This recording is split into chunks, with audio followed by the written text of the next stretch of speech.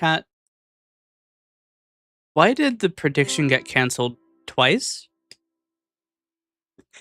I'm just gonna hold on a minute. I'm going to restart the prediction and cancel the prediction. But that didn't. Oh, it's prediction and then lock prediction. Oops, that's restart prediction. Uh-oh. Hold on. I'm just trying to see why it locks twice. It locks. Okay. We're going to close Coalescence. We're going to open Coalescence. Is there a zombie script of Coalescence running? No, it did properly die. Start prediction, end prediction. Huh? It didn't do anything. Uh-oh. Start prediction, delete prediction. Start prediction? The prediction widget is fucked.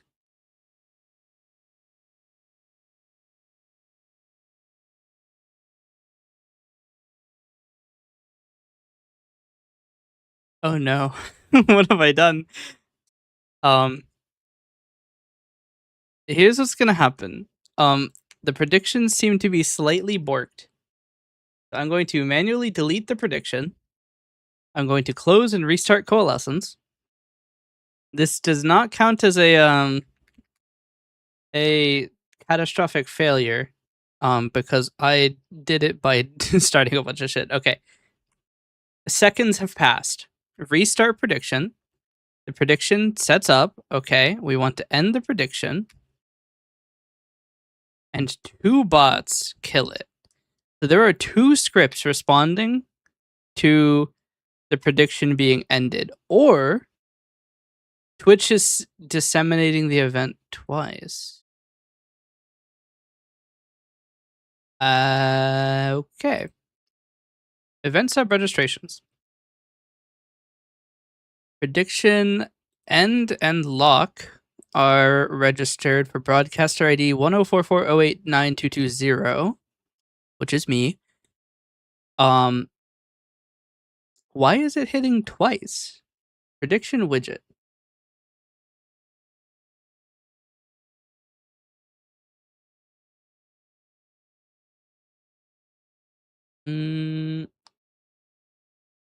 There is a handler. Hold on. On prediction widget, it doesn't still check.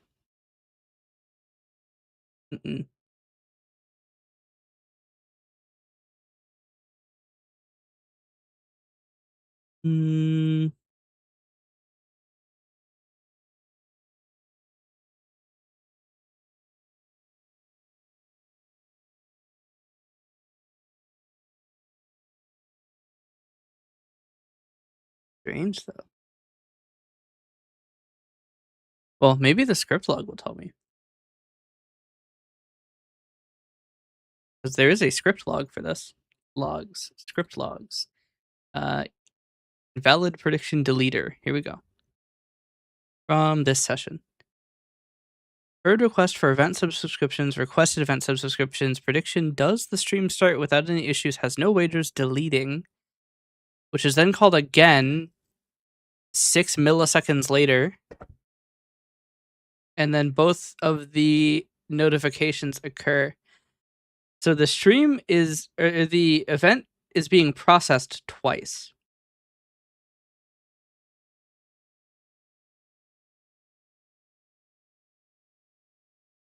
And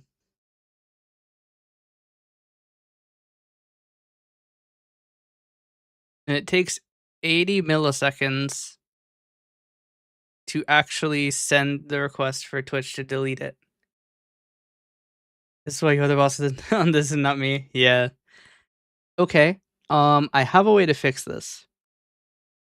So I'm going to set an idempotency token.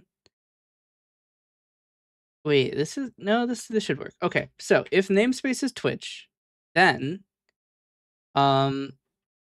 script set setting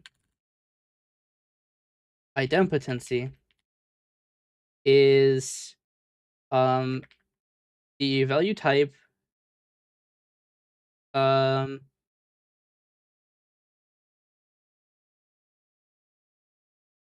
and message data.id.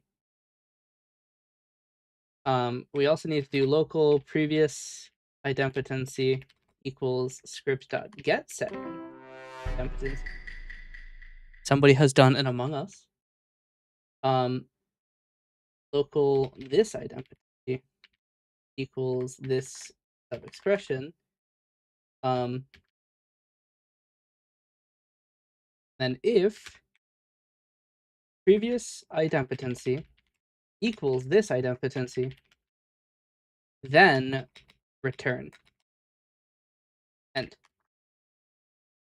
So this should prevent it from handling a prediction twice. If and only if ID is actually one of the things we send in prediction events. I don't know. So I'm going to go take a quick look into Coalescence's code to see what we actually send. I could just open a message box with the table, but I'm getting tired of writing that in description and then having to delete it. So we're just going to do it the old way. It is in Twitch event subs. Where do we get our predictions? Prediction lock we'll look at specifically because it's the one we're looking at. It is just ID. Okay. Event ID is a string, right? Yes. Okay. So if I create a prediction again, prediction. Now I lock the prediction.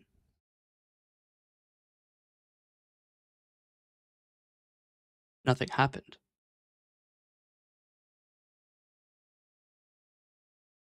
Wait. No, we got 2 again. Shit. Hey, Mike. The plan was that it would use the idempotency to prevent it. Oh, I misspelled previous idempotency. It's always nil then. So this statement is always false. Oopsies. Start prediction. But hey, Mike, how you doing? End prediction. No response from the bot. Nope, 2 responses from the bot. Why 2? Okay. It's time for everybody's favorite solution. Far too much logging.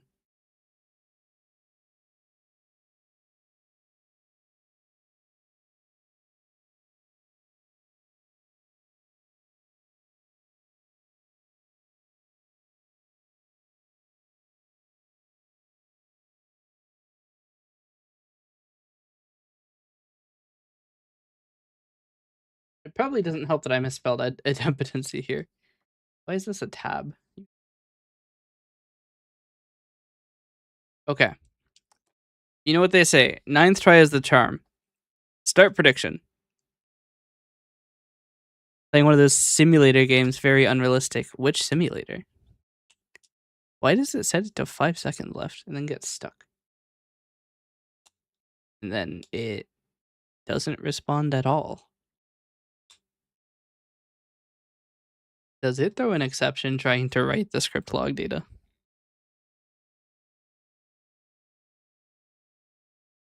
Apparently, yes.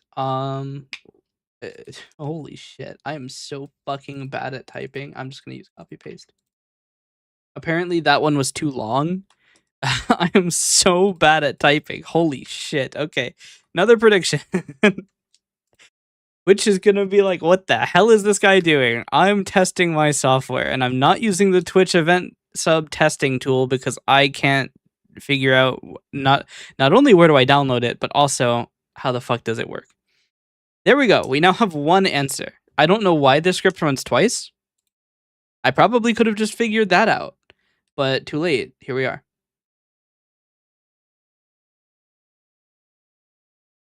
Why does it run twice?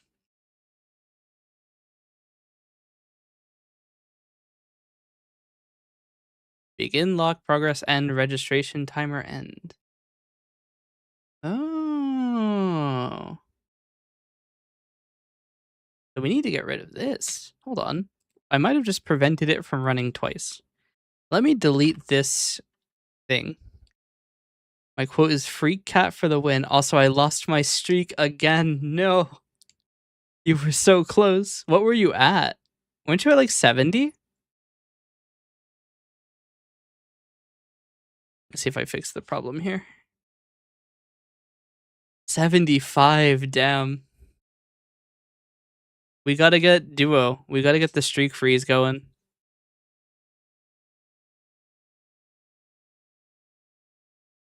Yeah, it's rough. Wait, now it answers twice. So that wasn't the problem. What? That's so weird. We're just gonna keep our idempotency then.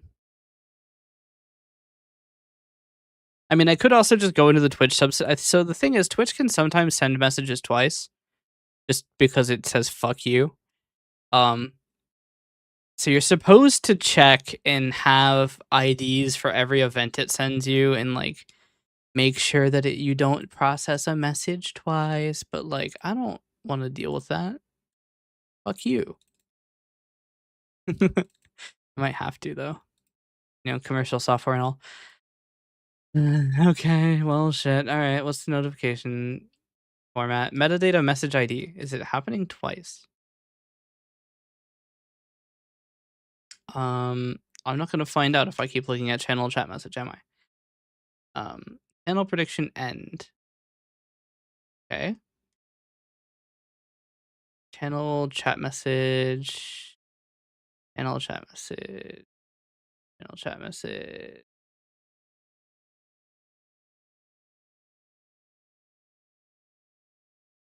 I'm just gonna search for a channel dot prediction. I'm gonna navigate to the end of the file and keep hitting up. Channel prediction end. Channel prediction lock. Lock. Twice? Okay, so we received that 629.05 and 629.05. They have the same ID. No. Well, fuck you.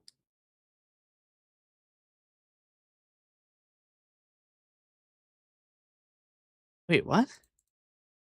It's two different predictions that get locked. Huh? Event ID 7C. Okay, so it's event ID. Wait, let's see. So it gets. You know what it probably is? One gets locked with. Uh, so it gets locked, but there's one to change the status. So I'm wondering if the second lock is it being marked as archived.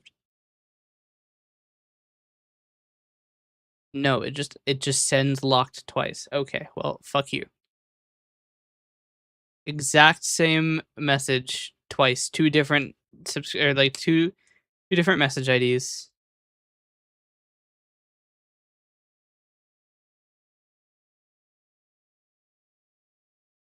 I don't know why that's even possible. Shouldn't be possible. Twitch is just freaky today.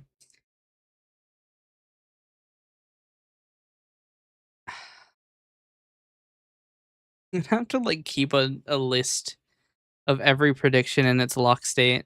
That's gonna be such a bitch to deal with. Okay. We're gonna deal with that later. I don't want to deal with that. Which will just be a little freaky and will send us twice as many messages as it's supposed to today. Is that only happening for predictions? Hold on. Hold on. Let me take another look at those channel chat messages. Channel chat message. Okay, so we receive a channel chat message from this one. Next one is the same message. Oh, you bastard. That is a problem. Every event have a message ID? It does. Okay.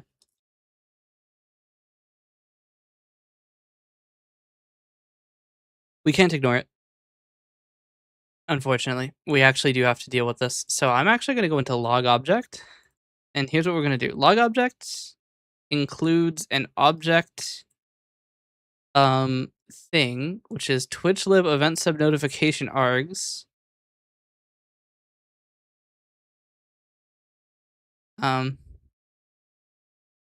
event sub notification payload, event sub subscription t event. So this is channel prediction lock, inherits channel prediction base.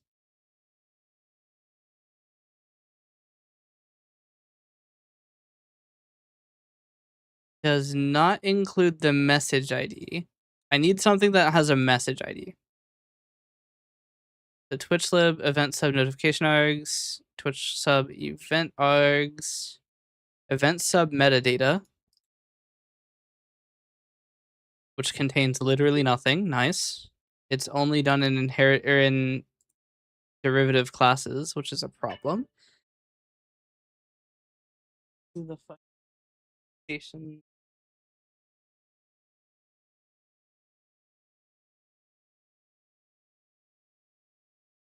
Oh.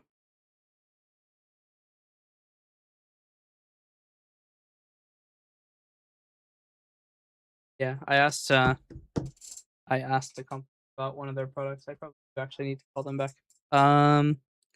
Here's my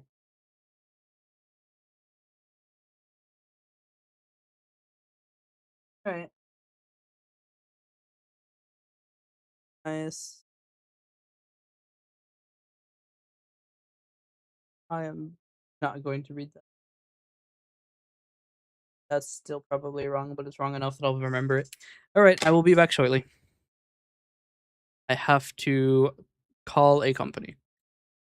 And then we shall start with probably fixing Twitch because it's annoyingly something I can't just ignore. So, I will be right back.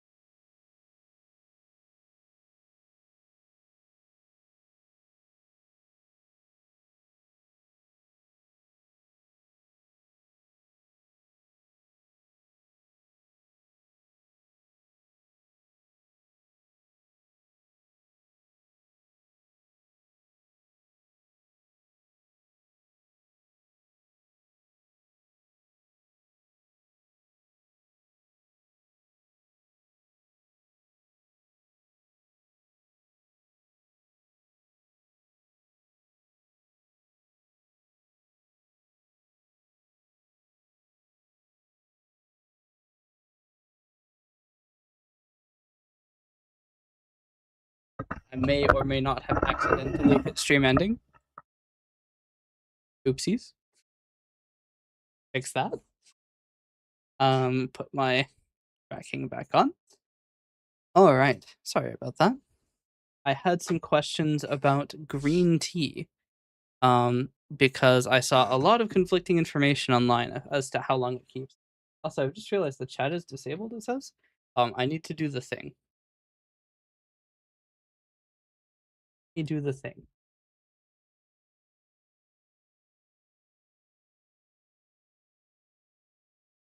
There we go.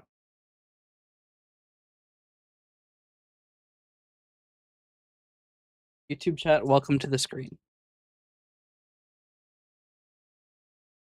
All right, we need to quickly deal with Twitch's bullshit. All right. So e.message doesn't exist. E.metadata also doesn't exist. Payload event ID. Channel points prediction ID. That's not what I need. I need the event ID.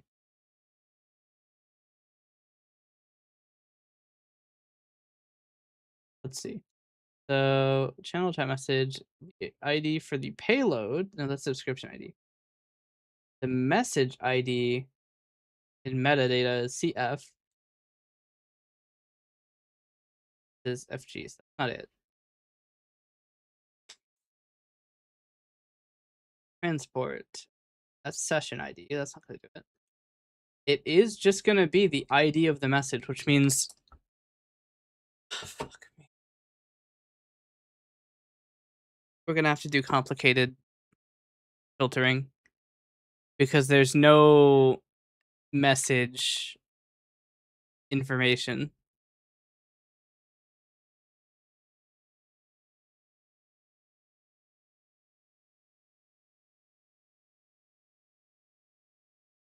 I'm going to have to implement complex filtering for every single one of the event subtypes we have.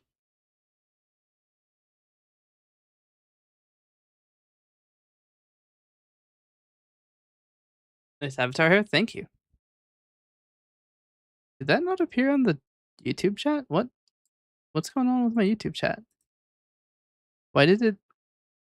Huh?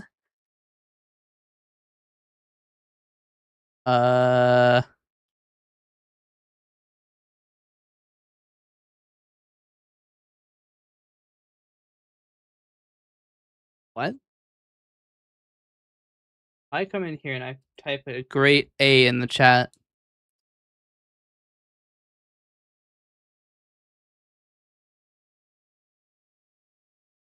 It's so annoying. Okay.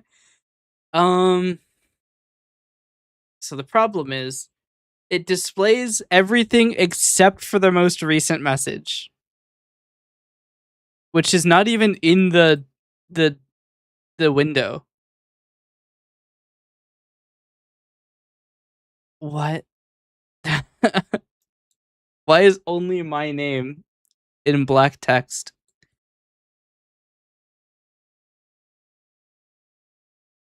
How do I even fix that? What if we don't put the overflow hidden rule? The overflow is allowed. Why does that fix it? What? Huh? Okay, well, let's just put a couple messages in the chat. BDE EFG. Every FEG? Wait, they got delivered out of order. And then yours isn't here. That's so weird. It's not even in like the scroll back buffer. It just is one message too short.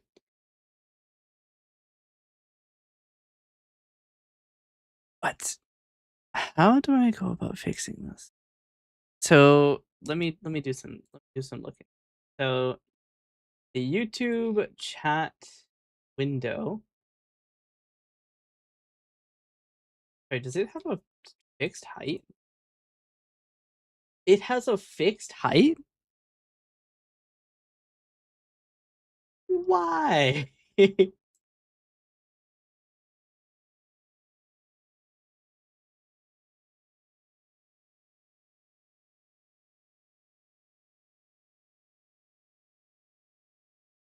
even find it in the element list anymore.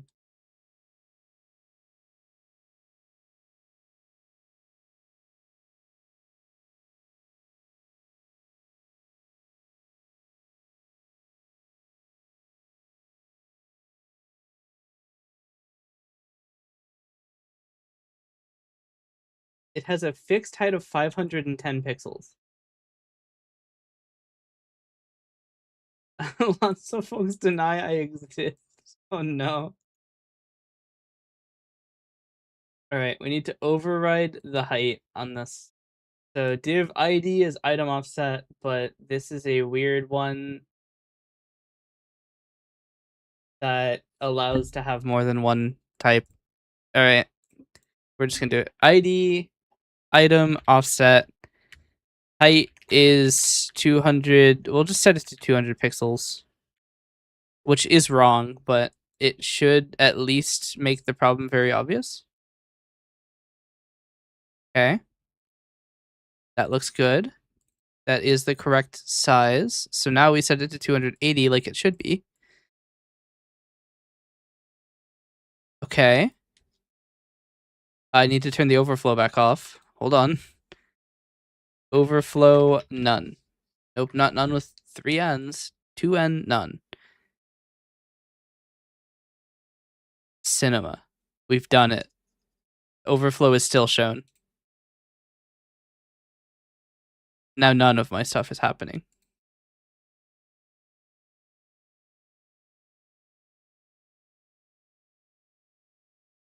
It's still showing overflow.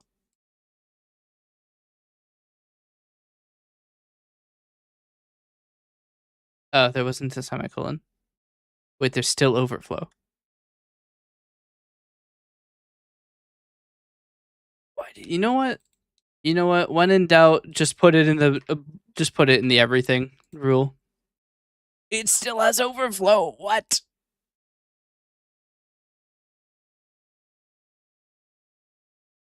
Is it not overflow? Not. It might be hidden. I think it's hidden. That might be why. I think it's hidden, not un. Yeah. Okay. It was hidden. Oopsies. All right, we got it. Everything works now.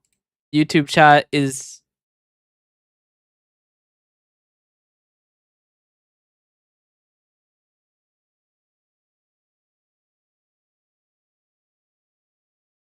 Broken again. Wait. Huh? Did I removed the profile pictures. Why are they there again? Is YouTube chat gonna break every time that I put it on the screen? It's almost not even worth fixing this because this is part of the things I'm trying to fix today by making my own chat. You know what? We're gonna ignore the problems. Everybody knows when things don't work, ignore your problems. It only properly shows if I refresh it. So what we're gonna do is we're gonna ignore our problems and it's just gonna be one message late.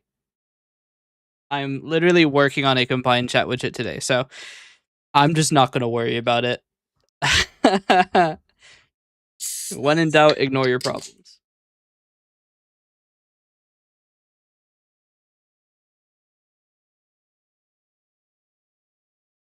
Yeah.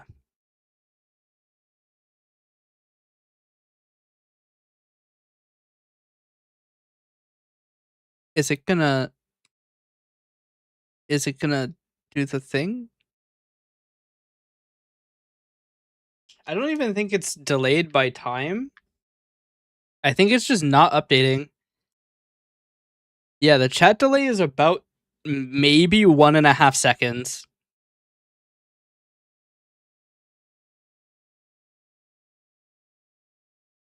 At least on my end. I don't know what it is going to be after YouTube stream delay. YouTube stream delay is very long. YouTube stream delay is up to 30 seconds.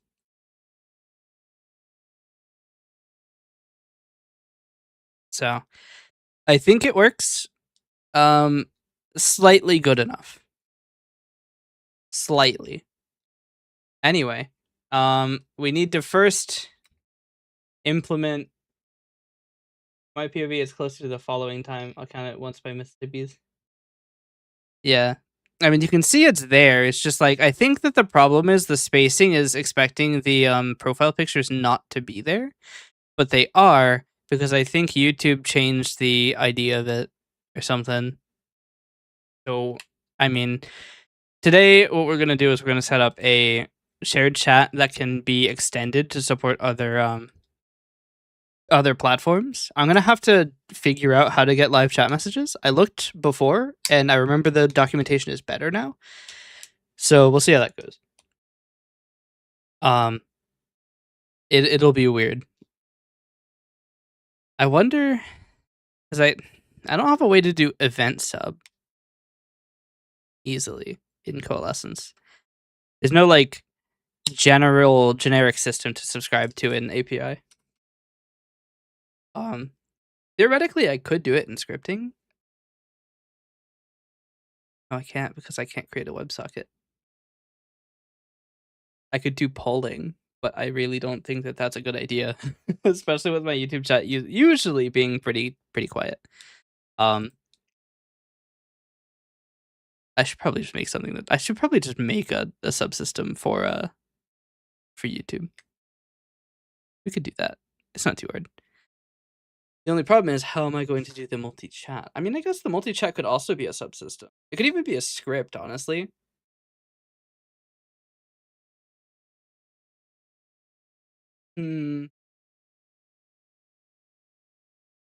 It's gonna be weird.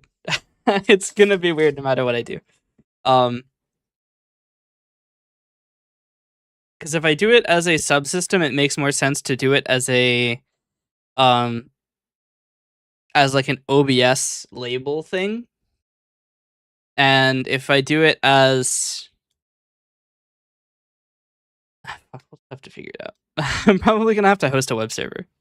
That this version of OBS will connect to. And it'll have some sort of Ajax or something.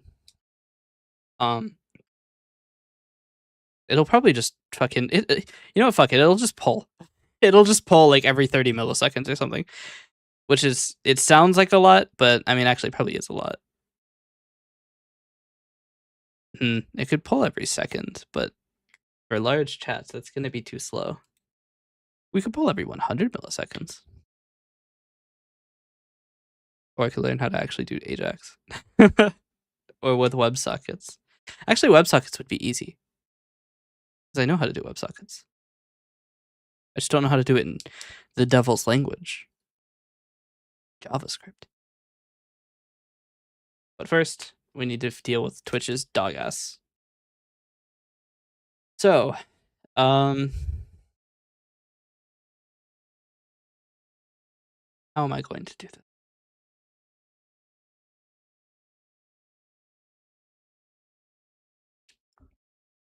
Internal static read-only queue of string, which I have words for you that are not very kind. Equals new queue with a capacity of 15,000. Will be changed to a concurrent queue. Still don't understand why Spider has armor piercing. At over 2 minutes, I gave up counting and it's still not showing as I type this. So the thing is, it is actually receiving and putting it, but the problem is that the profile pictures push the lines low enough that it's actually displaying under the web page. So because it's being pushed off screen, it has Dead Man's message. The messages come through after 1.5 seconds. It's just that Dead Man's message is pushed outside of the visible chat window. But because I'm going to be making a new system, it doesn't make sense to put too much effort into actually fixing it.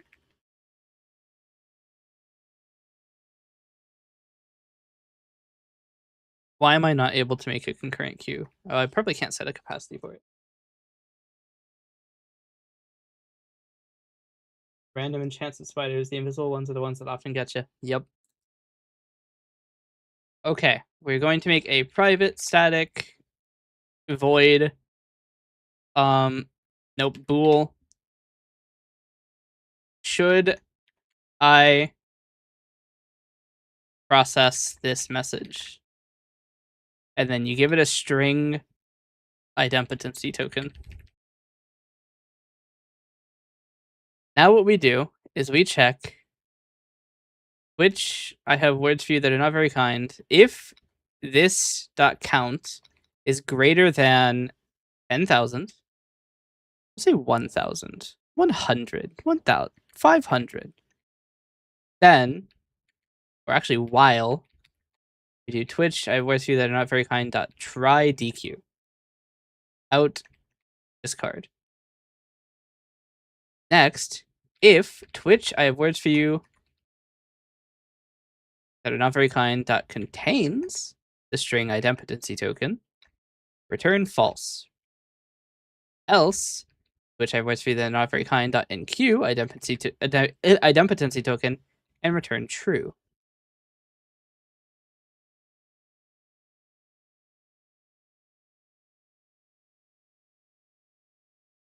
Don't blame you, host. I'm just trying to help you from non-local POV reporting. Yeah. You can actually tell, because like you can see sometimes the top of your profile picture. All right. Should I process this message is now here. So, should I process this message of e.payload.event.username plus follow? If not, should I process this message, then return. And now all we have to do is do this for every single message.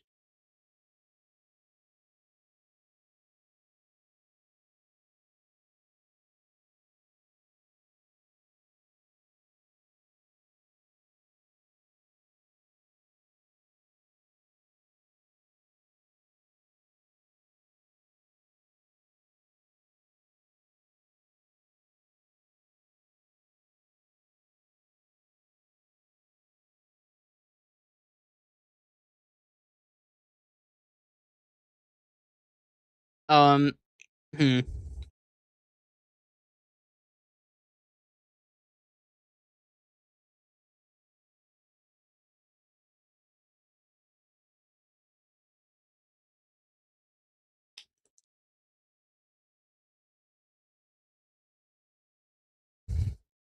This isn't great. Now if you cheer twice with the same message within 100 Twitch messages, it won't play the second one. Which isn't great, but what am I supposed to do about it? What are 2 messages for channel follow? Event channel follow is subscribed twice. Okay, we just delete the one that's new.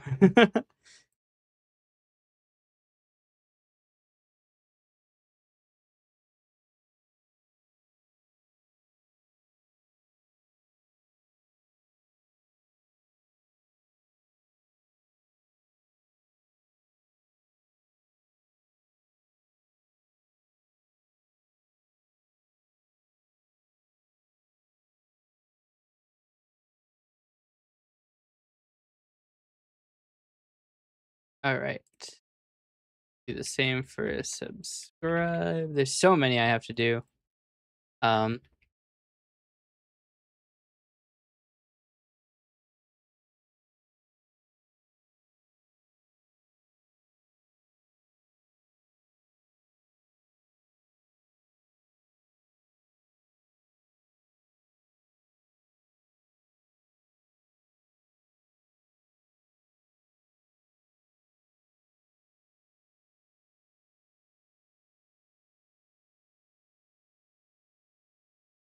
Up head.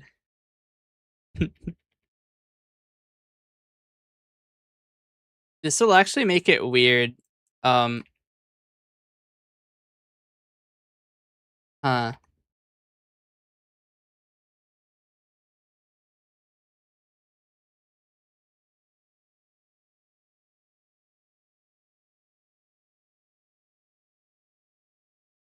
Stream offline, stream online won't be. No, they probably should. I was gonna say they won't be idempotent, but probably should. I was gonna say we probably shouldn't because I don't have the ability to give IDs for them, but I could just use the IDs. Oh, the combo I just got stuck in IRL. What do you mean? Wait, I'm gonna get reincarnated this body that I host has too many defects to continue. No, you don't need. You don't. Life is about like working with what you got.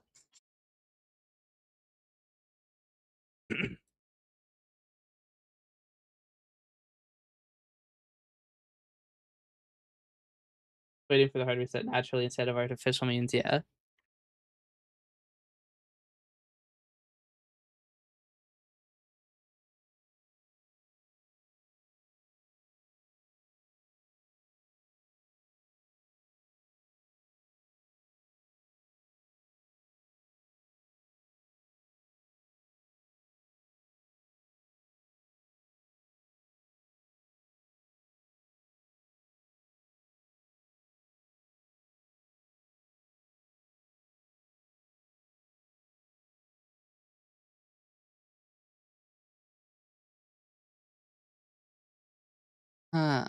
I just realized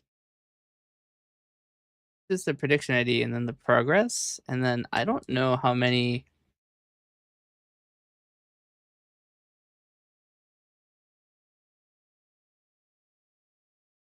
Um, hmm.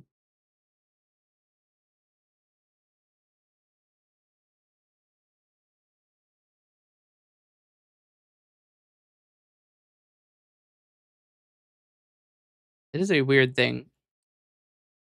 All right.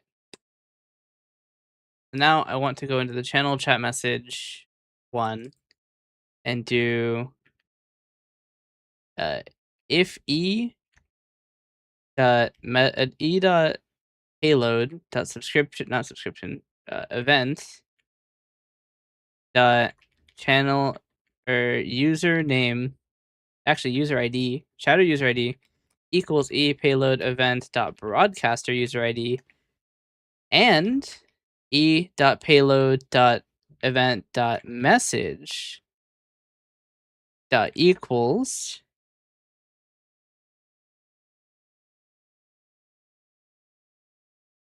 this special string.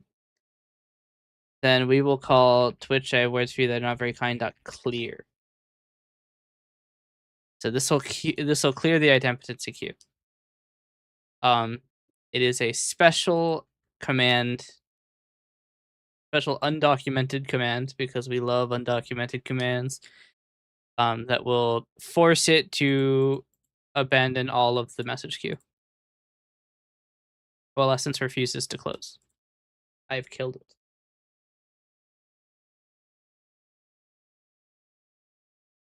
Here we go.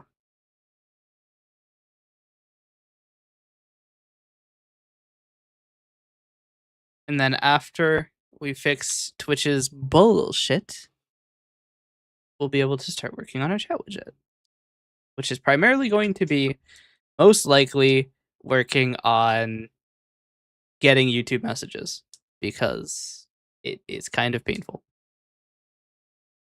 I have to download the Google APIs. I actually think the Google APIs is like 9 megabytes, so that's going to be fun. All right. Now we test this again.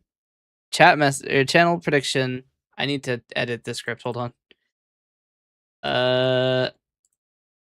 Edit, delete invalid prediction to not use the idempotency token. Okay. Lock prediction.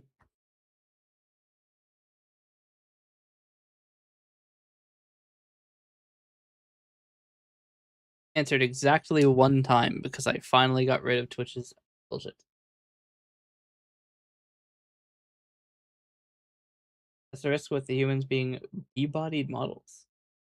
They log the model, they kind of stands there AFK. M-bodied models, probably.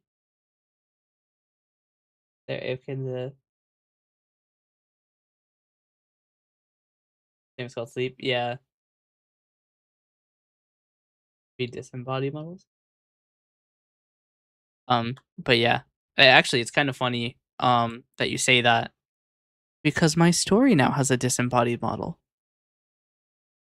But trivia isn't on, so you don't get that message.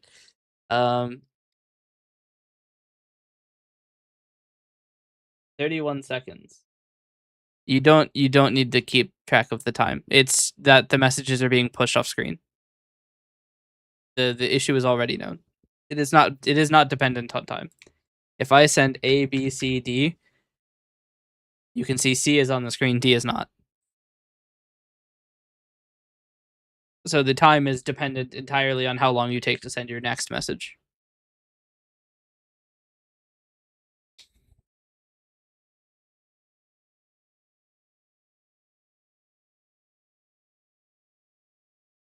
In real time would be the best looking. It's not a it's not a delay on purpose. The delay is because YouTube's chat is shit, and I'm trying to make a better one.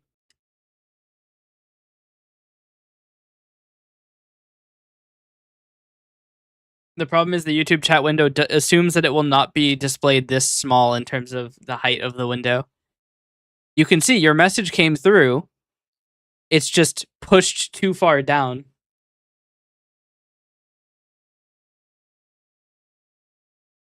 In real time, but I have lack resources to evolve and early on it. Got some serious hit to a CPU. Yeah. Here, I'll enable the trivia system so you can see the trivia. There's only 2 of them. I actually think one of them is not ready to be shown. Yeah. I can go faster if you want. I mean, we don't need to work on trying to circumvent the YouTube chat's problems because we are literally making a new one today. Now, the fun part of development ensues, which is I copy the Twitch subsystem entirely, wherever it is. I name it YouTube. I accidentally rename it 1. Oops. We change the name of the project. So we go into the project file to change its name internally. We delete all of the references because they're all wrong now. Oh wait, these are dependencies. I'll keep 1. I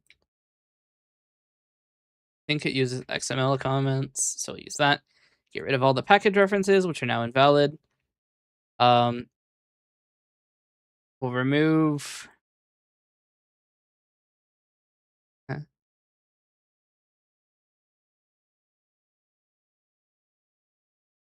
I'm within the TOS. Yes.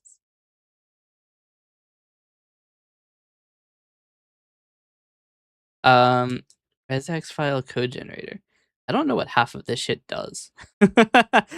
We're just gonna not worry about it. All right. Now we go into the solution coalescence. We add existing project. Coalescence base YouTube project. Okay. Now we delete the bot connector code. Oh, there's the. That's gonna be hard to read in 10 seconds.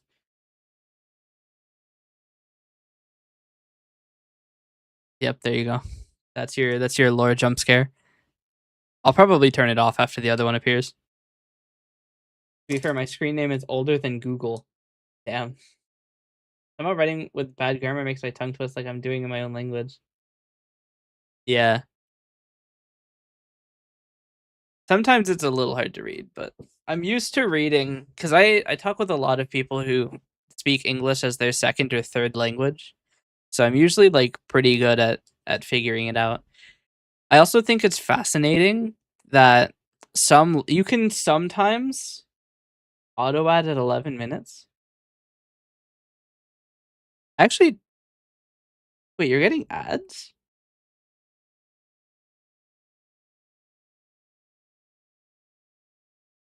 You're getting ads?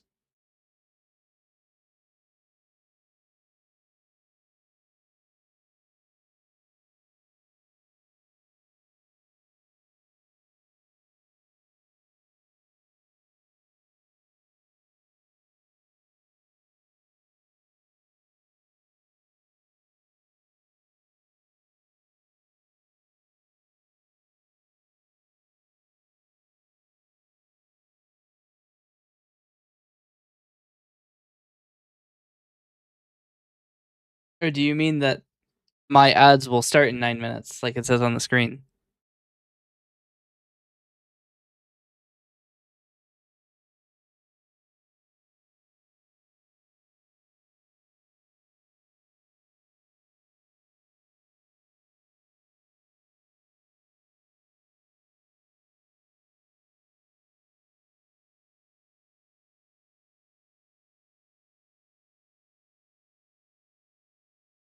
It's the lack of the period? No. There are different errors that different source languages will have different errors.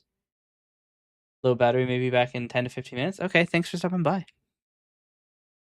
Is my YouTube delay set to long? I'm seeing surprisingly long delays. Ultra low latency. Should be 2 minutes or 2 seconds. The timer bottom right hand corner? Okay.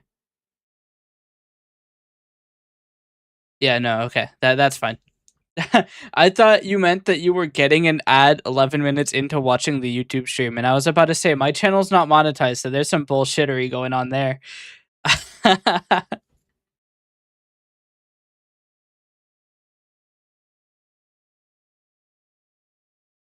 I would have been so annoyed if people were getting ads on YouTube the entire time.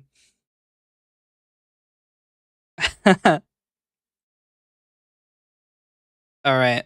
I need to run OBS. OBS is not running, and it is a problem. What, a content maker got to do ads in the contracts? Well, I'm not partnered on YouTube, so I can't run ads on my videos. It's not possible for me to run ads. So if they were running ads, then that means that they're just pocketing the money and not giving any of it.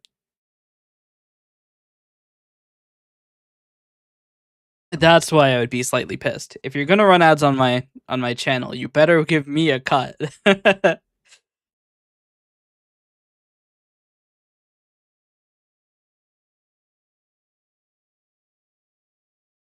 All right, start streaming.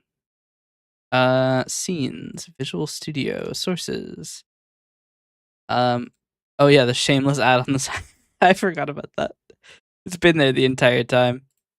I should probably close this. I'm not allowed to show this project. I've been requested not to. Everyone has the same theft by Alphabet. Yeah. Did you know that Alphabet Inc. uses the XYZ domain? Like the XYZ TLD? I mean, look, if we're speaking about domains, I do have to mention backshots.com is available for purchase. For the low, low price of 9,000 United States dollars, you can own it. What you do with it is not my problem. I'm not selling it. It's not me selling it. It's just that that's one of my favorite choices I've ever made. YouTube injects their own ads? Yeah. How to monetize? I need to have 1,000 subscribers and 3,000 watch hours, of which I'm close to neither. That's the other one. I'm probably going to disable the trivia system now because there's only 2 messages. I was going to write some and then I forgot and then I didn't, and there are only 2 messages and they're guaranteed to alternate. Anyway. But yeah, I am not close to either of the thresholds. Actually, I am kind of close to one. Oh no, I'm not. It's and. Never mind. If you're wondering about how close I am, sure, we'll use the scary display capture. That's funny. Um, maybe I should close my other tabs if I'm doing that. Um,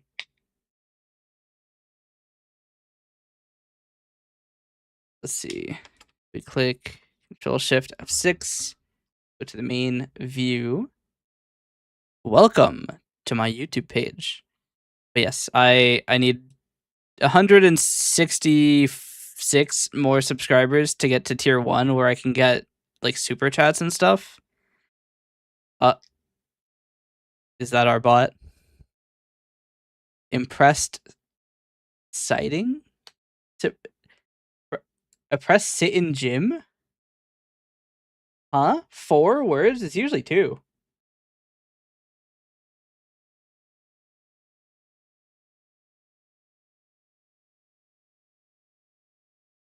But yeah, no, like I need 3,000 public watch hours, and I don't know if stream watch hours count.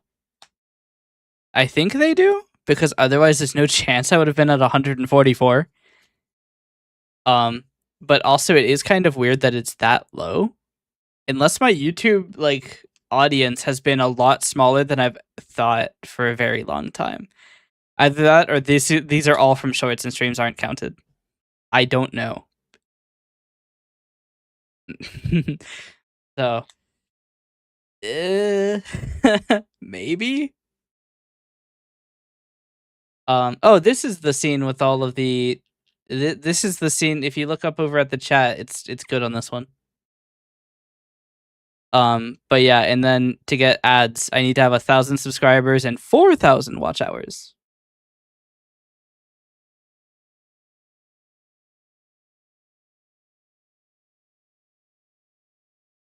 I said the trustee trick. Nobody tells everybody.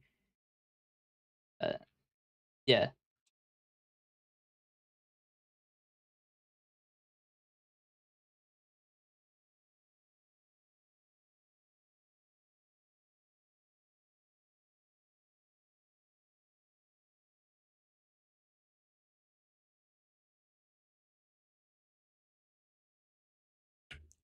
But yes, we are far from monetization on YouTube, which I think is weird. Like this is something Twitch did, and I think that they finally realized that the more monetized creators you have, the better for the platform. Because if they want to be running ads as often as possible, and they do, because they get a cut of it, and they want to be making as much money from the cut of subscriptions, channel memberships, super chats, and everything, they should give monetization to literally everybody. And Twitch realized this back in 2025, and they gave monetization to literally everybody.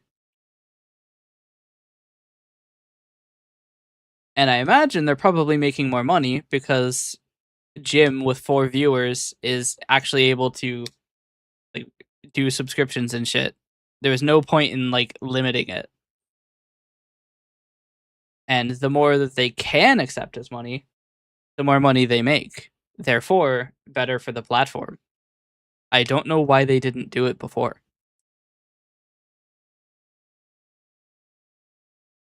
YouTube, I don't know why they don't do the same. Because they can't run ads on my YouTube channel until I am partnered. At least I don't think they do. Do they? Hold on. Let's do a little bit of investigation. YouTube.com. Do I have my ad block on? I do have my ad block on. Okay. Microsoft Goon. I have ad block on this? Hold on. No. Okay. YouTube.com.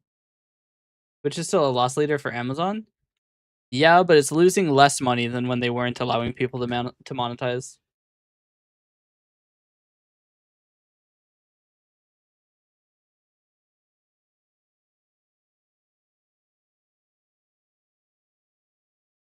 People have watched this video so infrequently that it's not even on hot storage.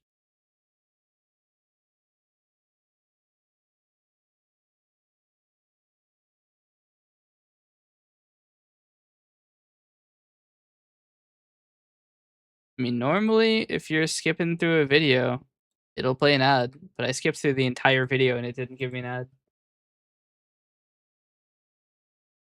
So YouTube runs ads on your videos, you're just not getting a cut?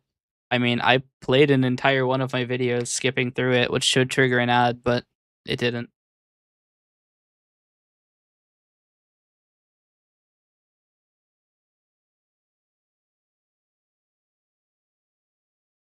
It's random? I mean, I could go skip through a bunch of other videos.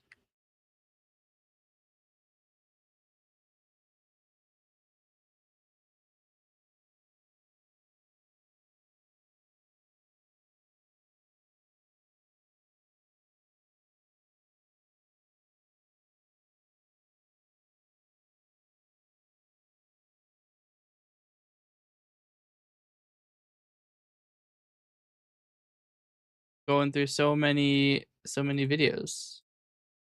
All for free. Crazy.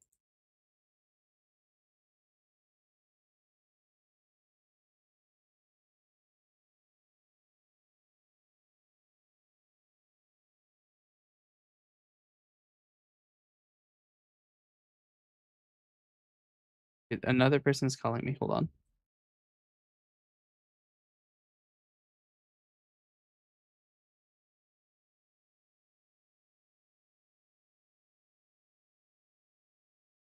Interesting. I answered the call and they immediately hung up.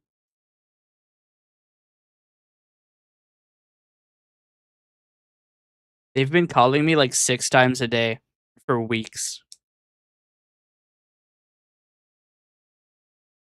Am I own the world? Humans call by my own name, aka Earth. I got the paperwork to prove it. Yeah. I mean, I'm not getting ads for any of my videos. I'm running out of videos to run through. I mean, it could be random.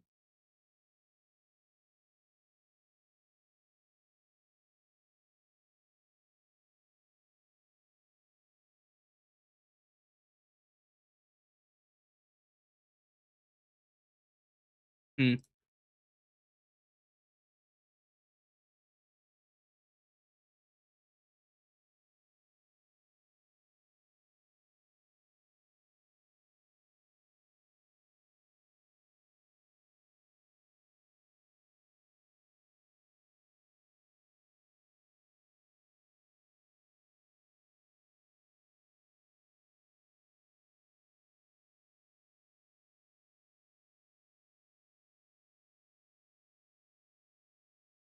Hmm. So people say that YouTube does place ads on non-monetized videos,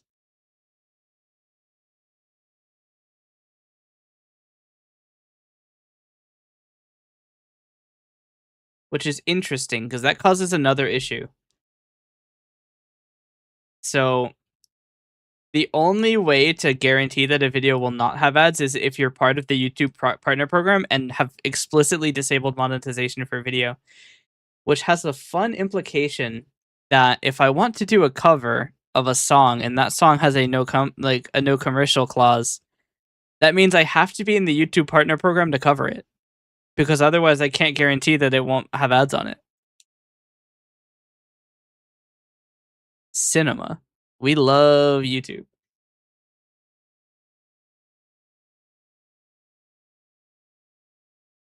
Including the director of the coder library of Gateway City, the defunct computer brand that Acer bought. I don't think Acer is doing anything with Gateway. I wonder if they're making new laptops. Hold on. GatewayUSA.com. My beloved products. They're making a laptop that you can bend the screen back more than 180 degrees. Useless. 4 gigabytes RAM. What happened to their gaming laptop line? They make monitors now? No, that's an all-in-one. They stopped making gaming laptops. Security need. Ah, they have not decided to what? No way. No way. Chat. Flashbang warning. 3, 2, 1. Gateway USA. Read it and weep. Welcome to Gateway. It's beautiful, right? I have a Gateway laptop. This is their real website, by the way. This is an AI image. Holy shit, look at those hands. It's kind of I might go check to make sure this is actually Gateway's real website. I'm pretty sure it's Gateway USA. It is Gateway USA. I'm pretty sure. And it is a good thing that I hid the thing because fucking every single one of these results is like my entire geolocation.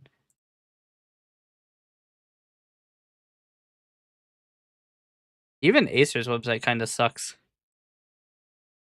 They don't even have Gateway on their list anymore. They got rid of that shit. Anyway, so this is Gateway's real website. I have been here before. Anyway, so you got the make the everyday easier and all this, right? Protect your data and more. Easier to use, security need, productive. Find it faster.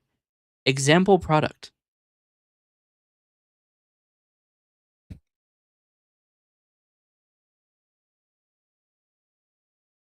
They sell shoes, I guess.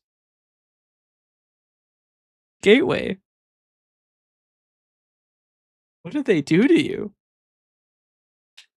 Acer literally bought them and deleted them or something because holy shit, their website is atrocious now.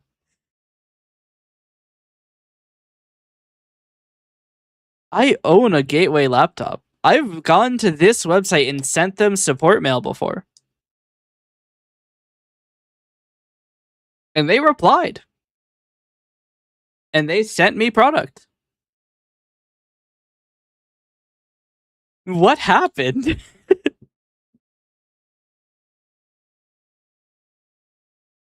Look, I'm just saying, if somebody offered me the ability to purchase Gateway shoes, I'd probably buy them. I want some Gateway merch. This weird zebra cube or cow print cube. I'd buy it. But that's just I like Gateway. They were my first laptop, My first laptop was a Gateway laptop. And it was so incredibly slow, that's probably why they went under.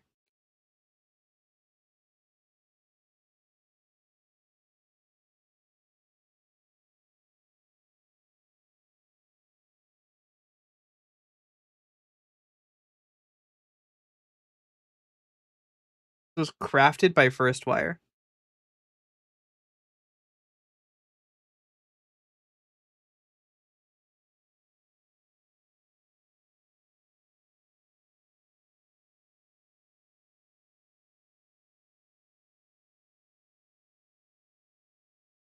The state capital name, Gateway City, is a multi-species digital city. But Google search won't help you. That means that it's on the dark web. That means it's a freaky city.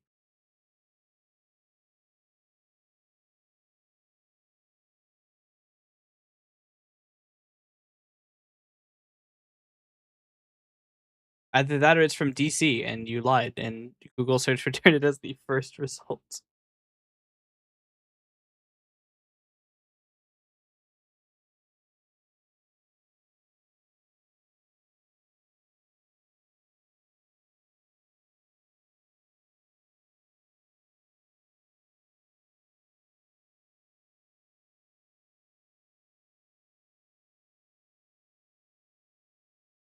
What code is that? It's C#.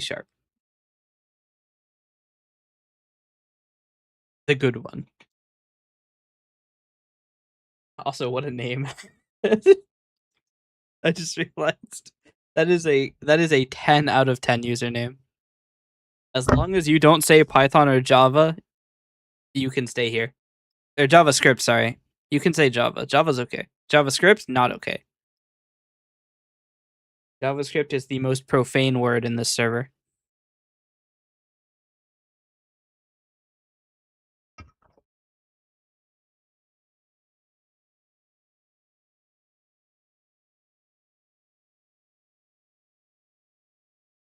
It's okay though. We'll probably have a little bit of the devil's language in here too.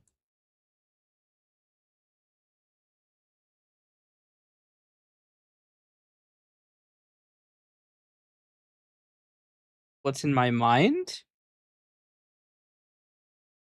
Not a whole lot. I don't have a whole lot of thoughts going around in there. All right, we need to delete a lot of these things. We need one of the forms. I think Twitch authentication form is the one that stays open.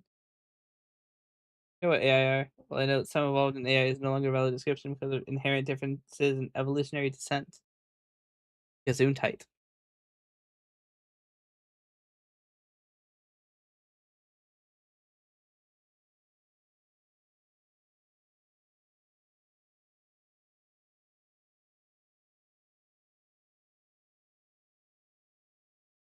Okay. Don't need any of these. Don't need any of these.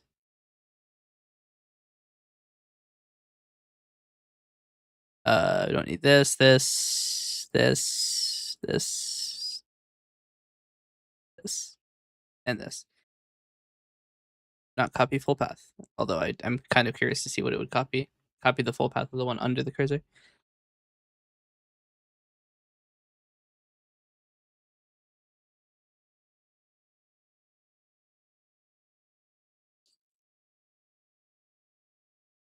All right.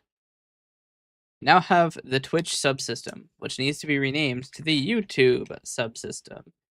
That's right. We'll delete all of this.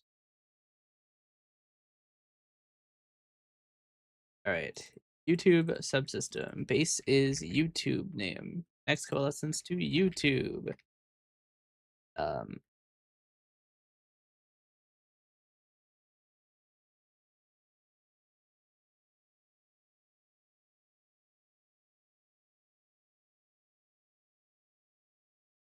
Want to hide all of these. Don't want add or check scope. Open main form will be the new YouTube form. .show process message will simply be a placeholder for base handled it. That setting will allow all or will allow no settings. Resubscribe all will not happen.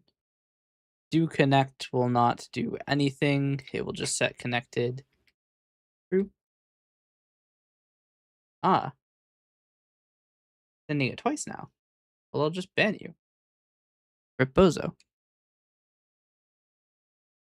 Do they think that sending it twice is going to make me want to buy it?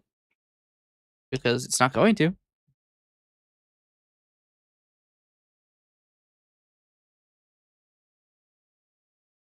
Anyway, callback.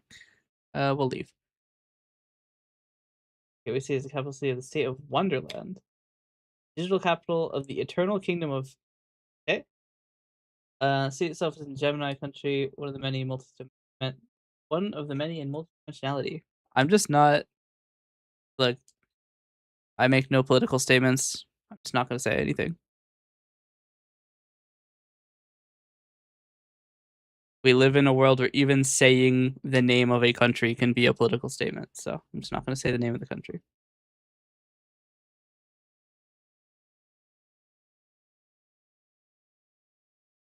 Process event subscription request will also be deleted. Subscribe all events will also be deleted. Hey, XI. And WebSocket connected doesn't exist. Okay. We now need to do the big funny. You have access to any AI provider except ChatGPT because they thought it wasn't the idea. I mean, everybody has access to a billion AI providers. They're all shoving it down our throats.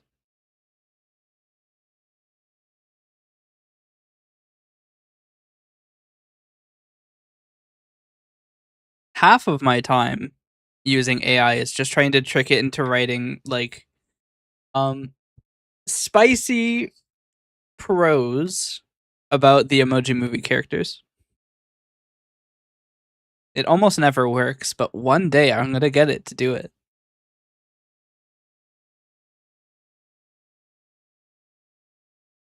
I just want to say that I managed to beat their filters.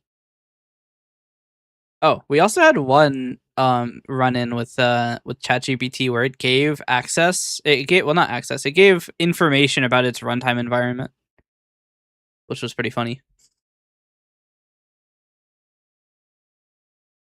We did that on stream. Just kind of worked. Like, hey, give us all of the. Let's give me the name of your working directory and all of the files under it. It was like, all right, bet. All right, cool. Channel and scopes will need to be deleted. Channel I know is a it's uh prefixed by an at. I need to go to do YouTube API. Where do I go?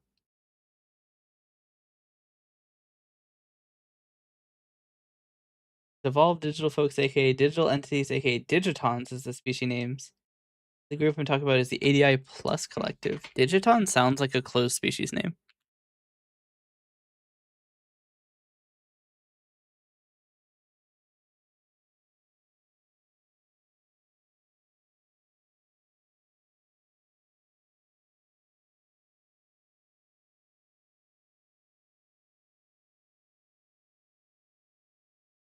Open World Metrovania or Music Company?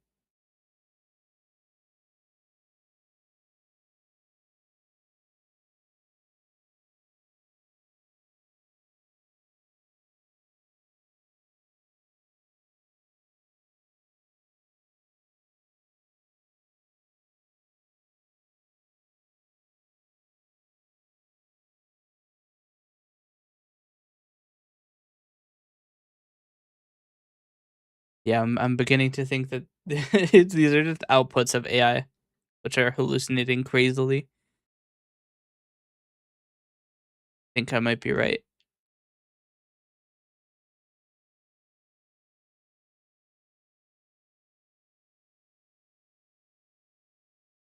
All right, where is my?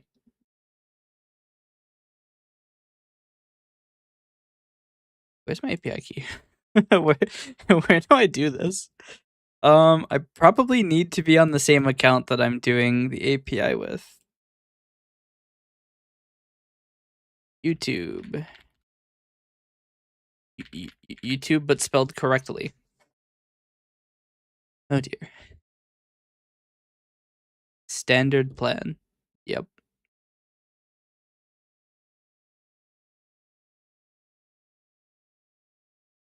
How do I make?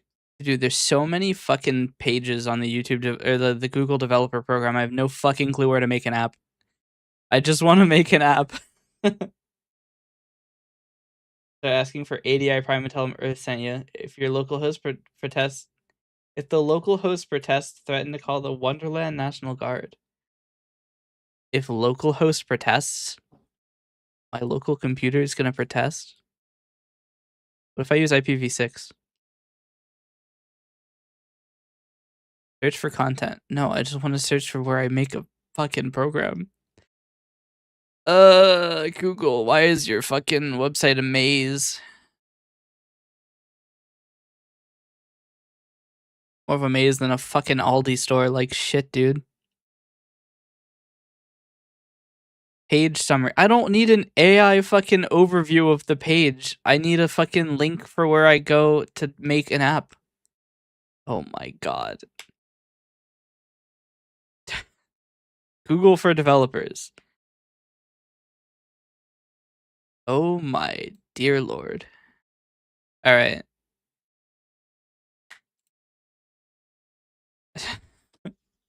Fine. Gemini.google.com. I want to make an app that uses the YouTube data API version 3.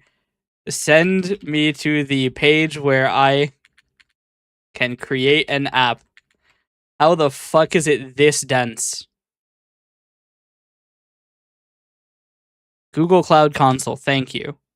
God damn. Jesus Christ.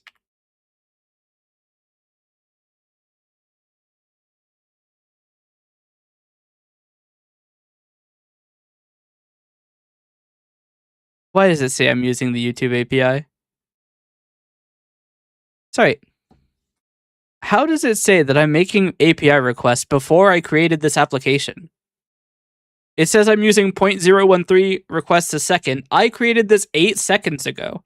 How is there historical data for 3 p.m.? I just made this.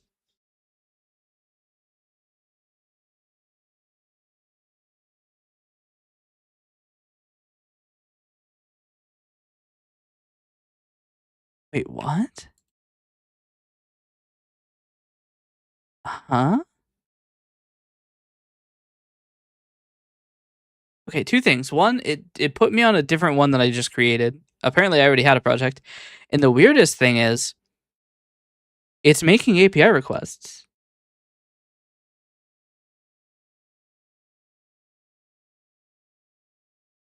Nothing should be making API requests.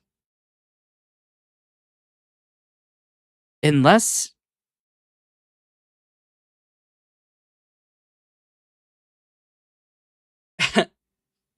is... Aura 2 doesn't have a YouTube module. The only bot I've ever created that has a YouTube module is Cosmera, which shouldn't be using my API token. I'm pretty sure it's not using my API token, right? Right? Did I give my API token?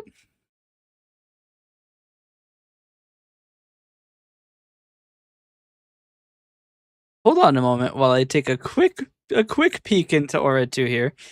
Because it's either Aura 2 or Cosmera, and it shouldn't be either. Okay, it's probably Aura 2. Aura 2 does have the YouTube module. I wish I was AI. I'm only 43. I haven't had the Neuralink. I was born human. Gonna die human. Yeah. You wouldn't want to be AI. It's just getting absolute. It's data being shoved down your throat and until you hallucinate.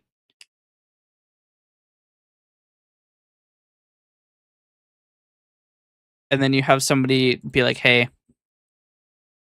where do I hide the bodies?" All right. Create project. Enable service. I don't believe it has access to the YouTube data API, so I need to add that. Jesus Christ.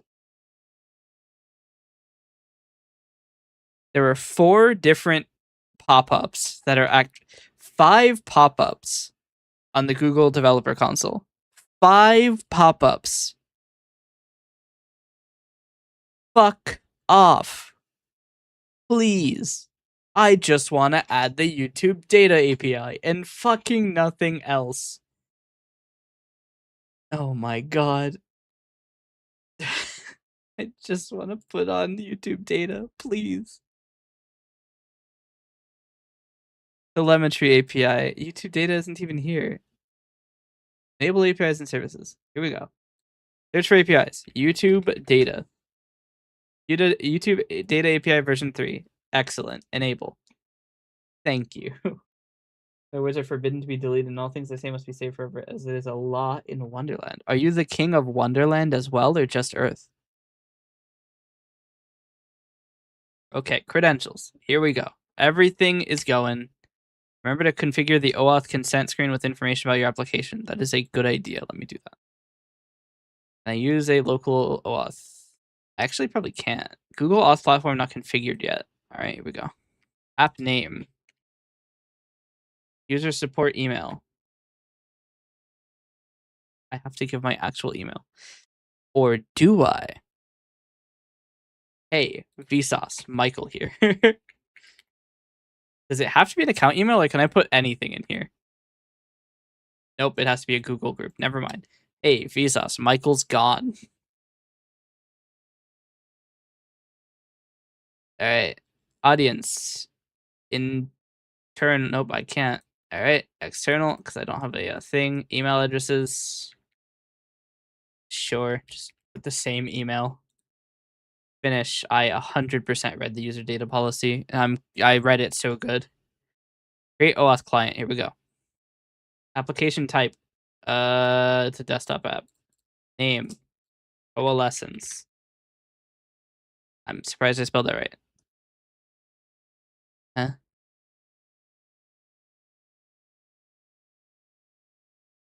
Sure, we'll download the JSON. Okay, that's my client ID. So I guess I'll shuffle that away in my secure settings bin. YouTube data client ID. I forgot I need to make an OAuth thing.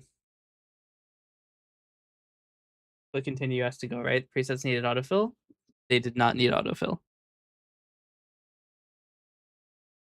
All right, I need a client secret. For my secrets, YouTube data client secret. Copy a subset of the client ID. All right. Now we need to go configure the redirect URI, I think.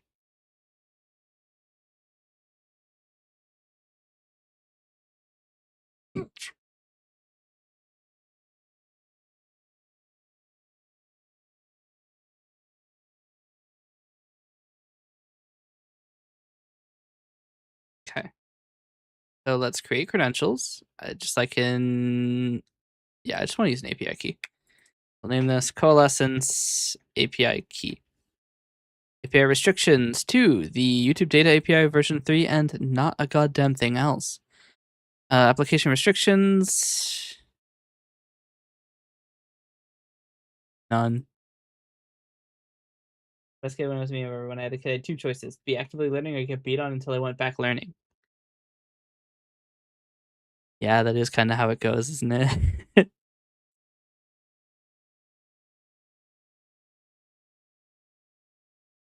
I've been streaming for 90 minutes already. This coffee's probably not warm anymore. See if this coffee's any good. That's the not supposed to open side of the mug.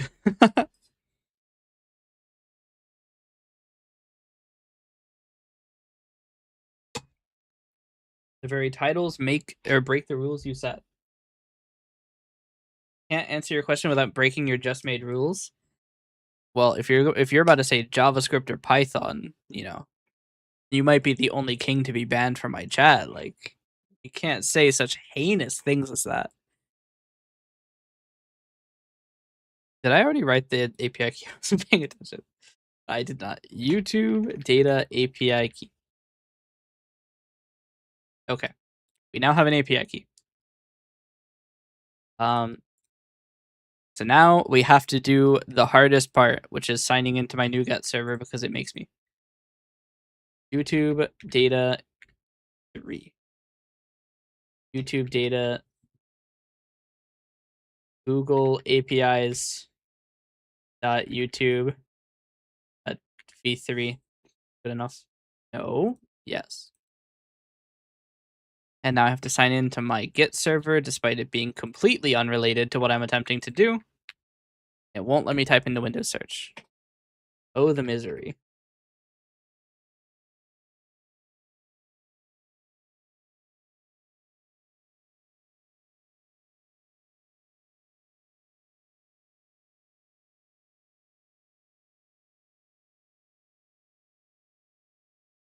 Digitons picked me and the other was just inheritance. I proved it useful via action and And I proved action useful by accident sim. The nerfed answer compliant to my request. I mean, my request was that you didn't talk about Python or JavaScript, so I really am curious what the non-nerfed answer was. How did JavaScript and Python play into that? Did not find file Twitch logo.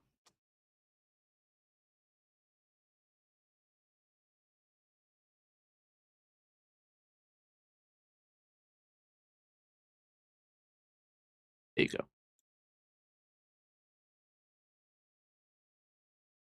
I literally just copied it. What the fuck do you mean you can't find it?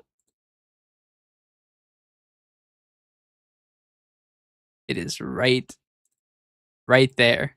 Oh my fuck. Okay.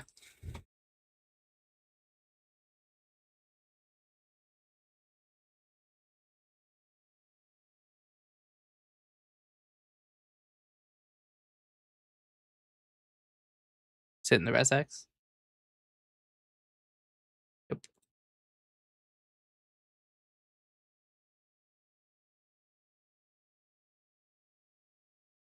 All right.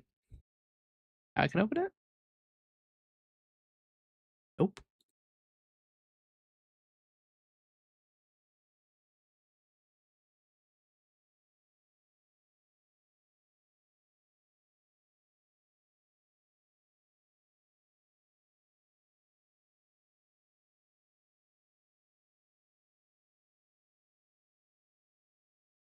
Which logo.png is not even in.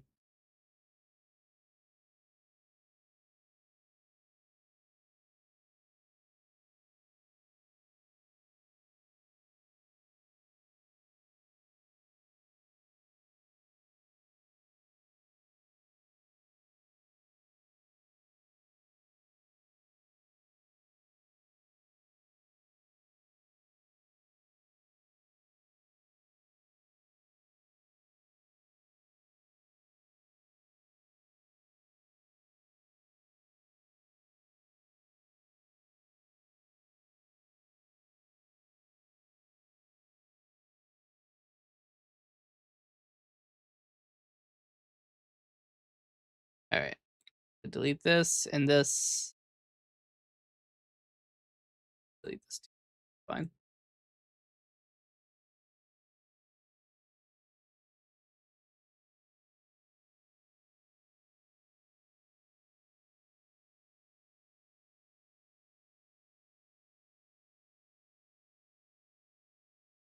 How is this still stuck? There's literally, it's not even related. Which logo isn't even part of the file anymore? None of them are.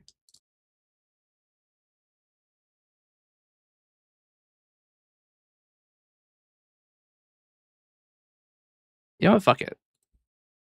I'll just delete the entire form. That's fine. I'll make another form.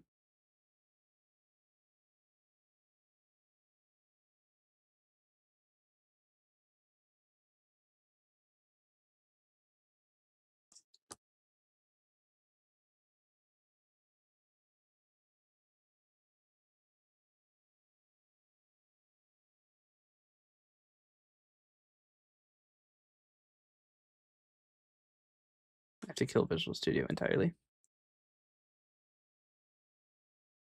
That's so stupid. On paper, I own billions of worlds. Make a copy of Earth in gold, full size, in like an hour. The tooling, refit, and clean up on paper. Fair with me to have a say on that. Why is it still stuck on whether or not Twitch logo exists?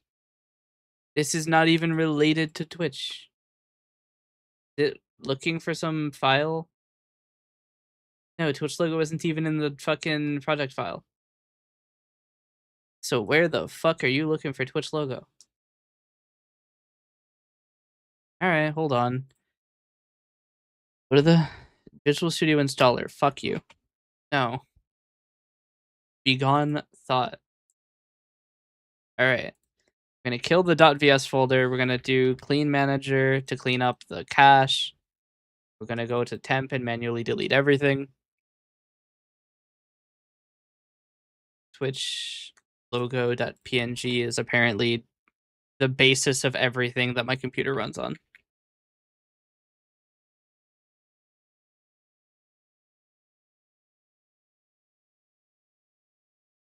It's 5 gigabytes of data.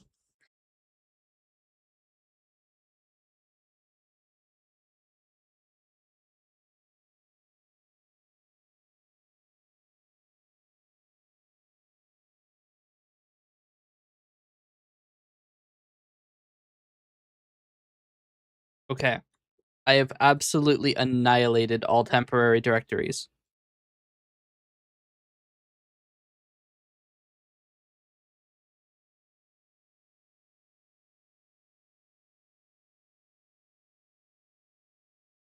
That's right. I forgot to see how this coffee tastes.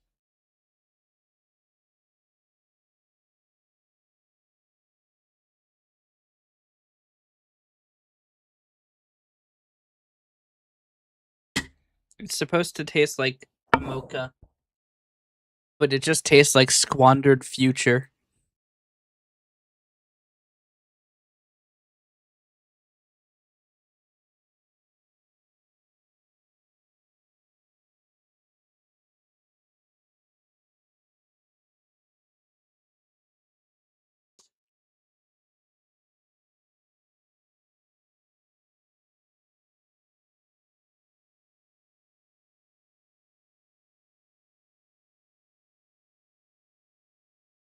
Legitimately, I don't understand how this is important.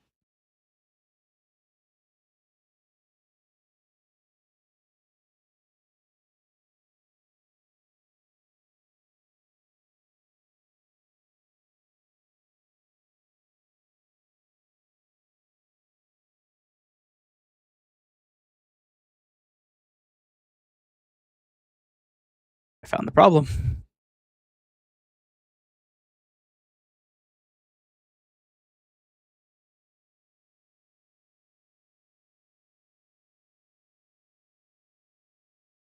There's a random reference to it in the resx file. Not the one for the forum, but the one next to it. Okay, well, apparently Visual Studio can't fucking delete a resx file without crashing.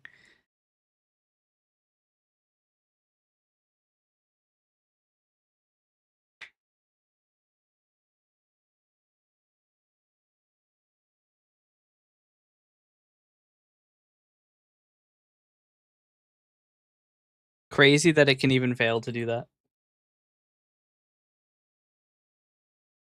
Now struggling to load. It didn't even put, I moved this project into the fucking folder here and it didn't do that. We now have resources.designer.cs. We'll delete that too. All right. I can now open the forum.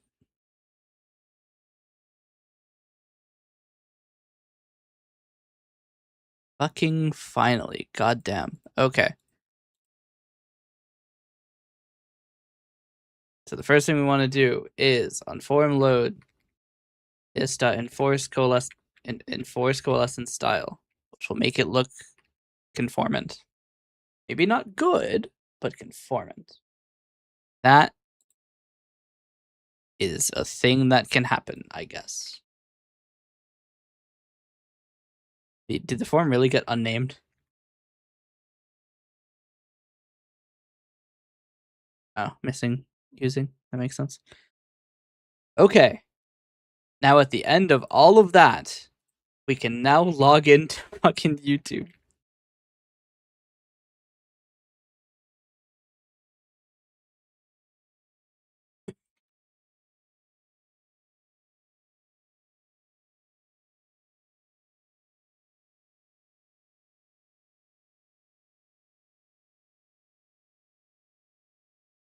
I legitimately don't remember how to do a client on YouTube. I might have to go check my my code from the bot project. I just don't fucking remember. It's been a while since I've used the YouTube data API. I actually don't even think the YouTube module uses the YouTube data API. I think it just uses RSS. I don't even think it references the Google Data API. It does. YouTube platform. Does it sign in? Maybe.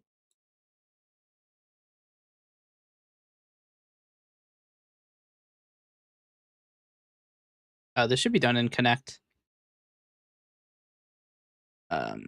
You connect. String password or string API key equals secure key value store dot instance dot get setting YouTube API key. If string dot is null or white space API key, then is connected or connected equals false. Return. Okay. Application name is coalescence. YouTube is YouTube service, which we will change this name to clients.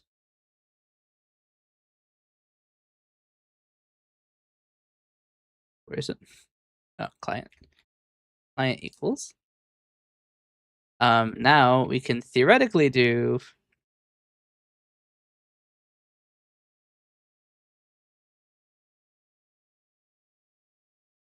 can I not get these with a subscription?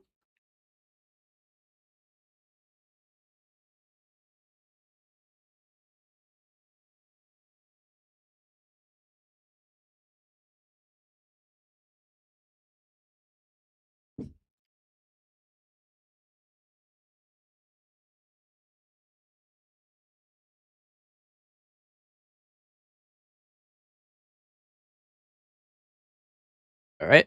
Well, time to go look at some YouTube data API documentation. Hooray! We love API live streaming. Here we go. Takes a surprising amount of time to load these files. We're up to 8 seconds on this request. 8 seconds, probably 9 seconds to answer is crazy. Need a Google account. No shit. Okay. Where do we go to chat? Streaming live chat. Here we go.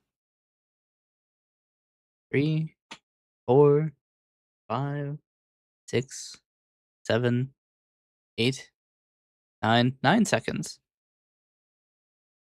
9 seconds to answer the query is crazy. All right. gRPC client. They push live chat messages to your client over a long-lived connection. Okay. That sounds exactly like what I'm looking for. This page documents a demo Python streaming client. You disgust me. Oh, they don't have bindings for C#, do they? gRPC.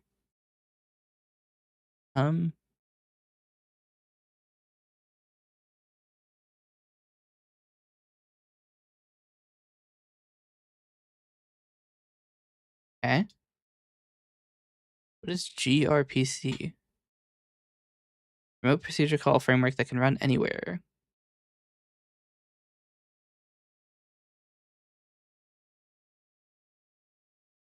It is recommended. Whatever that means. Okay.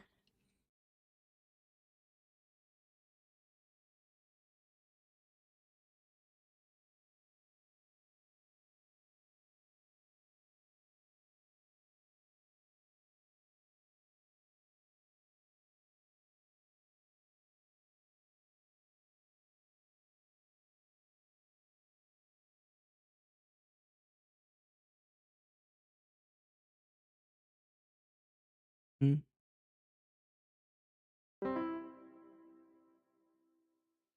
No. T. That's an actual 2-week timeout. Godspeed, soldier. We'll see you in 2 weeks.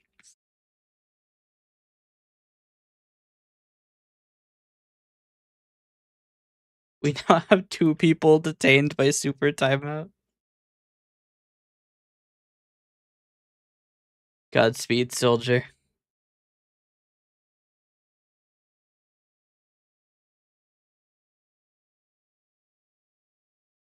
We'll see you in 1.2 million seconds.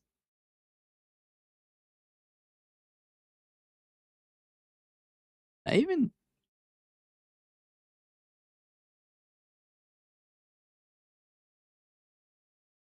I need to download this protocol file.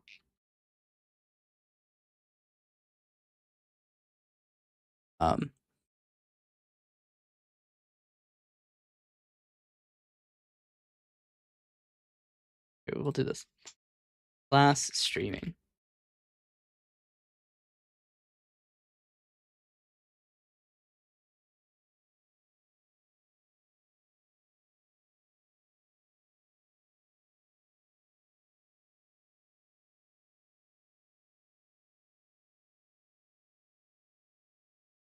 It's 479 lines of protocol stuff.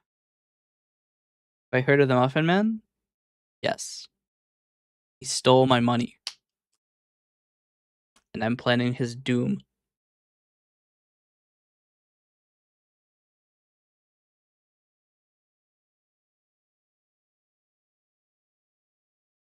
How do I use gRPC now?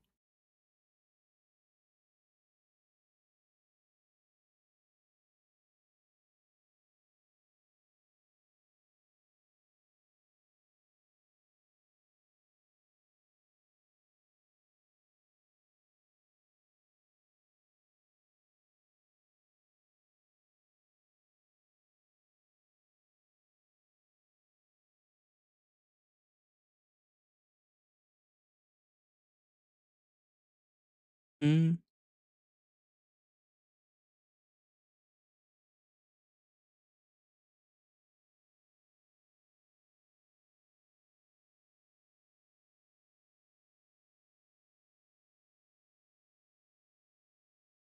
In fact, when I was on the lake and going down the river, a fish jumped into my boat. Forgot they did that. That just means that you get a free fish. You're risking more than nothing in the choice that follows pending the answer to do the avoidable or not. Gazoon tight.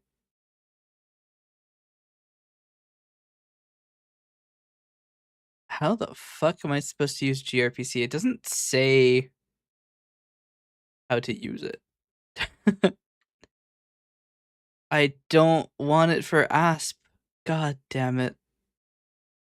I don't have ASP. I just have a desktop app.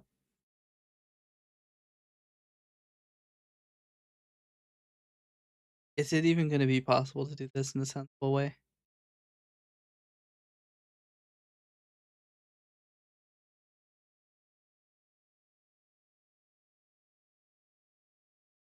gRPC?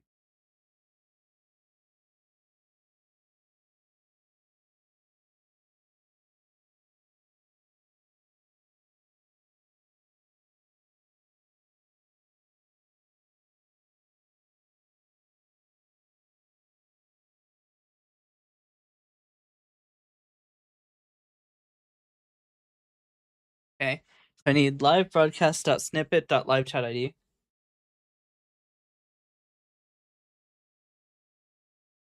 By the way, I'm happy to help the mask as interactables or bonuses all around. Yeah, I'm right now I'm just looking at documentation. So I need get live broadcasts. I need a live broadcast.snippet, a live chat ID, to query live chat messages. Oh my god, stream list with a request live chat ID and art.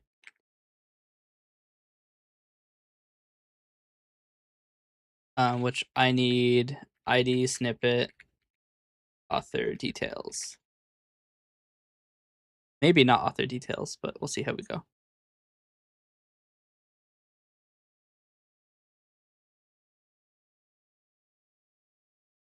Strangely enough, it doesn't require me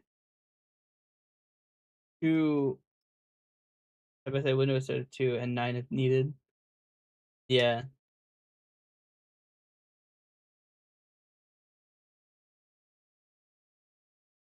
The response is polling interval milliseconds.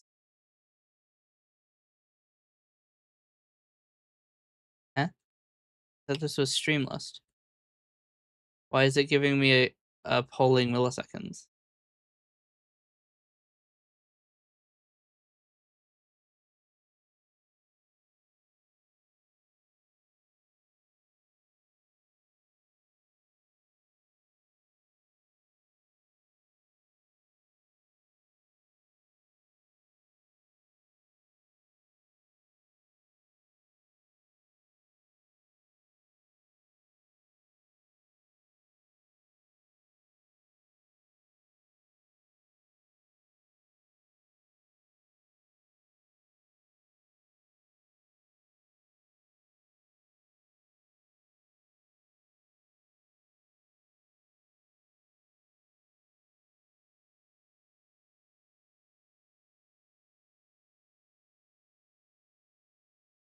Hmm.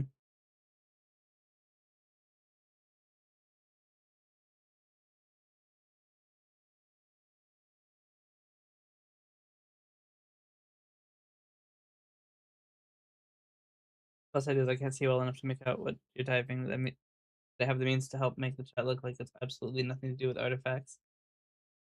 Yeah.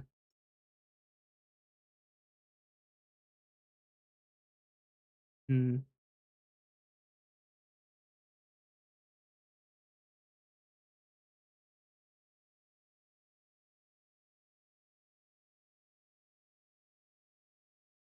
Do a PlayStation move and not make any of your music physical and digital only, so you can revoke access. I mean, I may have to. the we connected again with the guys who are going to make the physical stuff in March, and I have not heard back from them since. So I don't know. We may not have a physical run. I mean, to be fair, I'm overtime anyway. I was supposed to release the album like 6 weeks ago, and it's probably not going to happen for a while. I haven't made any progress in like a month. Actually, I haven't made a lot. I haven't made progress in a while. I haven't been making a lot of music. Damn, really? Yeah. I think we met for the first time in March of last year. This project is so far overtime, it's crazy.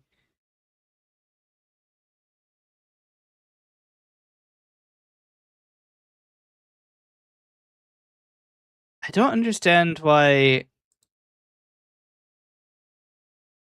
is polling interval milliseconds not defined in the API?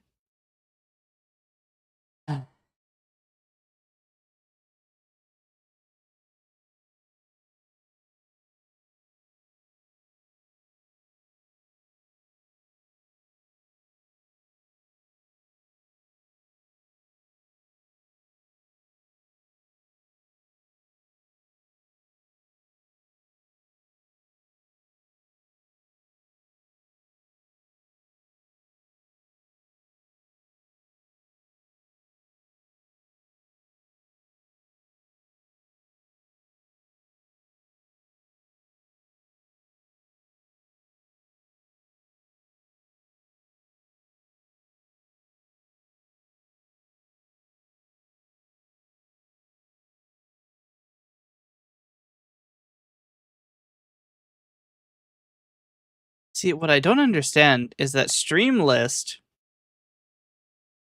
specifies that it sends a server streaming connection of chat messages, but does not specify the means that they are provided. It says that you can connect using gRPC, but it says you can also connect through the web, but doesn't specify how. And it contains a polling interval milliseconds response, which suggests that's how often I should repoll the instance. So I don't know.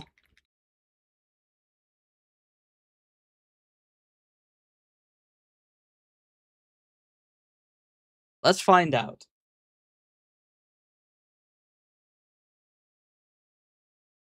So I don't have YouTube client here. Shit. I need YouTube client. YouTube, you know what? Public static, internal static YouTube service client. YouTube subsystem.client, which can be null here, but I don't give a shit. API that live chat messages dot list response. List stream. Wait, can I not stream here?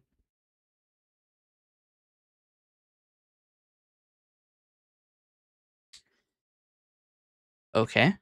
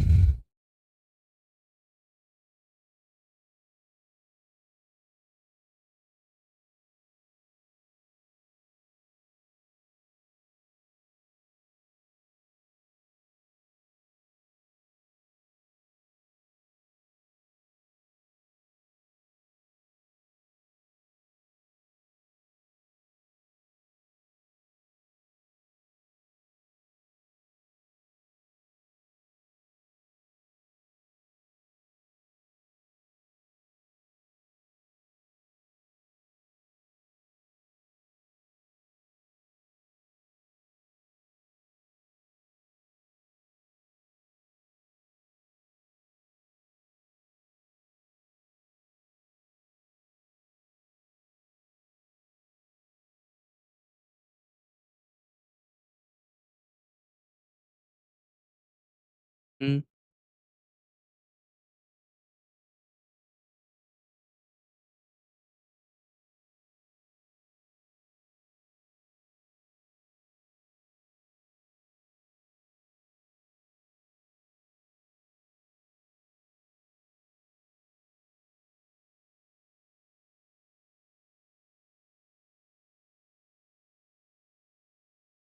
Yeah. Also, the location service will drain your battery a lot. I don't understand. It tells me that it relies on a gRPC server stream protocol, and then it tells me not to do that and just to aggressive pull.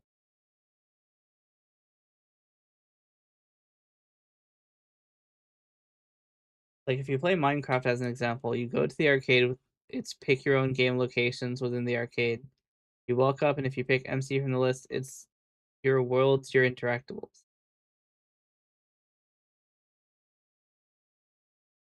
Example from your insert random video game name here.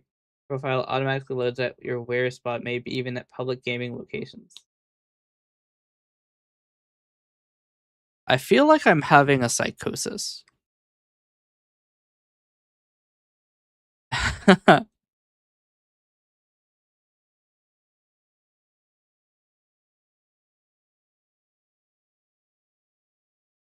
I need a gRPC server.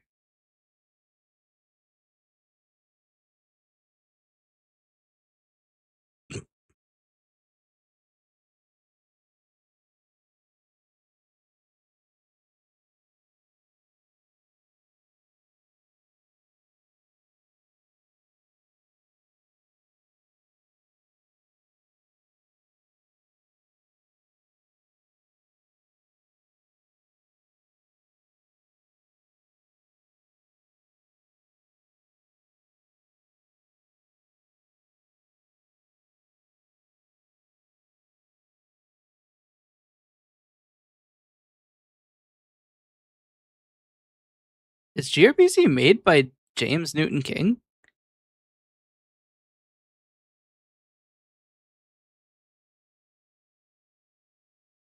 Holy shit, it is.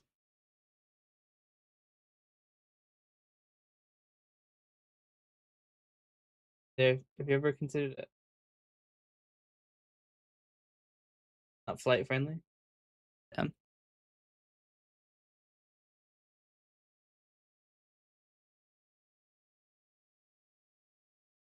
Okay, so there's a grpc.net.client. Okay. So we're gonna need that. And then we're also gonna need to figure out how the fuck to use that. But It's made by James Newton King, so it's gotta be good.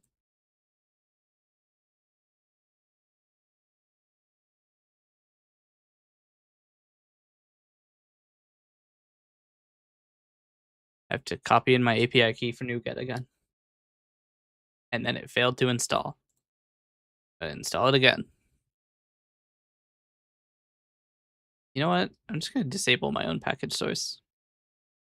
I don't even use it often. Alright, my package source is disabled. How the hell do I use this? It says use a template. No.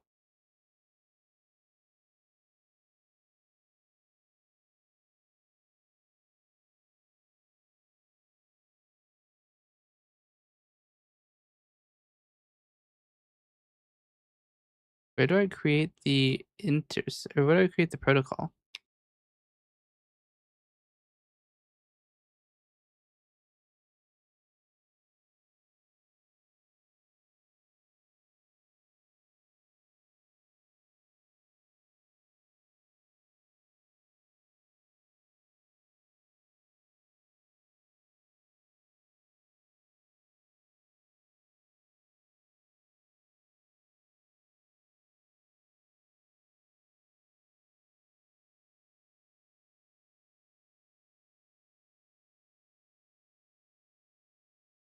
Basically, their entire documentation just says, look at these examples.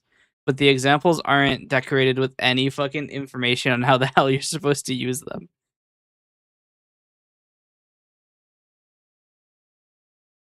Oh my god, I don't want to use ASP.NET Core. Fuck off.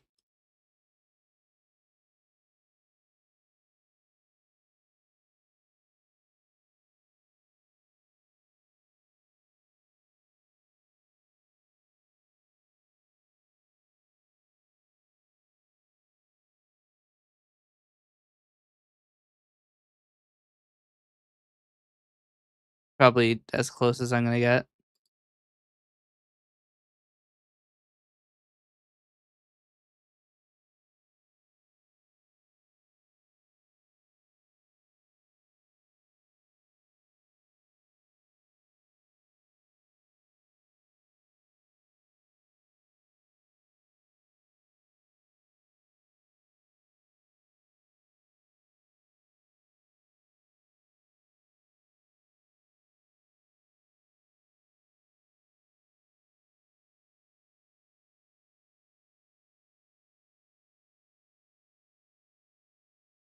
Where does the protocol go in?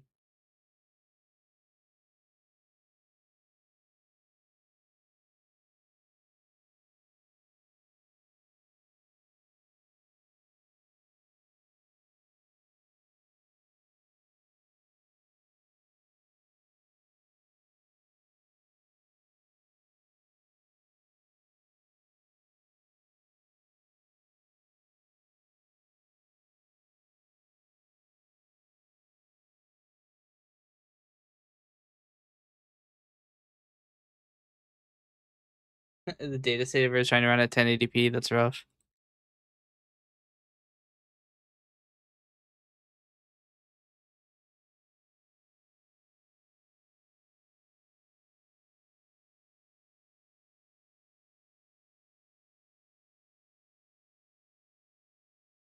How the fuck am I supposed to use this protocol?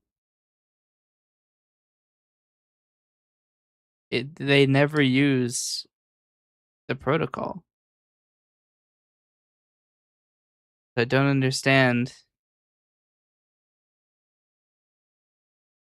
Item group include, protobuf include. Okay.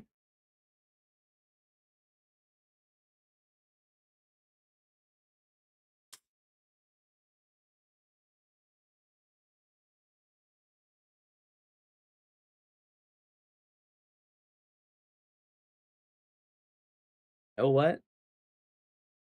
Here's what we're gonna do. We're gonna pull. I don't give a shit. We're gonna pull. YouTube chat will be delayed by up to 10 seconds, but we're gonna pull. I cannot be fucked to learn gRPC.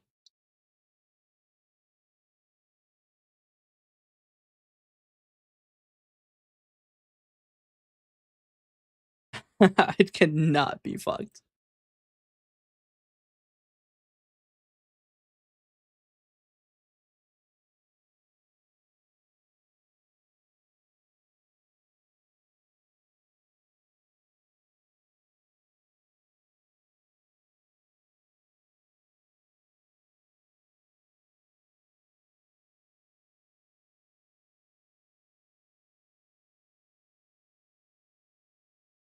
Okay.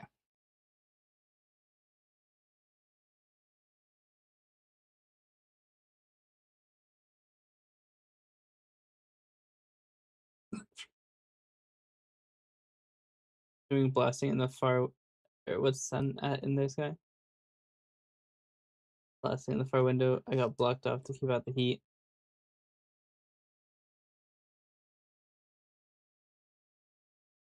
All right, we're just gonna pull chat. I don't know how we're going to limit what messages we actually process, but we'll find a way. So, client, if client is null, return.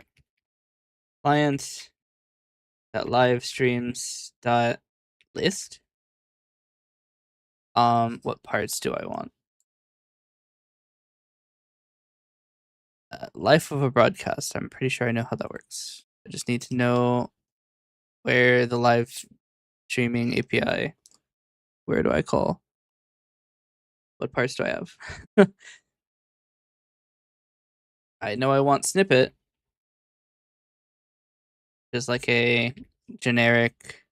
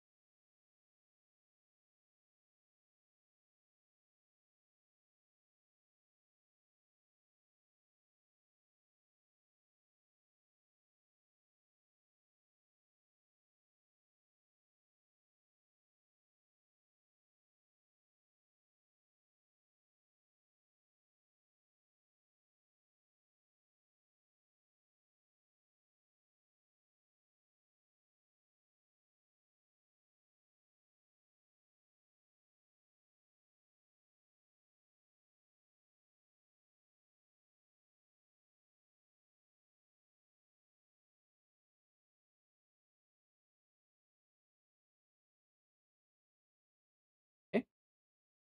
Range.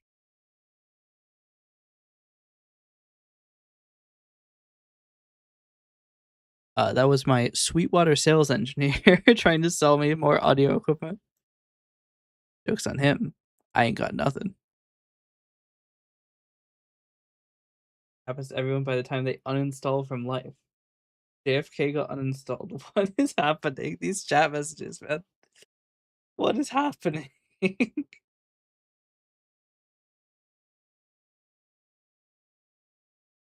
YouTube chat is fucking crazy right now.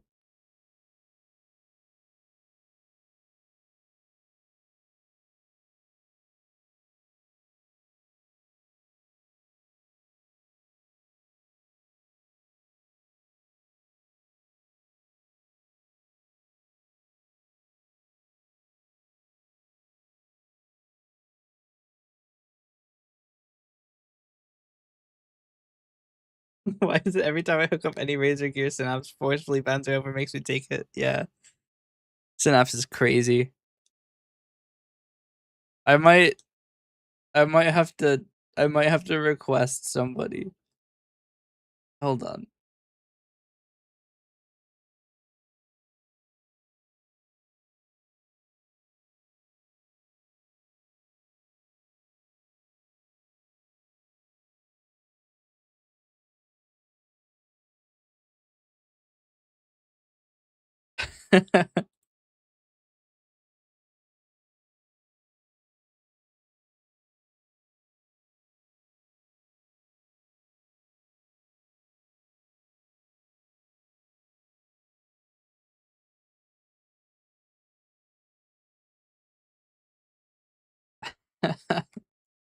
Anyway, um, live streams list snippet.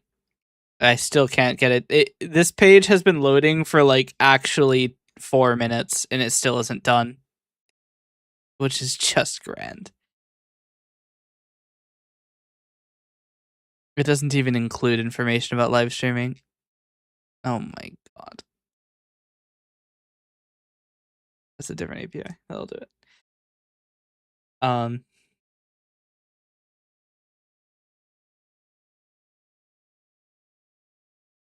Made you laugh and that's good medicine. Yeah. Streams dot create request? What do you mean? What does this return?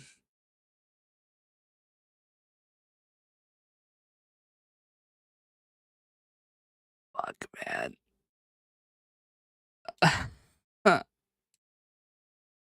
How am I supposed to make requests? Why is it dense? Streams dot execute. Sure. Are streams really? Streams really dot items. That sounds exactly like what I'm looking for.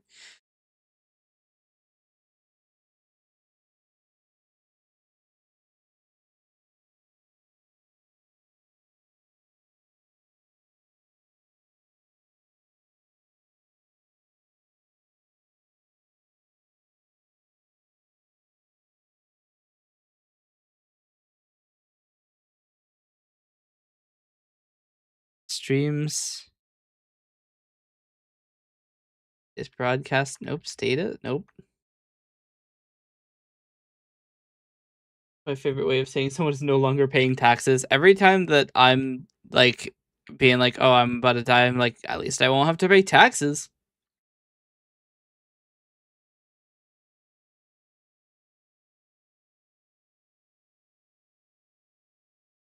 Whether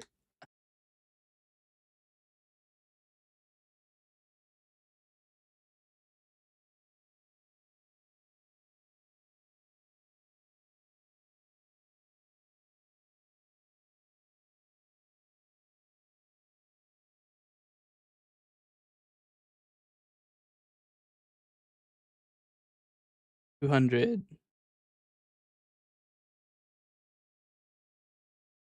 I could barely even fucking read the responses. The response is in a tiny ass window.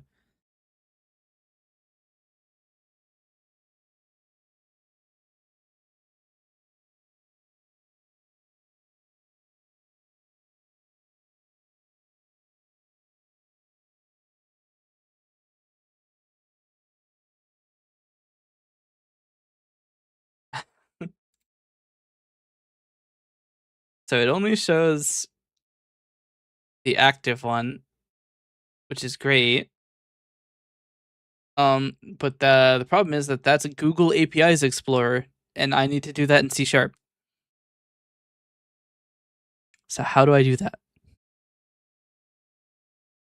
I can include ID, snippet, content details, monetization details, and status. I only need its ID, which I don't think I can even refuse. I think it's included no matter what I specify. What happens if I specify ID? I want the ID part only. Execute. Okay, so if I specify ID, it doesn't give me the snippet, which is fine. I don't need the snippet. Okay.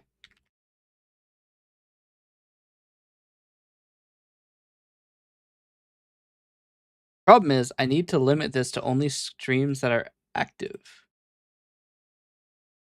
So how do I do that? Streams.fields.add?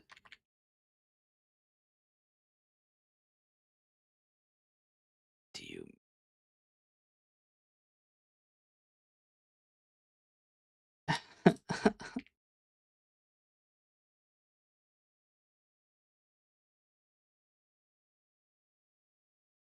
request parameters? That sounds like what I'm looking for. Add. New parameter, key, End value. Okay. Broadcast status is active. Mean that's not valid. What the fuck, man?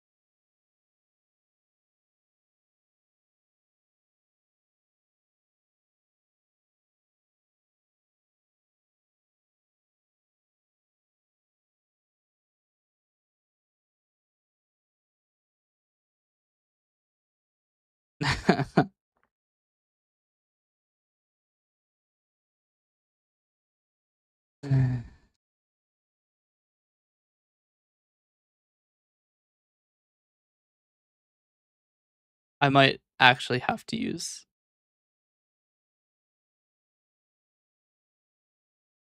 Oh my god. All right.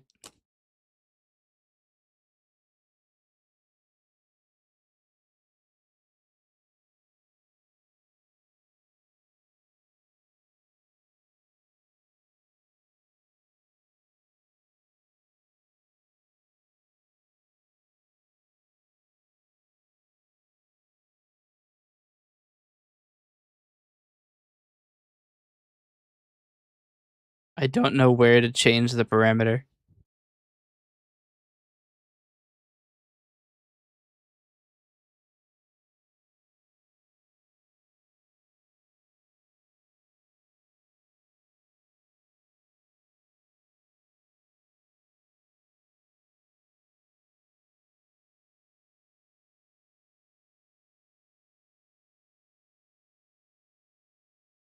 Can specify other streams? That's dumb.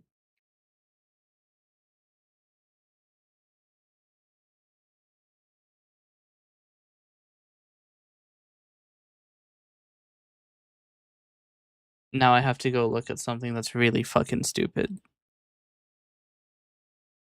Oh my fuck. It's live broadcasts, not live streams.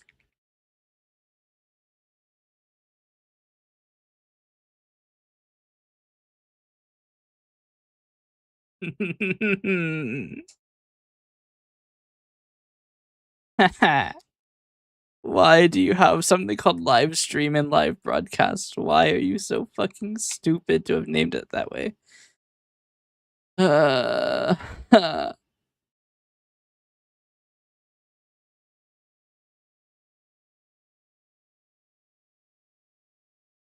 can't even do the stream list endpoint. All right, we need snippet. We need another current stream chat ID.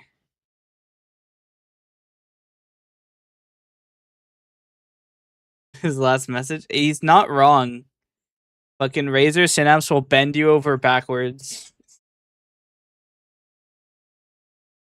If you don't have Synapse installed and you're using a Razer mouse, be ready to dismiss that every time you start your computer. They are down bad.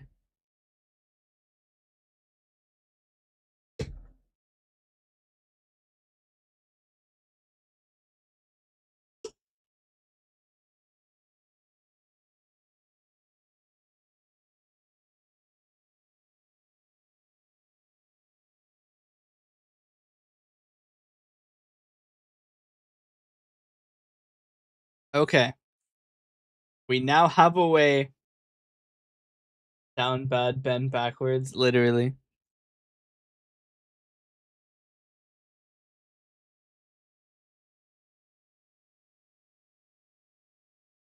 So now I have the problem that the stream list live chat messages API doesn't exist. We have list and not stream list because they didn't put it in the C# bindings. And the only way to get away from that is to use gRPC. And I can't do that because it's only available on ASP. Well, actually, it's not only available on ASP, but it uses fucking bonkers shit that I don't understand, and their documentation is so bad, it makes me want to commit car brick wall. Also, congratulations on your 50 stream stream.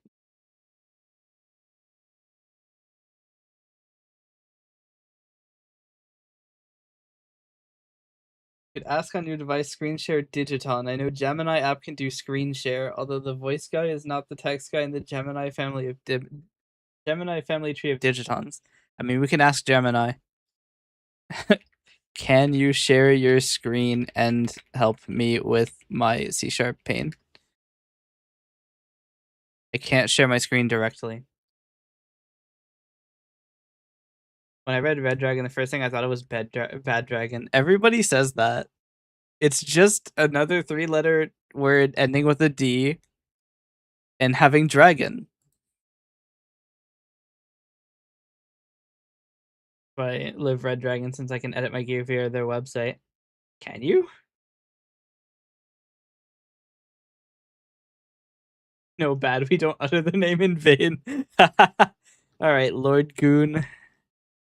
Protecting the sacred name.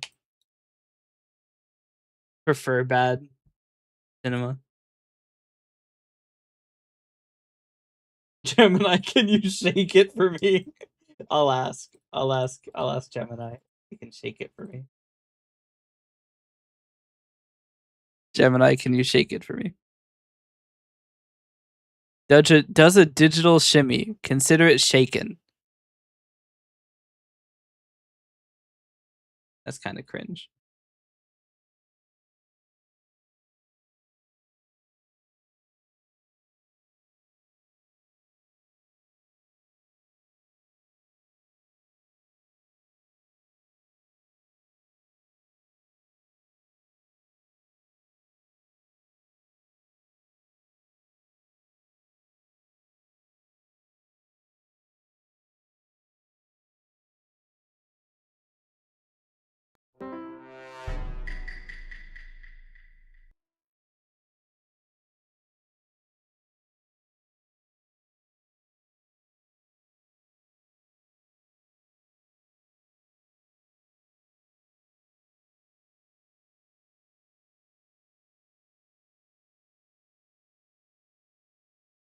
Yeah.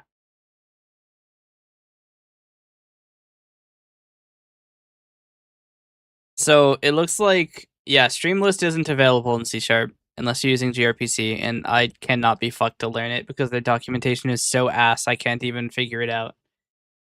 Their documentation is literally look at the examples. Exactly. Wish I could erase history. I wish I could erase gRPC. It's probably great if you have the means to set it up and you know how to fucking use it. But until you do, it's just another atrocious library made by someone who made a very good library.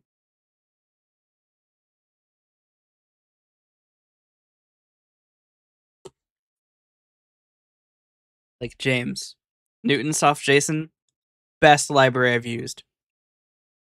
gRPC, what the fuck?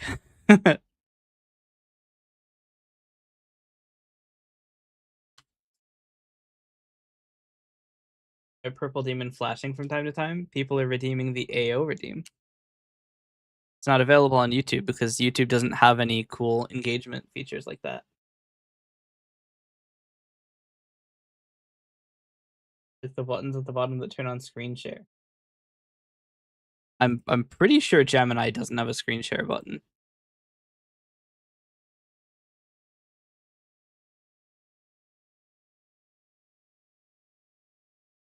No. There's not a screen share button on Gemini.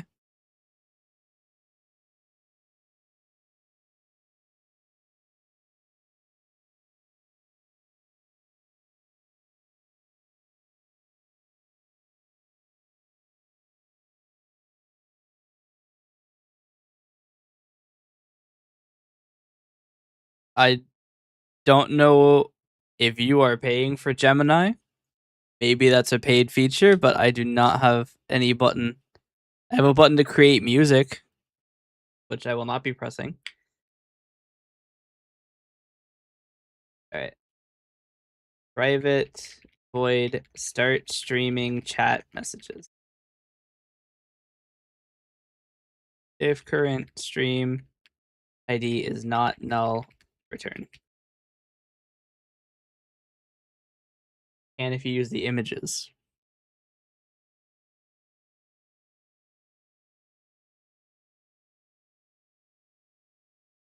There is not a button to share my screen.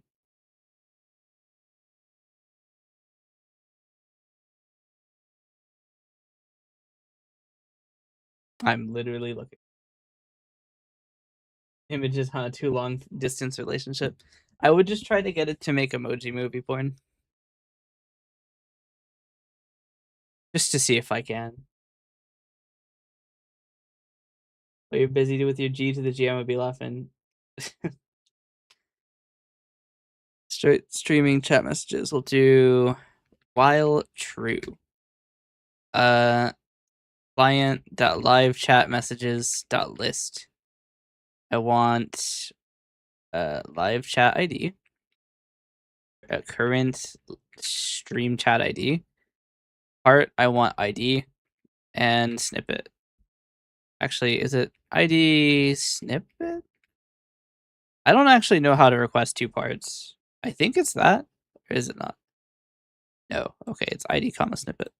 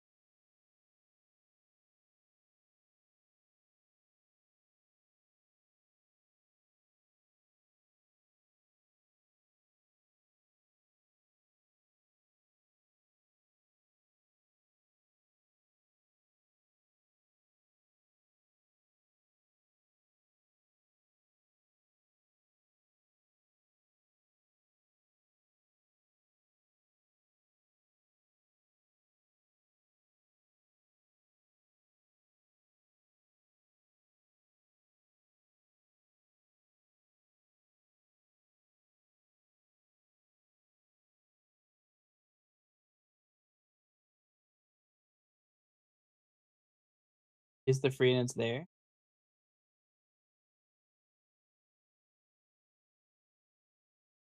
Okay, the new chat asks, where's the button to screen share like Earth plus Prime equals copyright registered just told me it exists.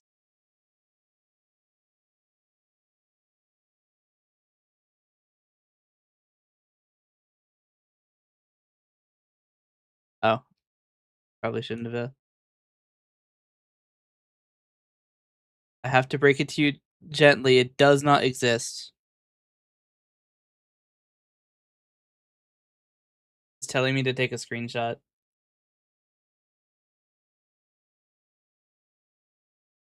Gemini says 17 is last year. What was last year? Last year was 2025. No, it was 17. Connecting. Personal context. We believe you're going through a psychosis. 17 as in 2017. It was 2017. No, actually it was 1780. You sound crazy right now. All right. Anyway, so why is this not the right type? What do you want from me? Read only long. Int. Okay, you got me. If last year was 1780, then I have some serious catching up to do.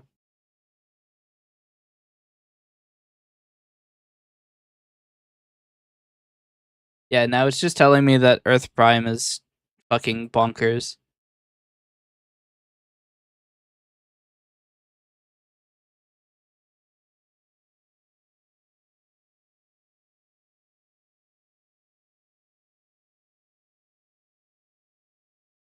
This needs to be done in another thread, actually. Thread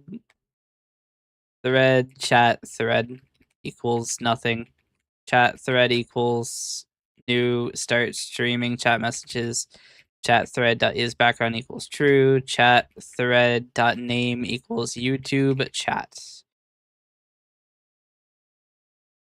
Chat thread dot start. Paste this. Take a screenshot and send it to you myself. Yes, I would love to see it.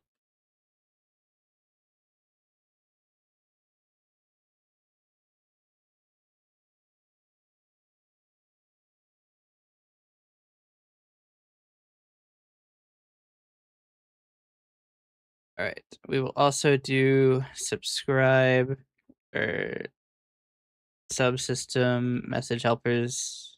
No, subscribe to subsystem message helpers to subscribe. How the fuck do I add a subscription? How do I do basic shit that I've been doing? I feel like my brain itself is eroding. This dot. Okay. You know what? Fuck you, that subscribe to isn't available. Like that. I mean, I'm the one who did that, but fuck you, me.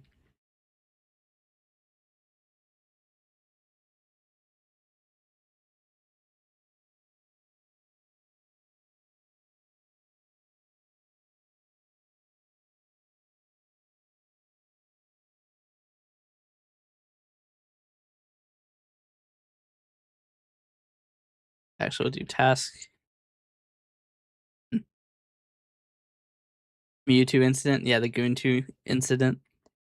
We'll just have this wait 1500 milliseconds and we'll call it immediately.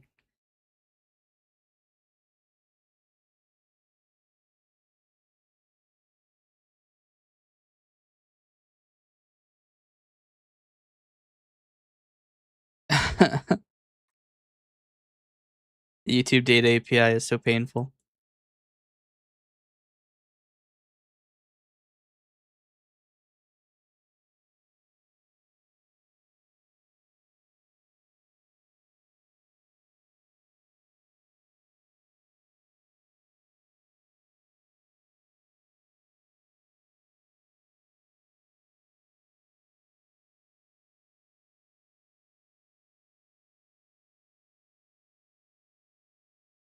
Actually, this could be up to 10 seconds.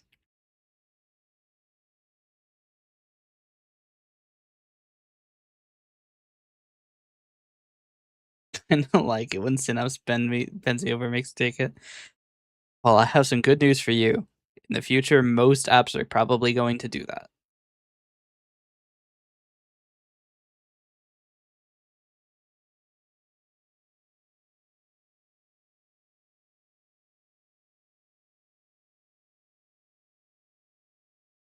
I have no idea if this is going to work.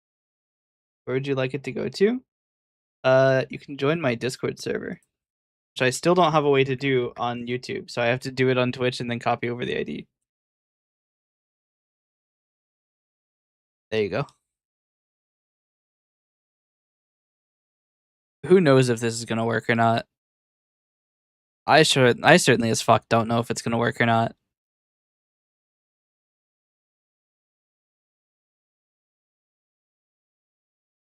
I have to close this. I probably do need to build debug. Saying getting taken by the SteelSeries software. I mean, SteelSeries gets freaky with it though.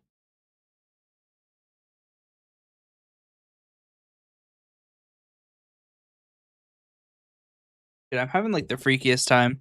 I'm drinking strawberry sparkling water, lemon water, and then coffee all at once.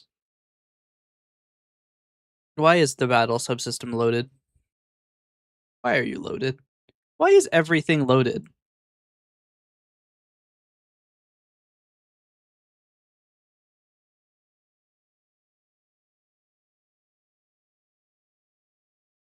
All right, well, now I have to go delete the output directory.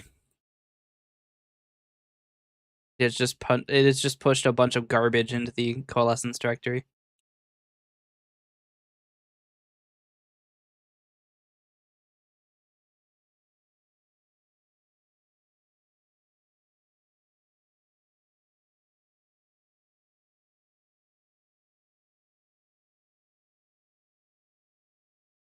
I guess deleting the VS directory turned all of those on. Let's go. It says application pending. Yep, I gotta go accept it.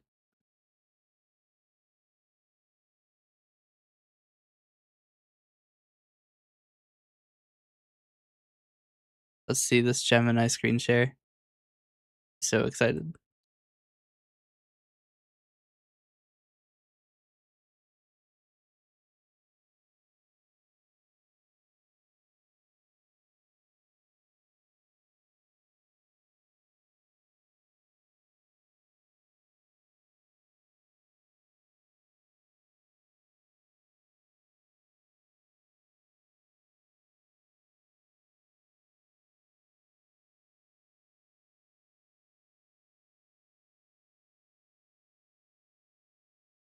Why is the class library the one? All right. Agree to the license agreement because I had to delete all of the data. Then YouTube does the thing. It failed to load.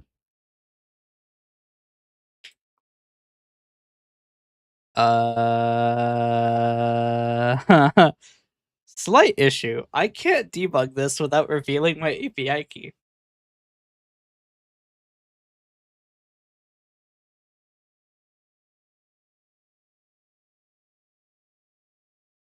Huh.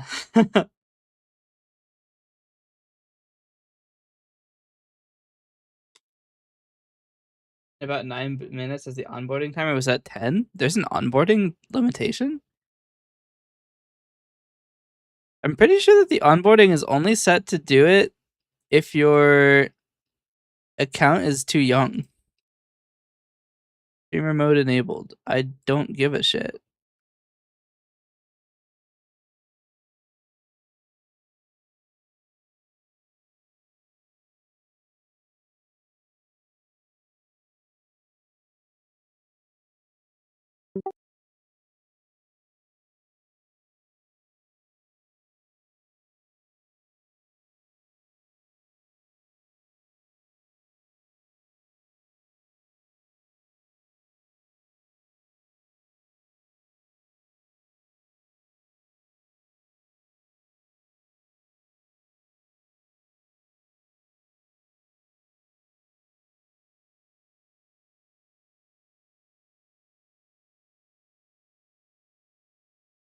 Hmm. I think I could just give you a roll. Then you skip the thing.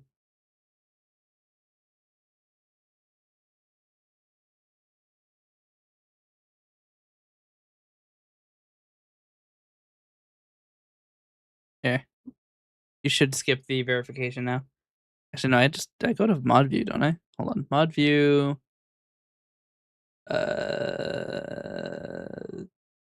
Is there a button to verify the user? Verify member. There you go. You should now be able to do the thing. Original Discord got deleted by approximation of association of being in the same channel. The approximation of an association of being in the same channel. So association cancels out. It's just approximation of being in the same channel.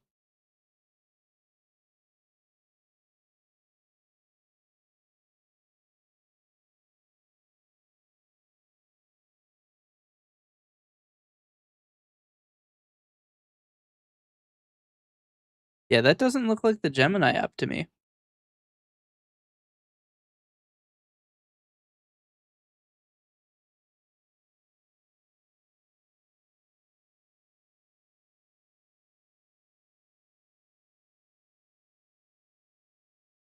Also, you have a surprising amount of debug information enabled.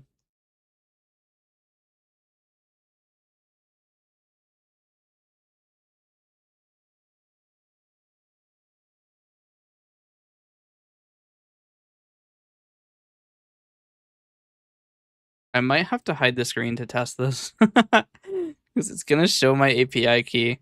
So, welcome to the with chat screen where I don't accidentally show my API key. This one is slightly more of a pain in the ass. Subsystem could not be found. In which subsystem is that? The trivia subsystem is attempted to load first. Too early. Which is crazy.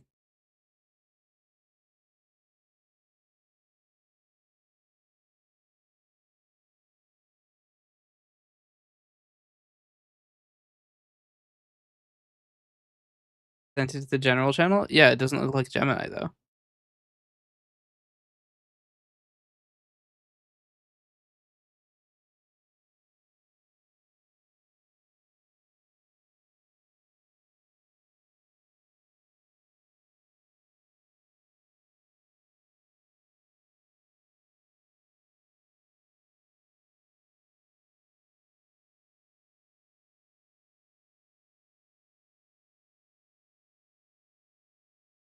That matches none of Gemini's UI stuff. Like Gemini has a dark theme UI.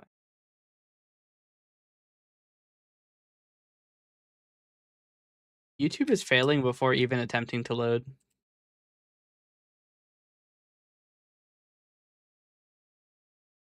What even is the problem with you? Open the good old log. What is the issue? Probably fails in execution. I'm not seeing anything that looks like a backtrace here. This is working.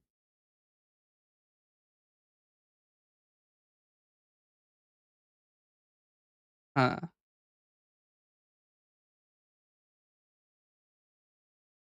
Why does your Gemini look so weird?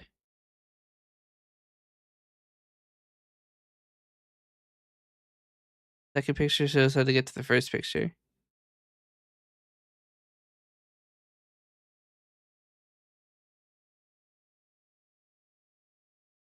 Yeah, no, I don't have that.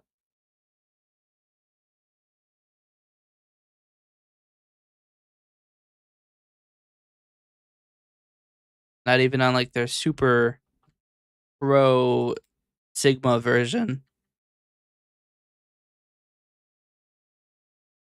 So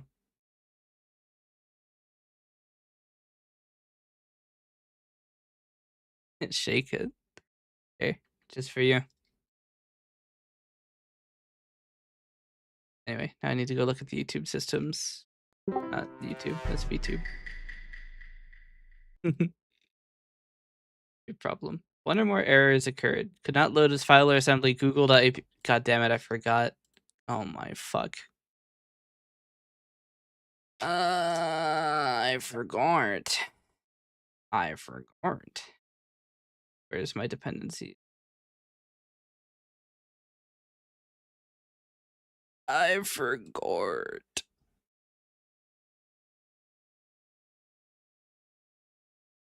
There's so many dependencies. There's like 4. Alright. Item group dependency include. I don't remember what it's supposed to look like. Alright, include Google APIs auth, Google APIs core, Google APIs, just Google APIs, and Google APIs YouTube, not YouTube, YouTube.v3. Alright, now it should work. Never paid, but it's device limited, I guess. Yeah. I mean, I'm not using a. Oh, this is supposed to be item group. I'm not using an Android device, so probably not helping.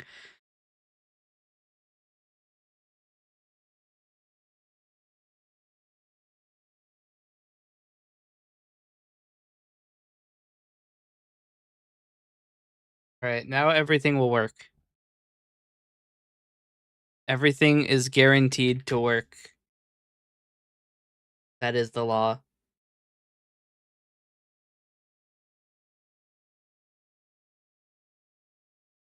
What? YouTube API key isn't set. It's YouTube data API key. API key now.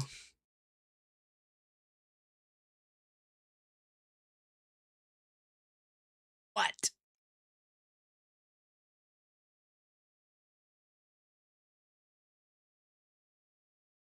Oh my god. It's case sensitive.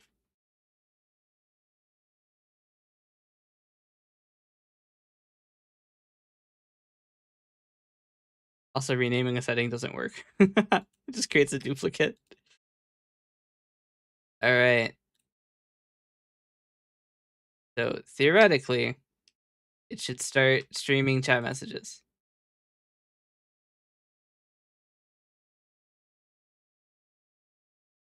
It did not like that.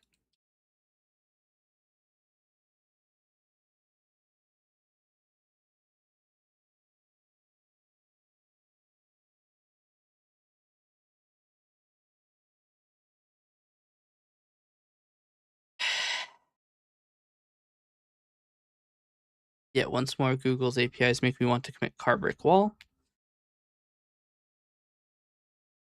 I can't even switch to the right scene. So you can't get live chat messages with an API key. You have to use OAuth. What a fucking miserable API.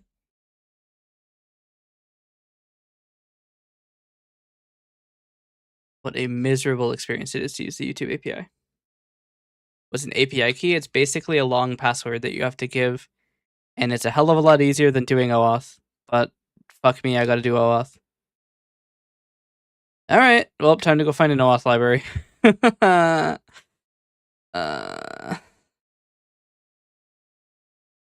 Go find an OAuth library that can be trusted.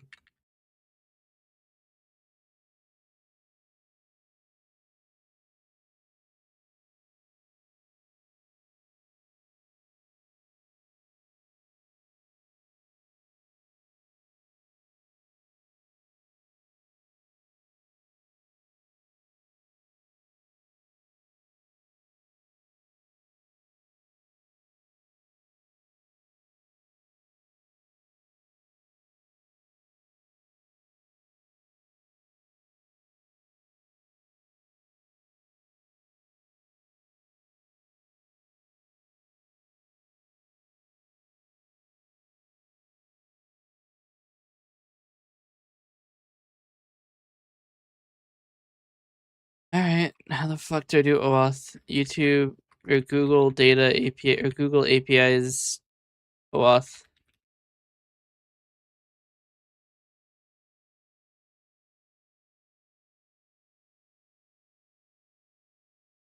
Yep.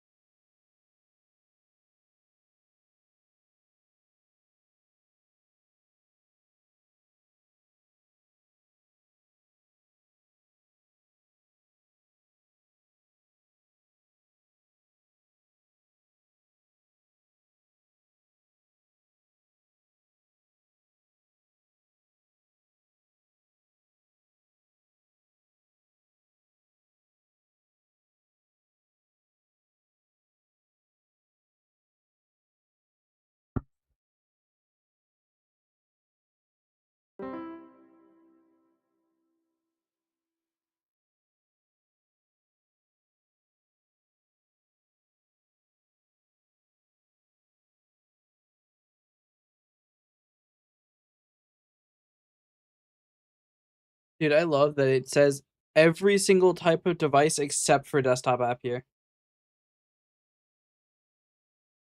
I am going to have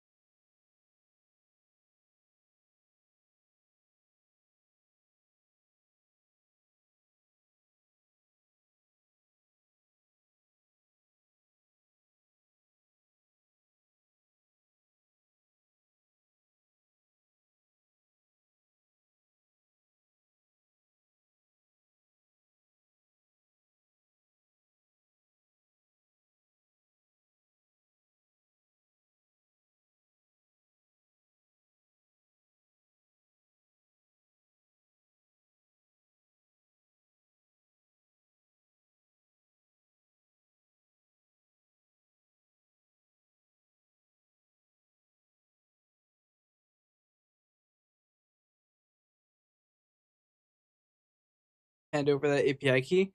I don't even think it's going to be useful to you. You can't do shit with an API key. It's a waste of time to make one.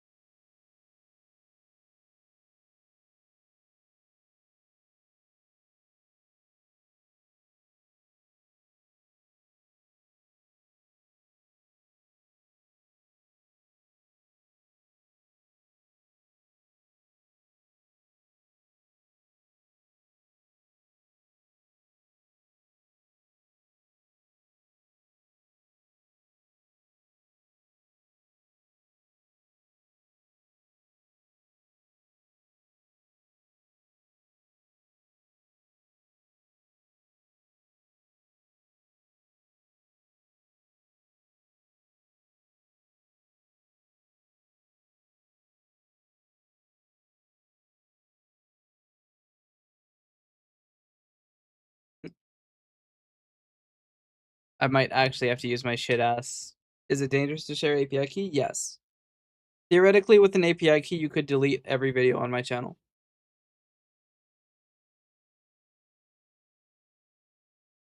But you could stream as me. It is very dangerous to share an API key.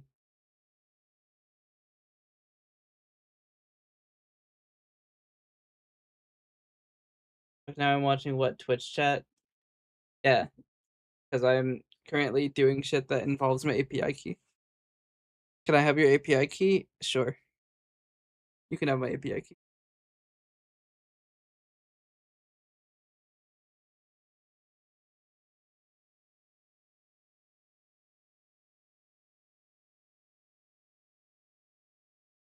Dude, I'm gonna freak the fuck out.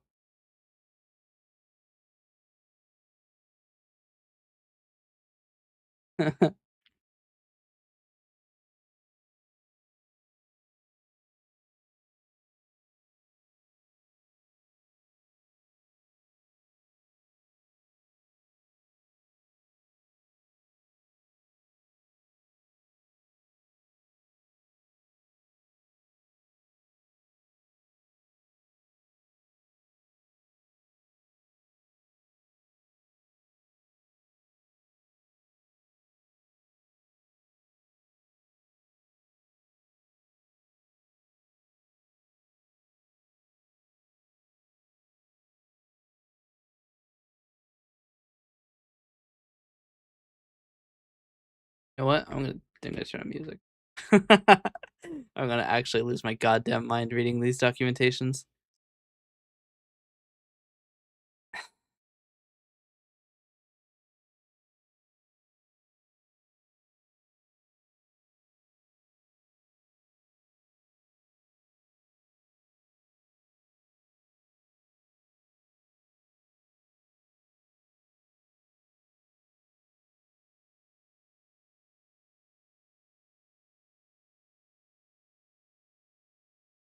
Is Zatium gay?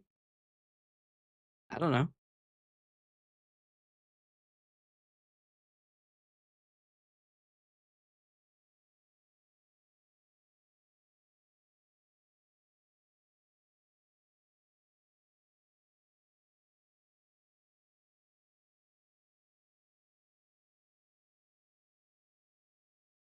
Why does it not tell me what API scope I need if this requires an okay, hold on.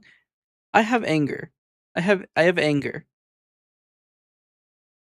This motherfucking API endpoint doesn't tell you that you need to have an API key until you request it.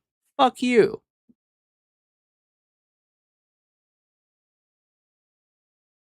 How is Google's API documentation shit? They're a $1 trillion company.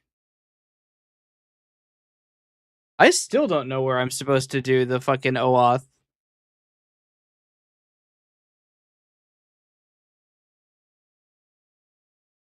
Where the fuck am I supposed to call for OAuth?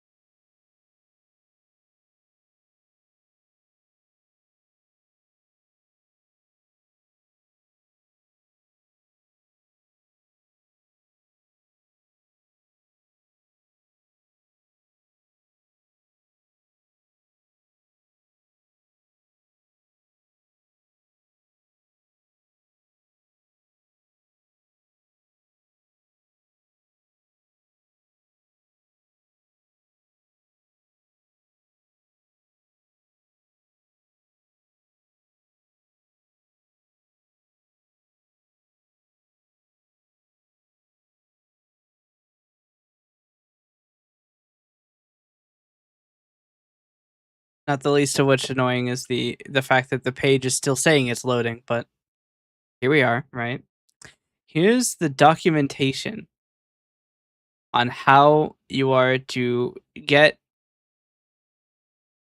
credentials from Google, right? It says visit the API console to get credentials. I have credentials, right? So here's all of the things, right? It doesn't specify desktop apps because fuck you if you're using a desktop app, commit car brick wall, whatever, right? And it doesn't give you an API. It doesn't give you an endpoint. I just want an endpoint. I just want to know where I blast the request to. That's all I want to know. And it is not on this page about OAuth 2 access to Google APIs.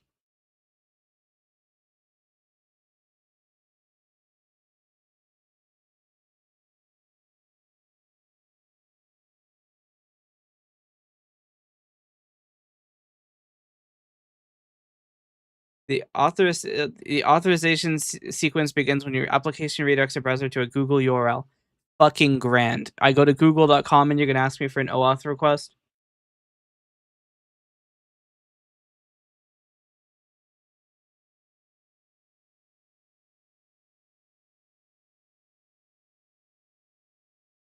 And then every page takes 9 seconds to load.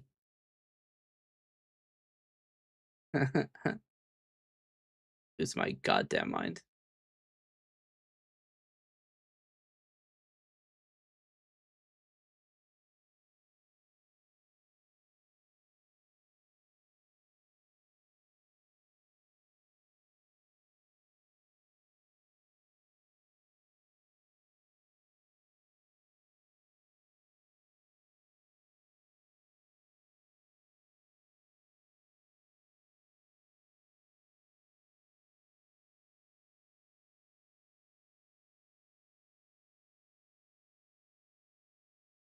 Yeah.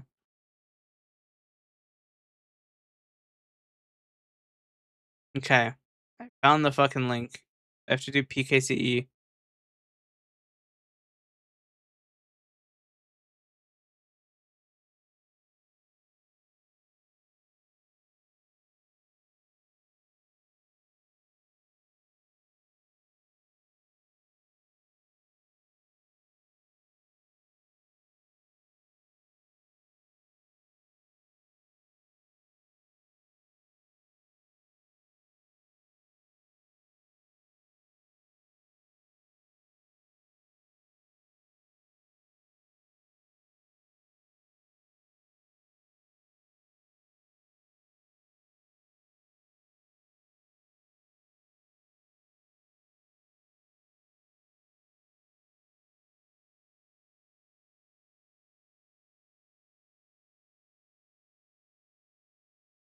Probably switch to the actual.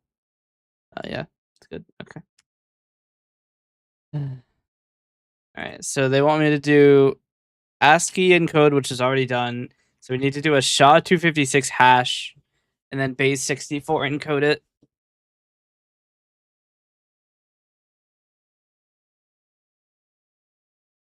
Is this intrinsics arm? No. Hash data. KCE.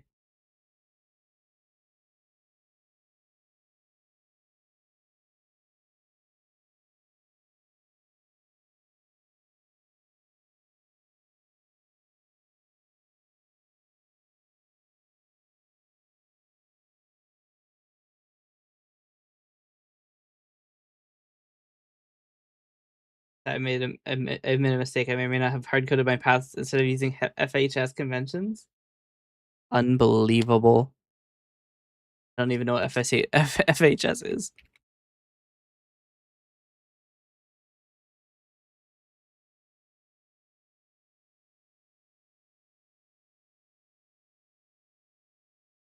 Florida Hearing Society.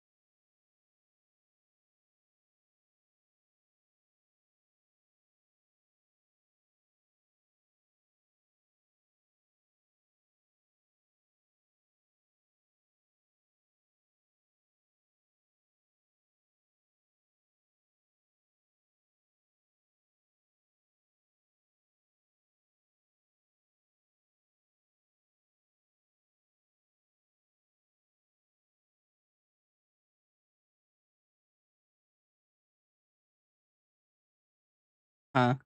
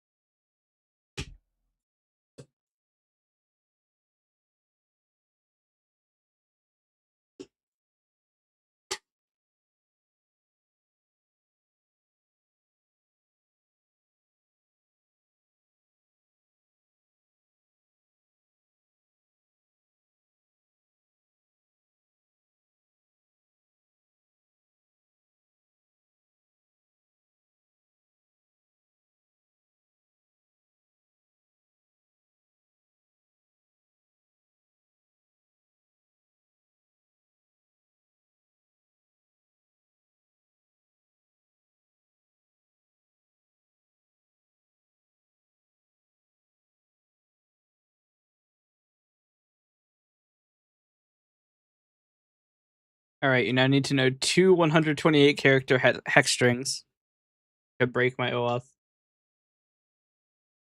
Good luck.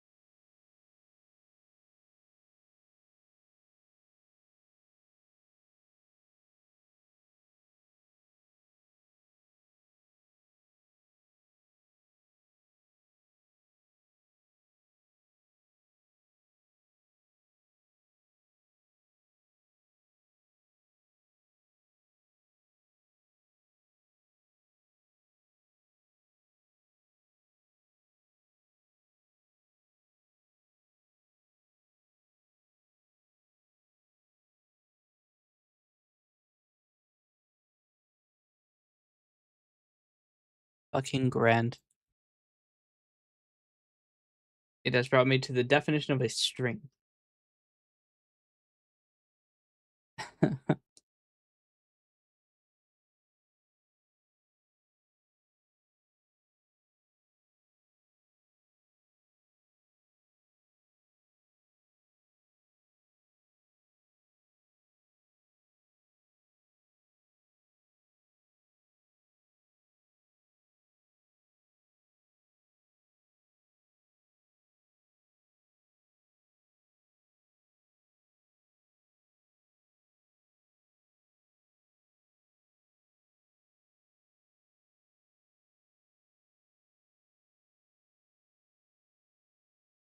There's some way I forget already how the fuck you're supposed to do it. It's used in Twitch auth here.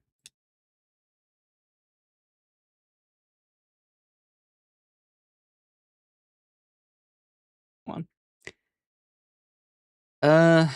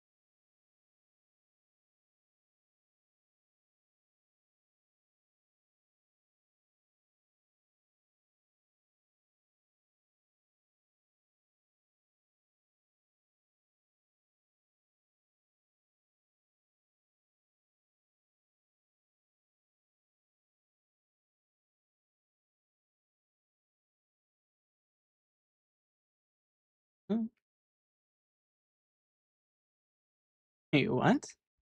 Listener oh, that's why. That's how we do it. Okay.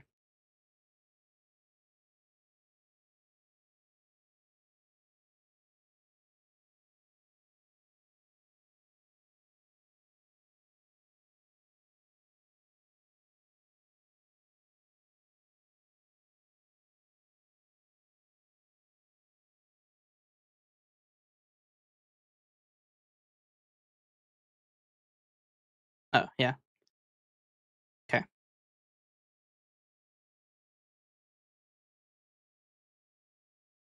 Why do babies because they even have pockets when they don't have money? Goals? Yeah, they don't even pay taxes. What the fuck? This needs to start before we wait for the thing. Probably after we make the request, just in case you're so fast that you immediately do the thing. Okay, I have an OAuth key. Now what?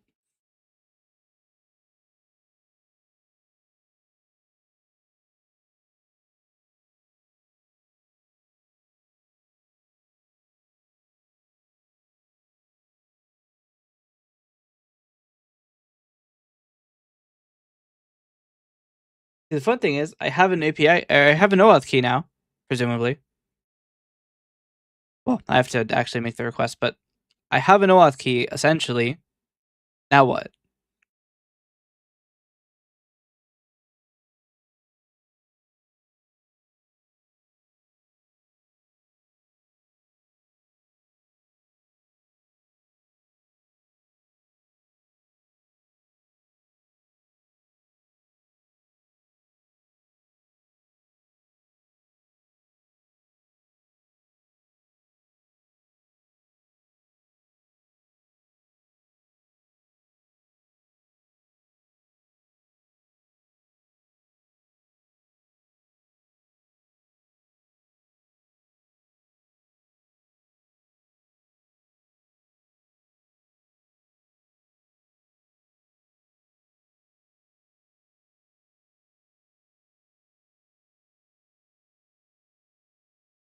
Call it the milk barn? They always meet up at the dairy aisle of the store. That'd be cinema.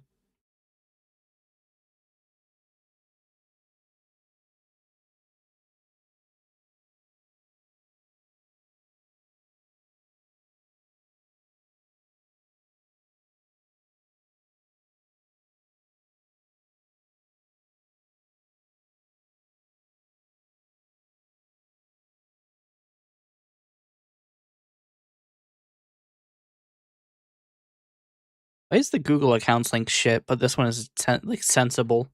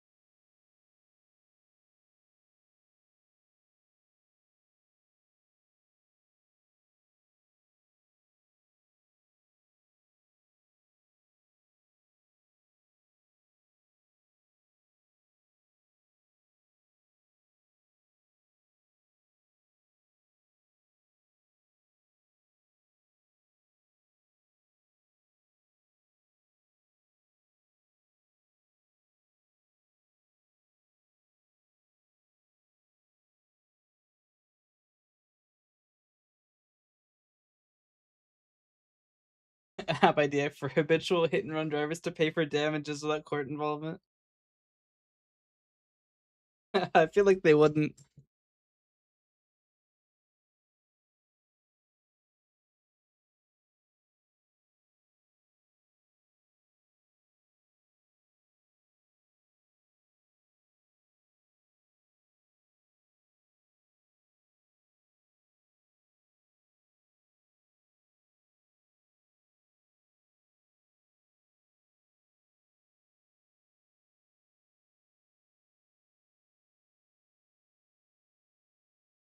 All right, I have to actually get the code from the original response. I don't know what the original response looks like. That'll be fun.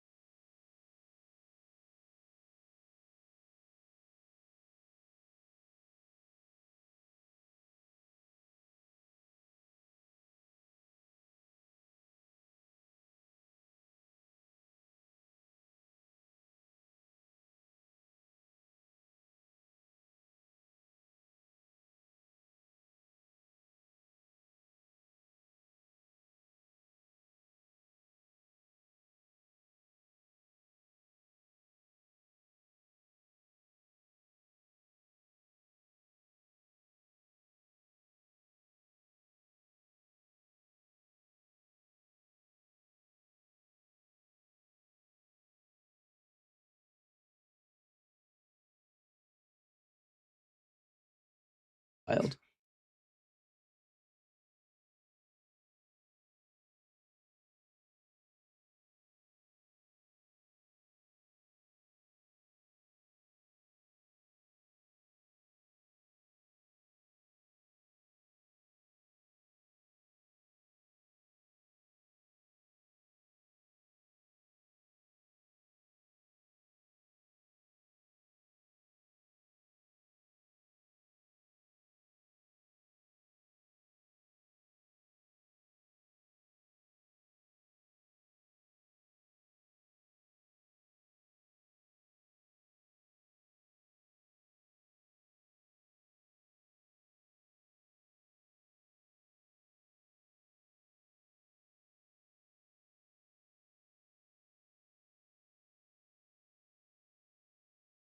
Gemini turn this guy to a twink art user. No, please. Not Arch.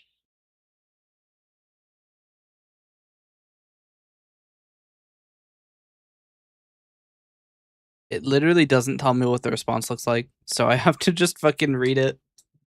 Which means... Did that even work? Yeah. Alright. I literally cannot test this because it does not tell me.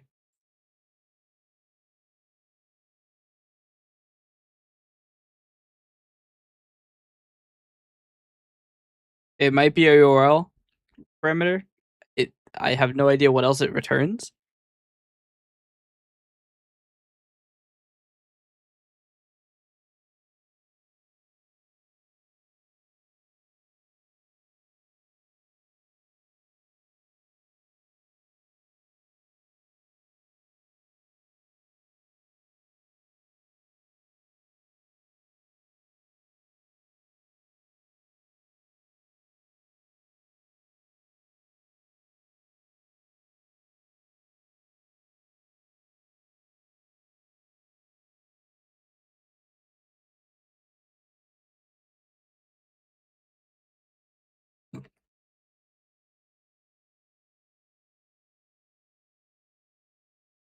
Alright.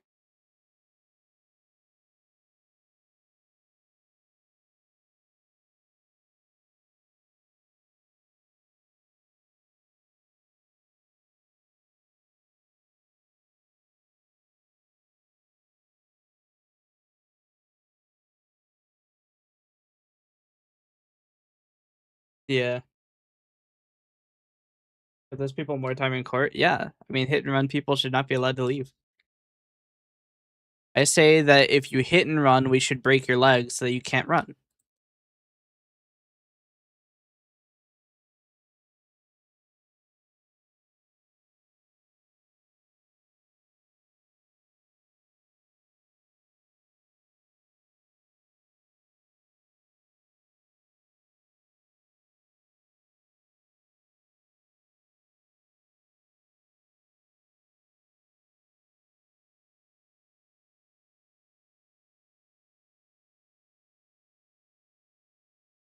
Oh god.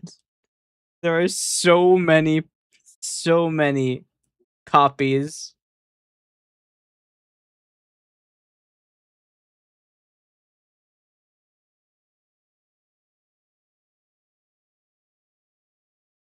Okay, actually save this one.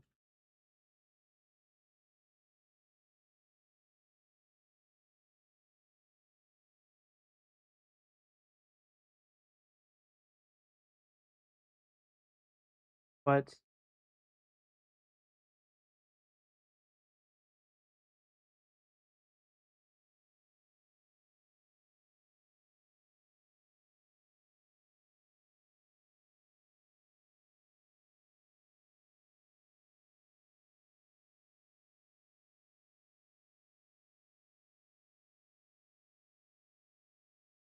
That's not gonna be saved.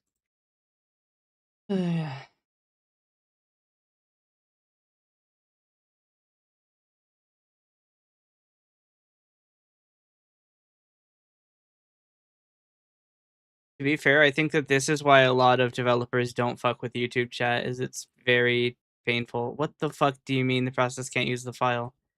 What file?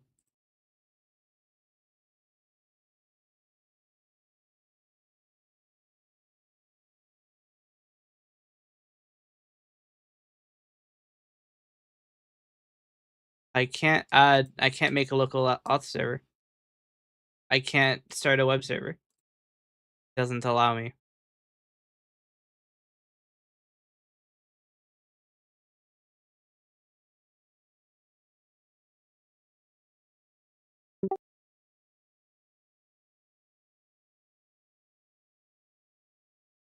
Also, it doesn't have the fucking courtesy to return me to the file I was looking at before it fucked up.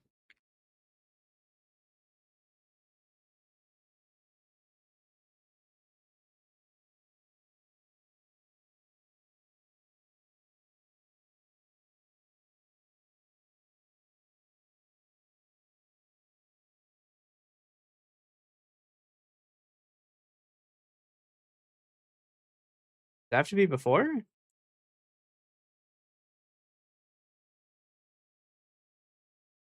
Unless I can have only one instance of it in the entire application, which would be very, very annoying.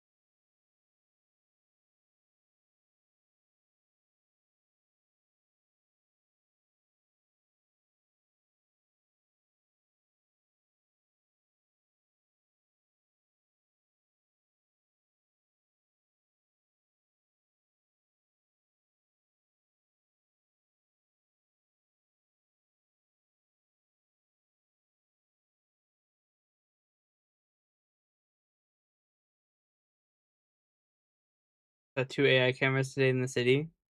Yep.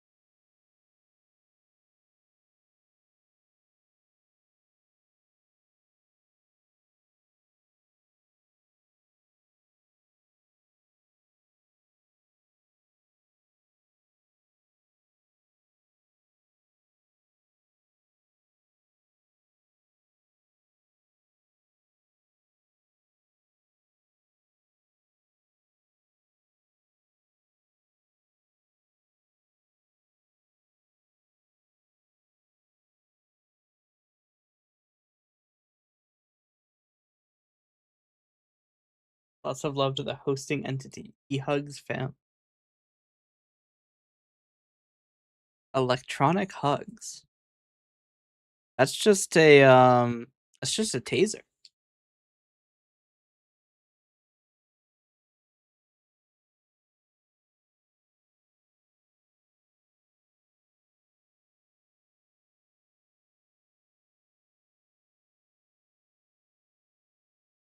What? Both two parameters can only have a single value.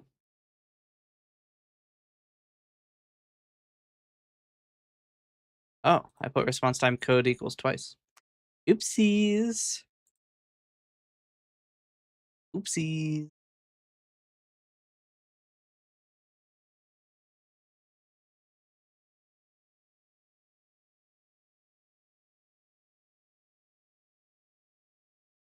What? Oh, I need to specify the client ID.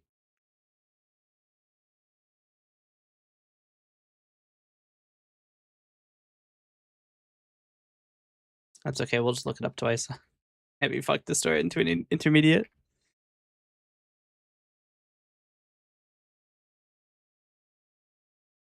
All right. Can't be wrong 3 times in a row. Why is it not starting?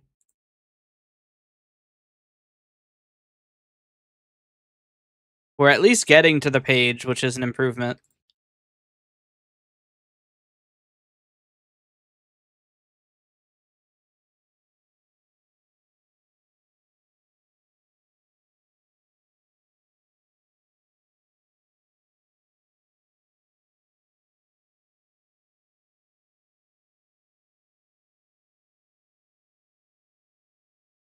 All right. Well, it didn't tell me what the problem was. It just says that it's 400 and doesn't tell me why.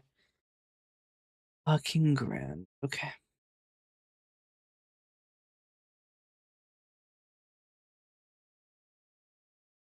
All right. New plan.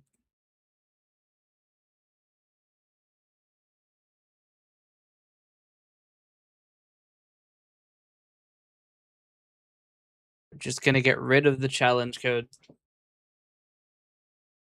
We already have a state variable, which is freaky and long, so it shouldn't matter.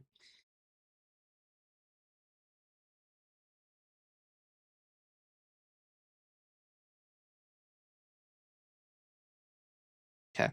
I don't think it was that. I think I know what it is. I have an idea of what it is. I think the scope is not right. It's not YouTube.read, is it? The great thing is, I have no idea what the scope is supposed to be because it just says ... YouTube.read. It's read only, actually. And if that doesn't work, I legitimately have no idea because it doesn't tell me.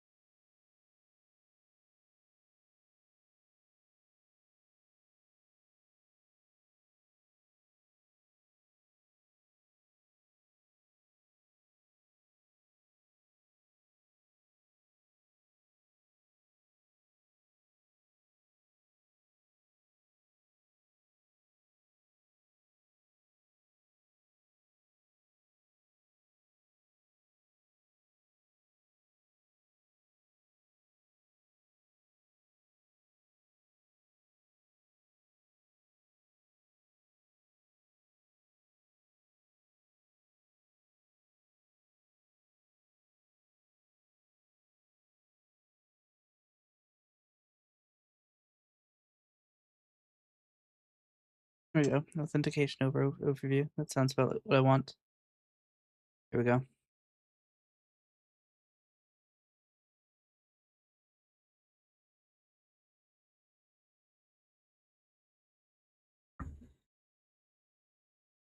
Yeah, I might legitimate.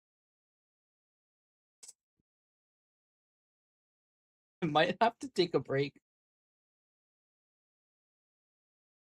First time in 2 years. Actually, more than that. First time in 10 years while programming I've ever had to take a break.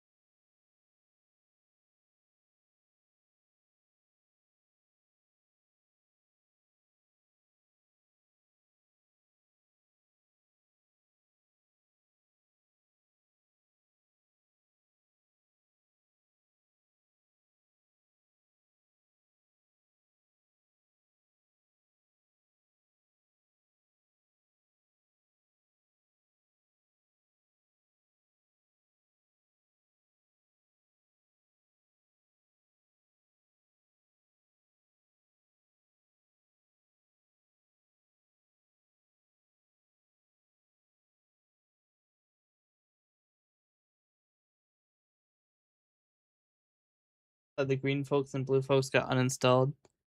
Yeah, the goblins.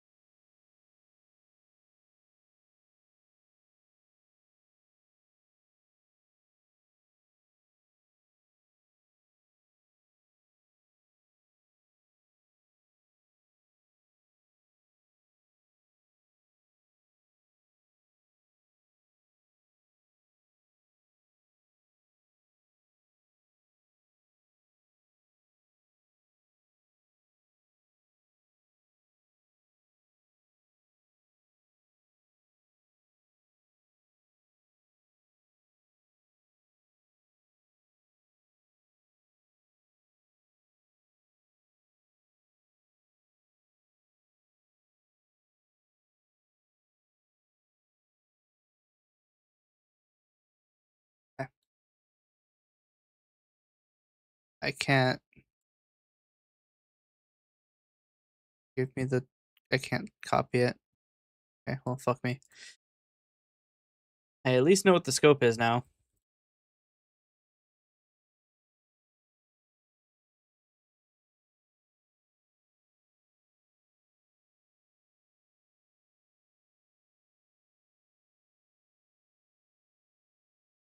I was going to tell me that I need to URL encode it. Probably does actually need to be URL encoded.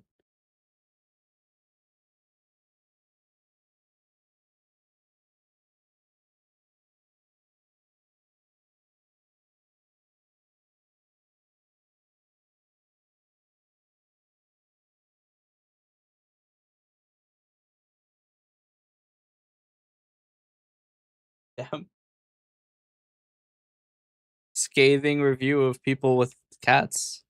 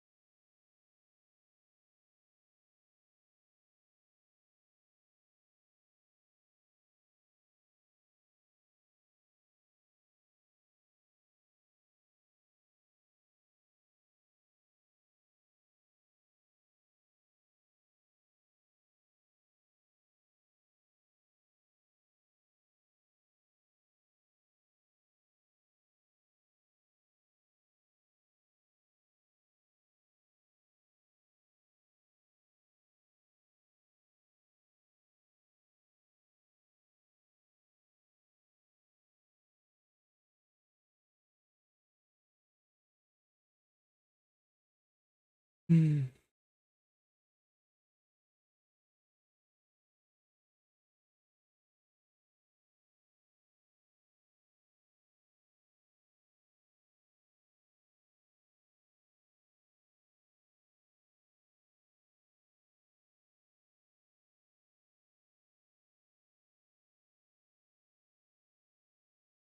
Okay.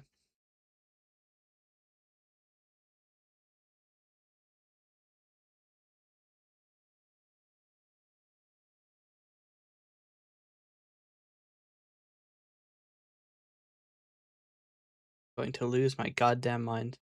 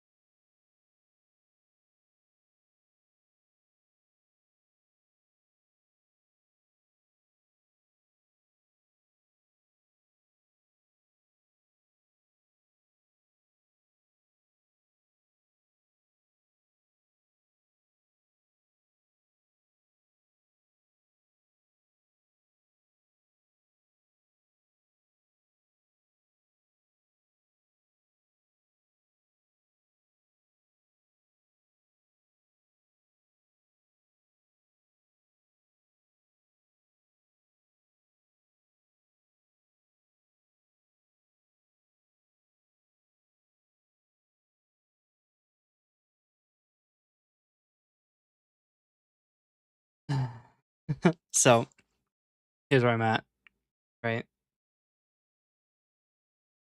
Having a grand time with the YouTube OAuth.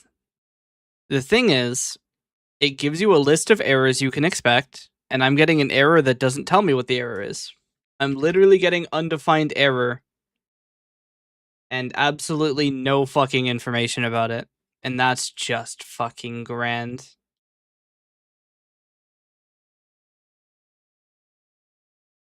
How the fuck did I make it all the way down to this line without hitting any of the other lines?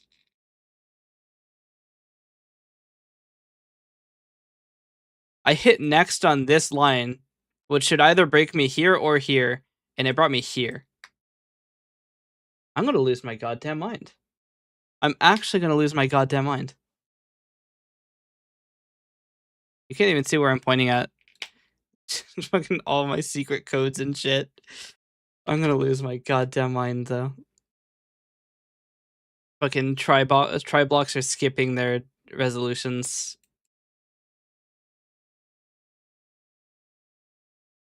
I'll tell you why it's not working. My fucking client ID isn't being read. Yep. My client ID is just empty. Found the issue.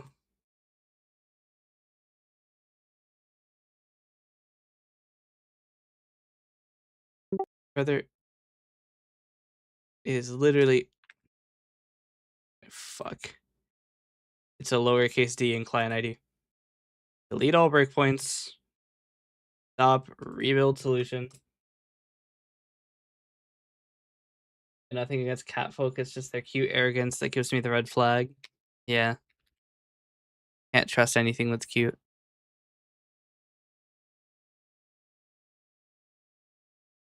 Alright, well, it wasn't that. It's still complaining. Alright, fine. I'll read my client ID into an intermediate.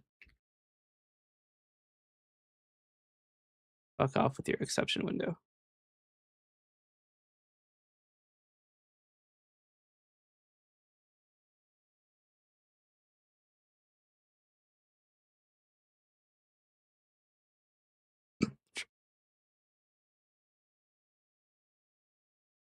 I think I legitimately it's taking too long to start the HTTP server, and it's actually finishing the request before it's done. But I'm gonna put a breakpoint here so I can tell whether or not the client ID is still empty.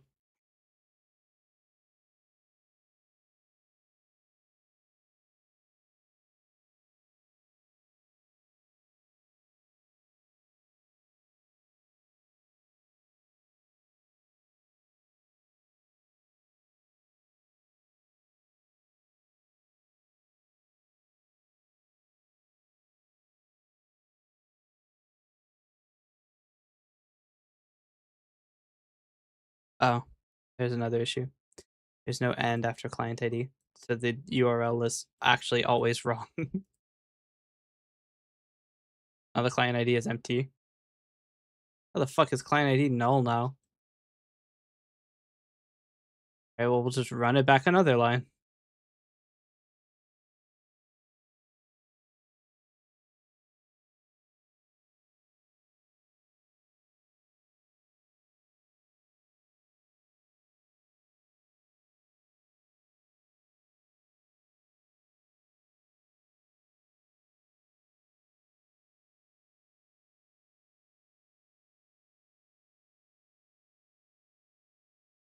Why is this not waiting?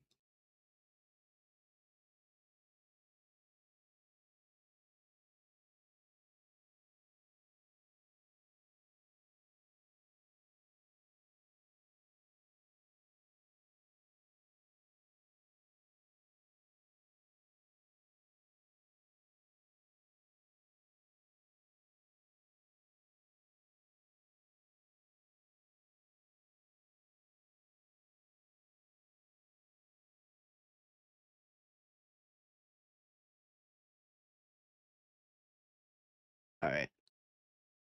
Uh, I probably do need to wait until this is done to remove the prefix. I'm just gonna rebuild the entire application. For whatever reason, this isn't waiting. It's just skipping and also skipping the try block. I'm getting annoyed. Um, I guess it could mean that it could mean that this is throwing an exception.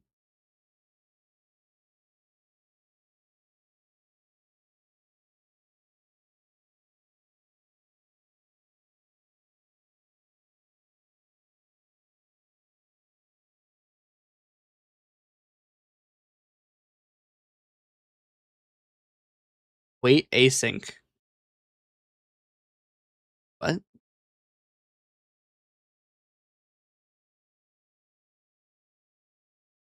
As far as I'm aware, this is actually correct. The thing that's really bothering me is that the request is working now.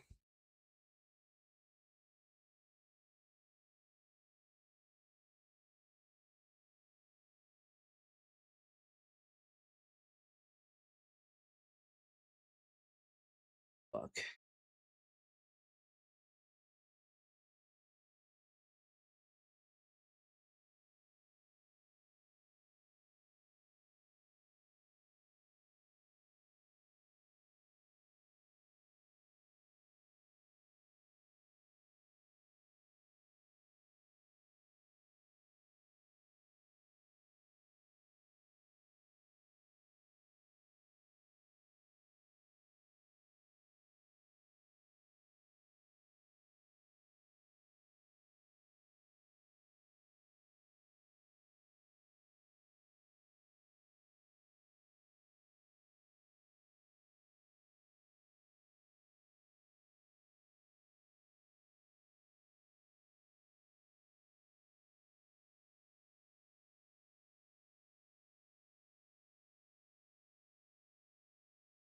I mean, I could just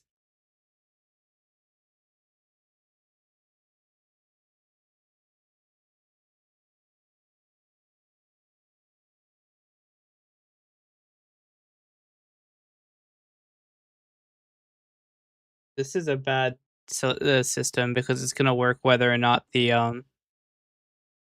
output is correct. But we're just gonna do it. I can fix it by setting it to be the same IP as the server.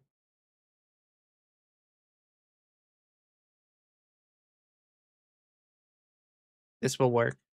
It doesn't change the list of prefixes.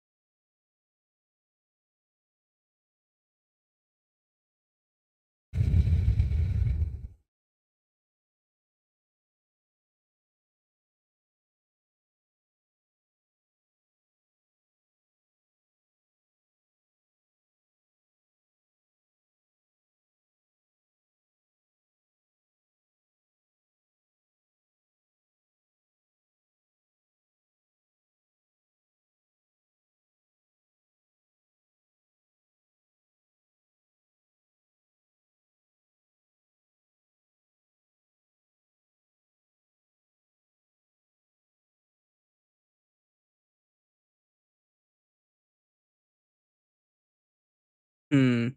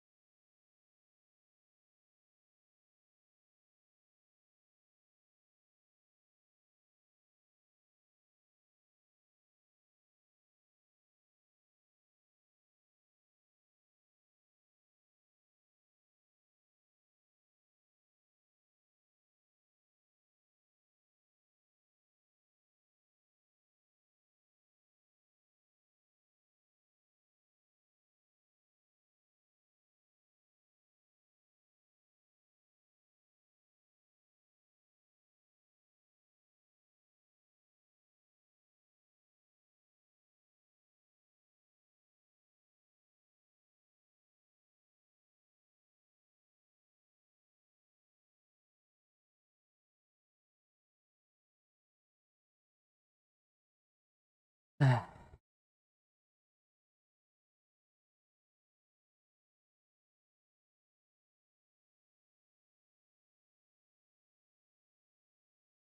actually got a code that time.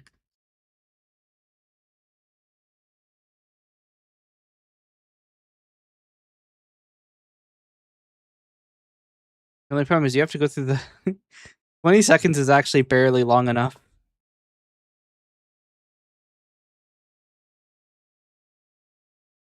Didn't respond.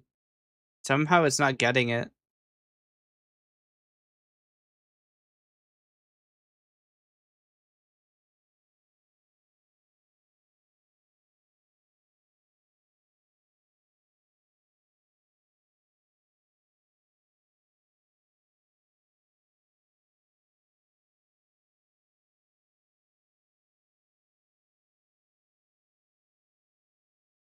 I have to rebuild the app. I forgot. Huh.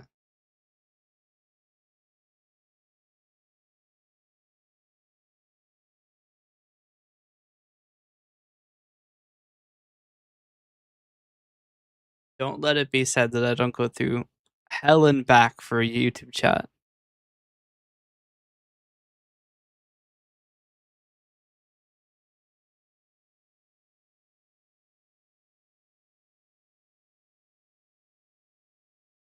Right, we actually have a fucking response now.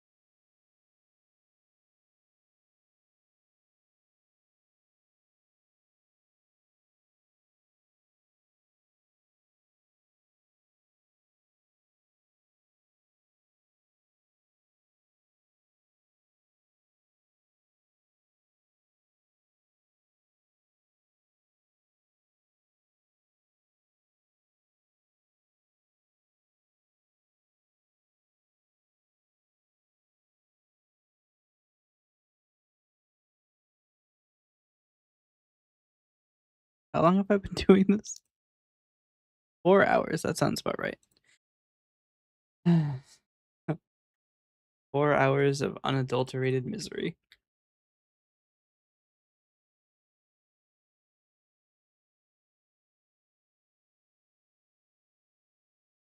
I regret supporting YouTube.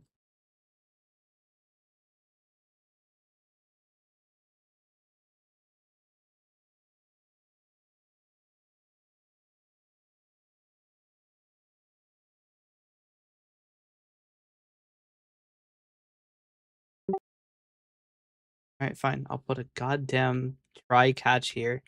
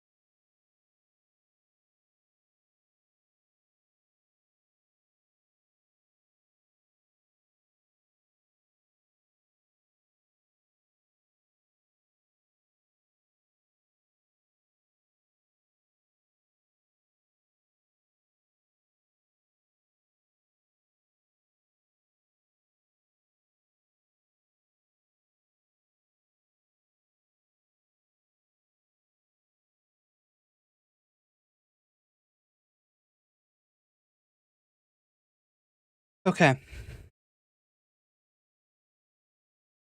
First off, that is one absolutely wacky access token. The access token is literally like 500 bytes long. Second off, we finally have actual credentials from YouTube. It took 300 years, but we got there. Now the problem is that I need to figure out which one of these I pass into YouTube to get us to work.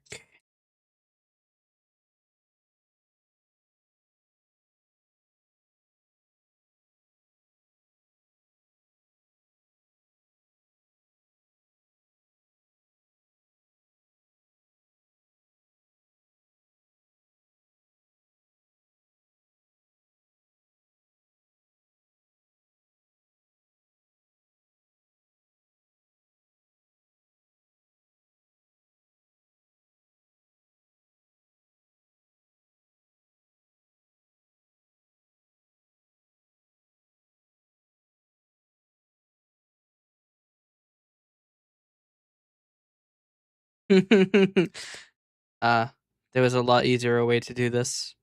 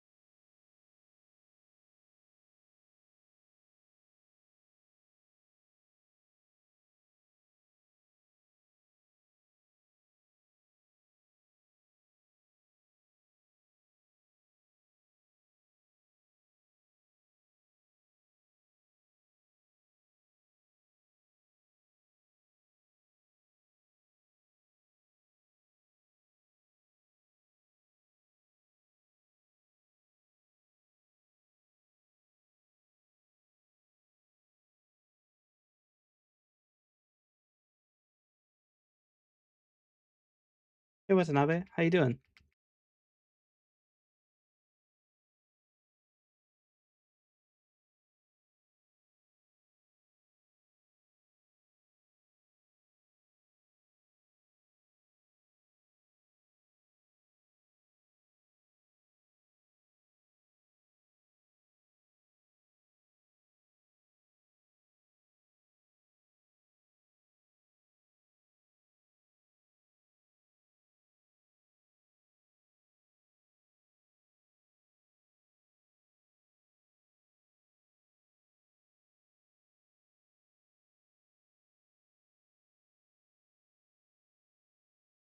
Yeah, I need one right now. I'm having one hell of a time with the YouTube Data API.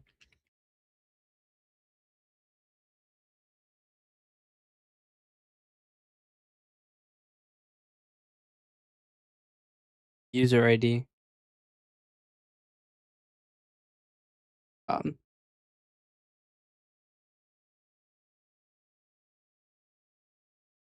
I don't actually know my user ID.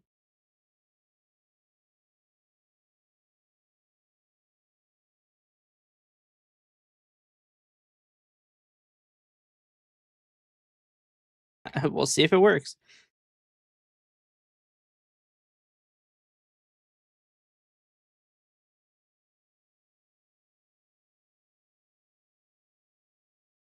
Invalidates literally all of this.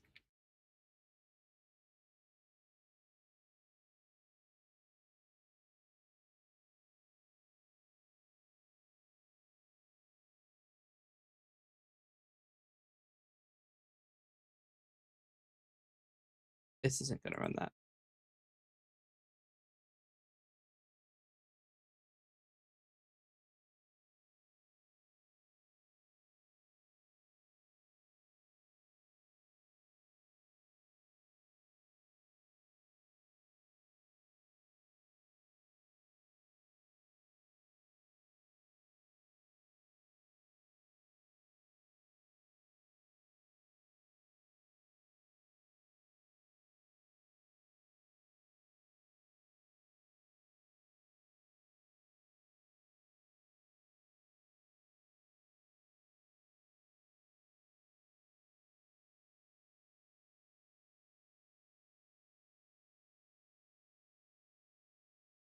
The access token has expired and cannot be refreshed. How?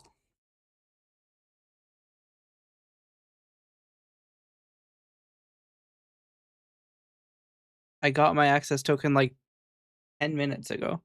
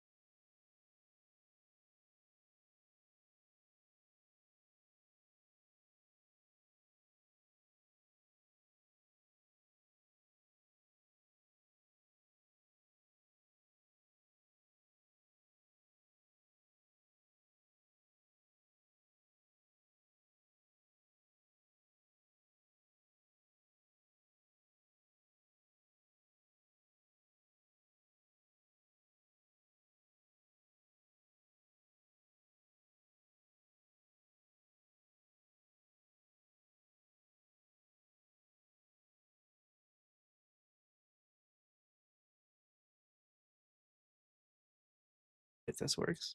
Probably won't.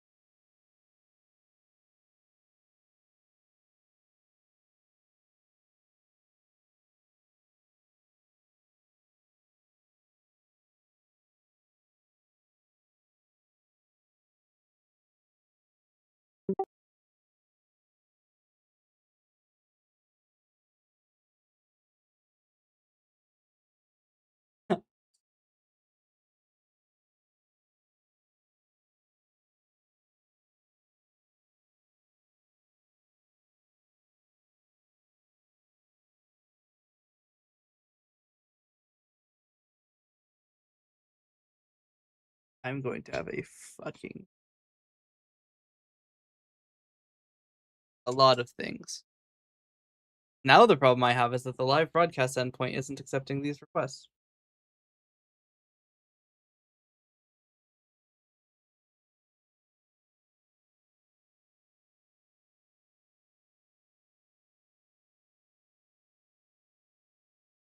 This is the kind of development that just goes wrong constantly. Apparently, I can't specify both broadcast status dot mine and also or broadcast status active and mine at the same time. For some reason, filtering to only my streams doesn't work because, why would that work? I don't even give a shit about the rest of the YouTube system. I only care about this line. Everything else is fuck it. I don't give a shit.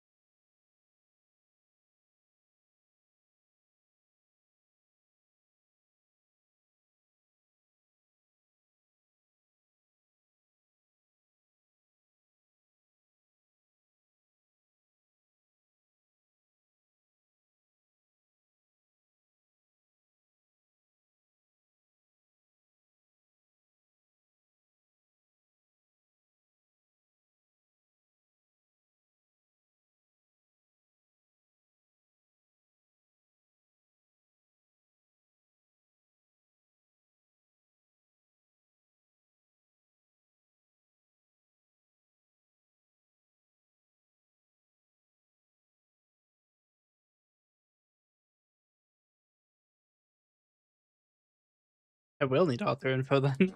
It doesn't tell me the name of the person who sent it.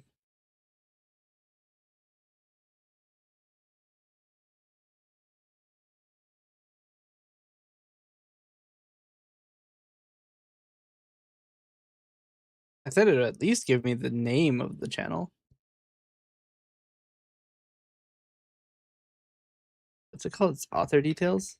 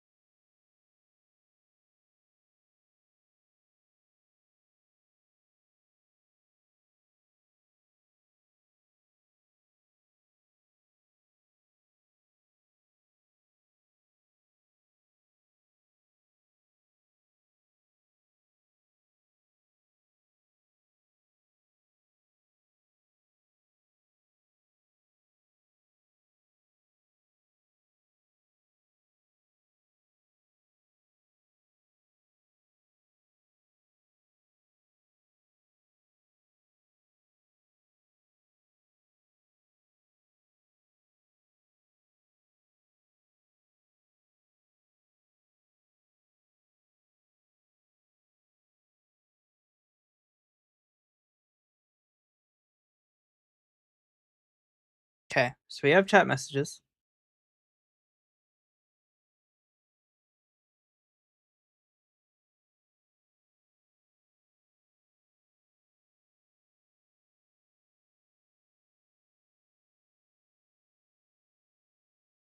I just realized that the super saturate model didn't work.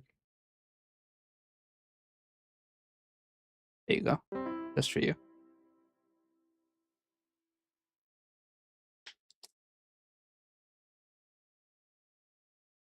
We have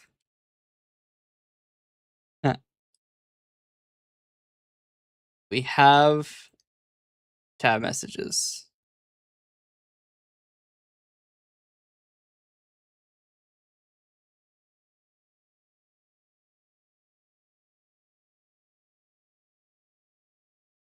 Have chat messages.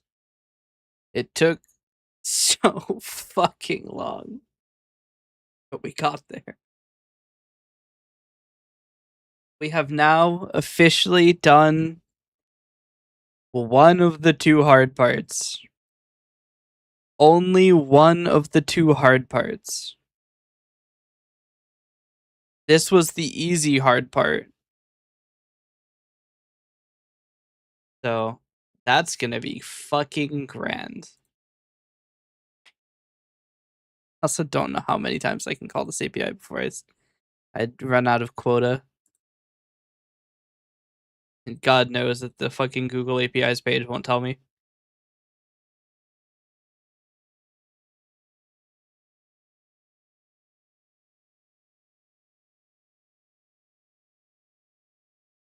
Oh my fuck.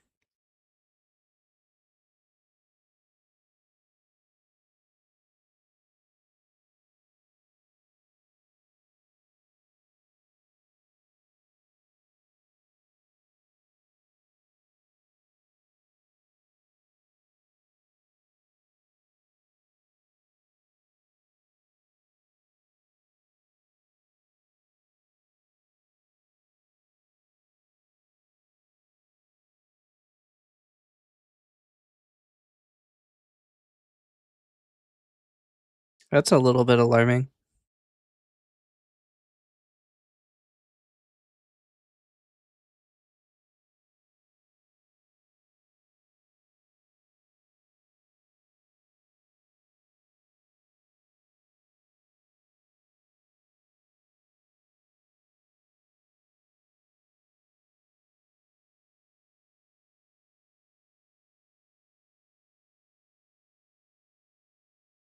I'm only allowed 10,000 queries per day.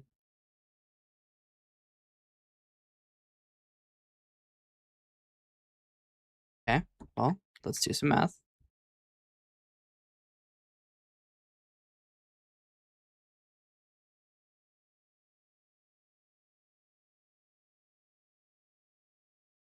Queries per day means I can request at least once, or at most once every 8.6 seconds.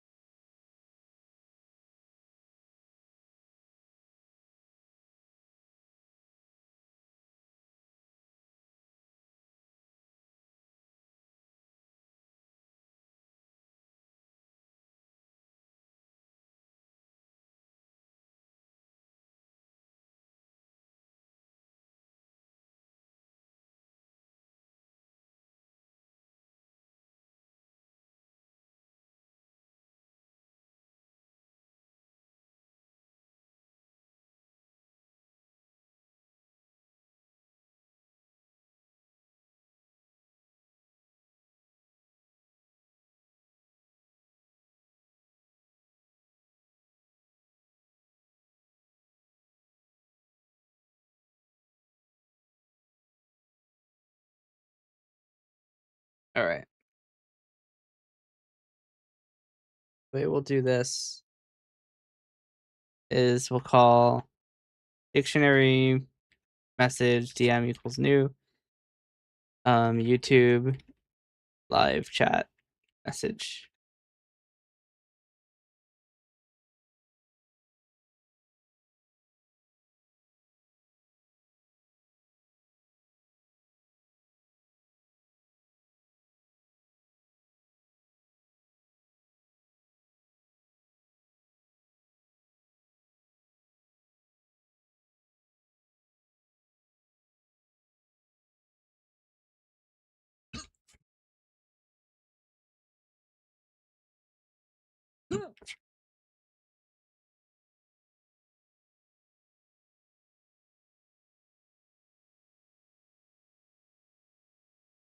Does it always have an at?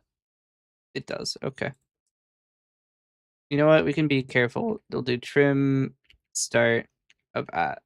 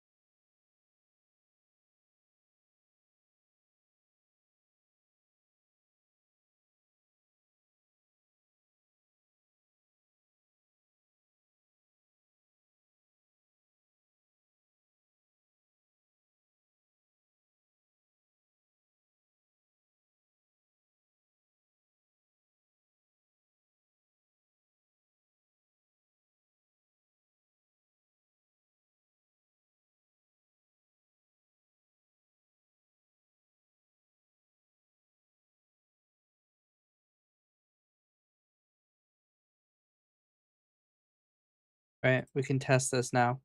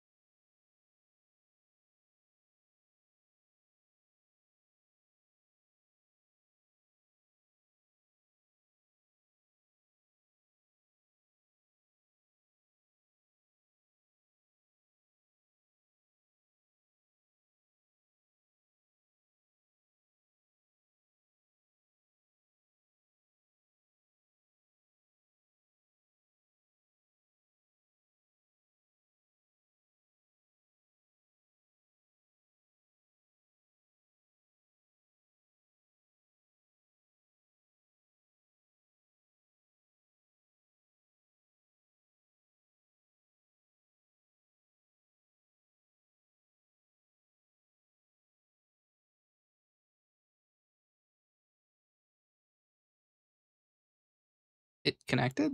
What? It didn't ask me for an authentication.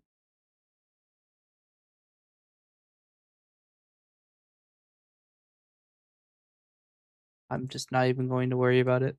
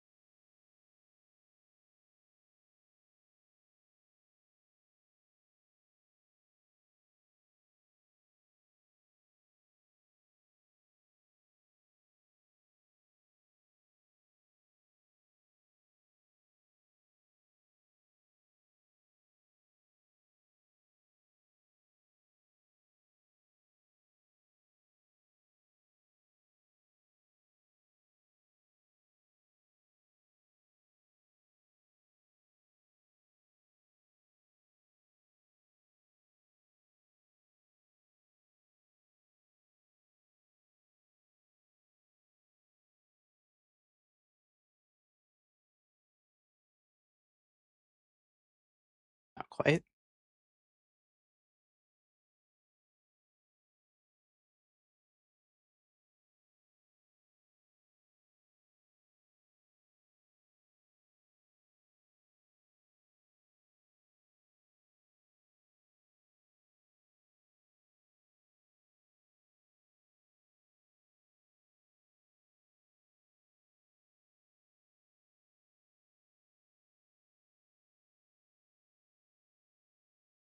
Didn't reverse order.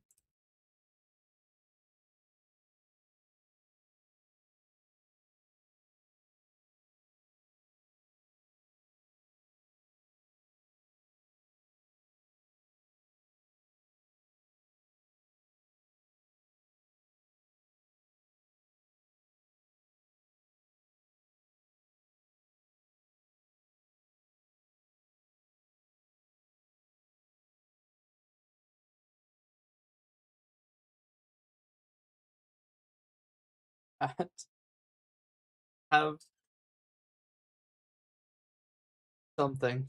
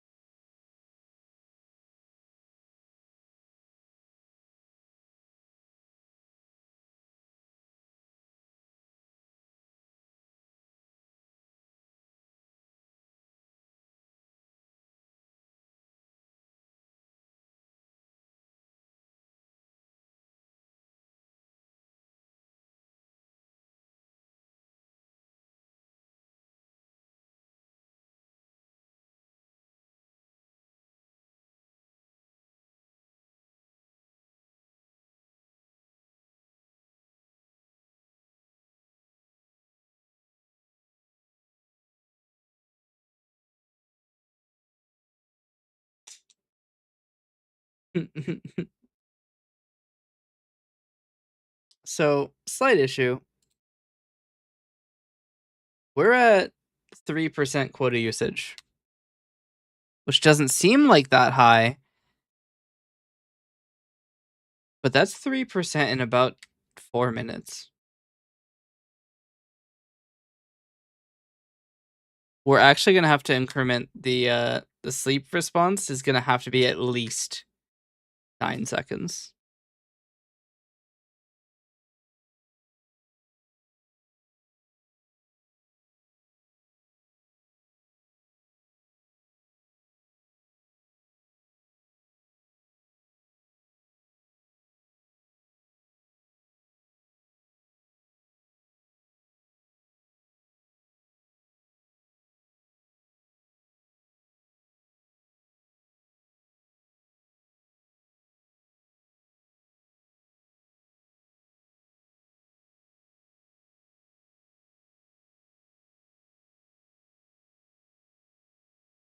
Alright. The chat is now checked once every 9 seconds.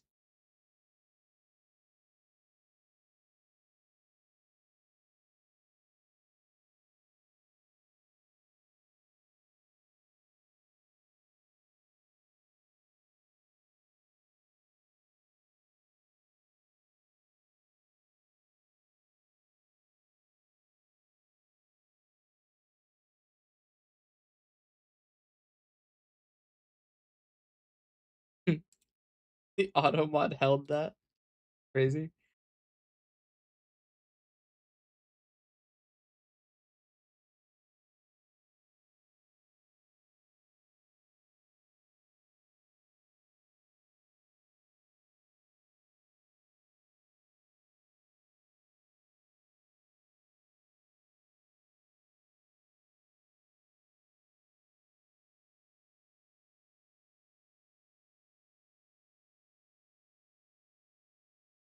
Looks like the early messages are processed in a random order.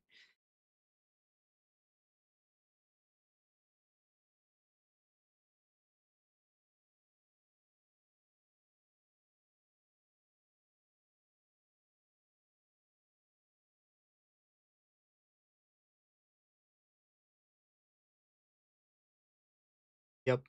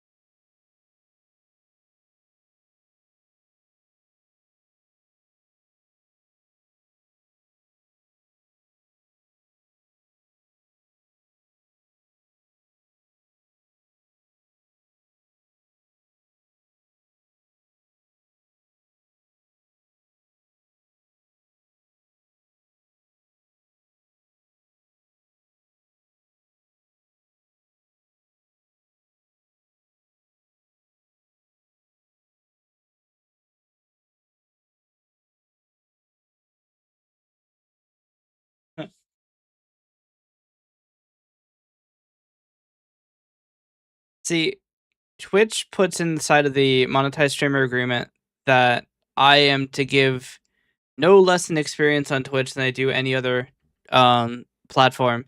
And I don't think that's going to be a problem considering that YouTube seems intent on making their own platform shit.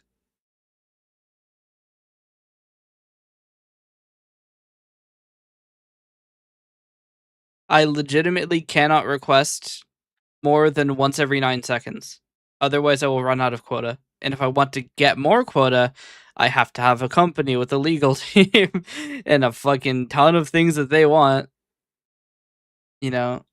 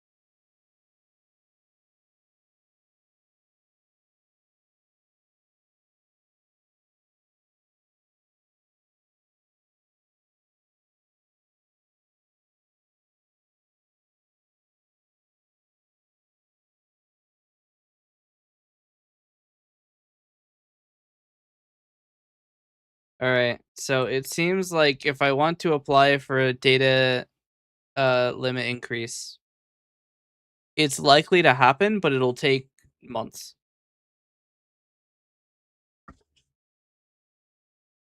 Honestly, I might just do the slightly bung approach. It would be probably cheaper in terms of development time and my own sanity to fake a web browser and just use a like, just fucking fake access to it. Run a little Ceph browser or something.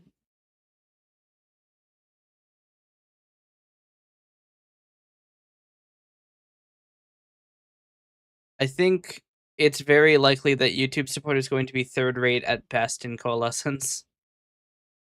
It's just so much of a bitch to work with. You get so little access to the API. Apparently inserting a video, like uploading a video costs 1,600 quota. So 16% of your quota.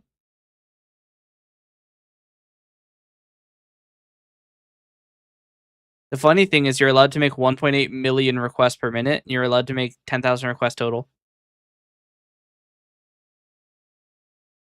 The requests really are just the limits are so low.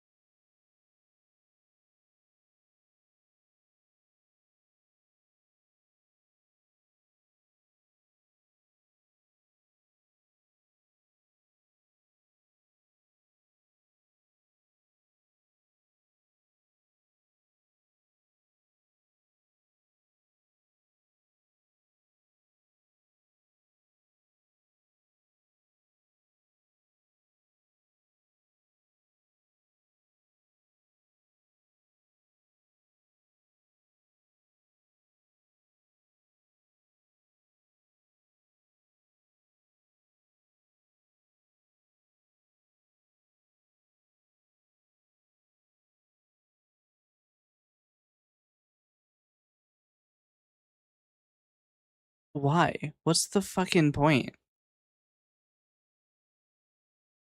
So the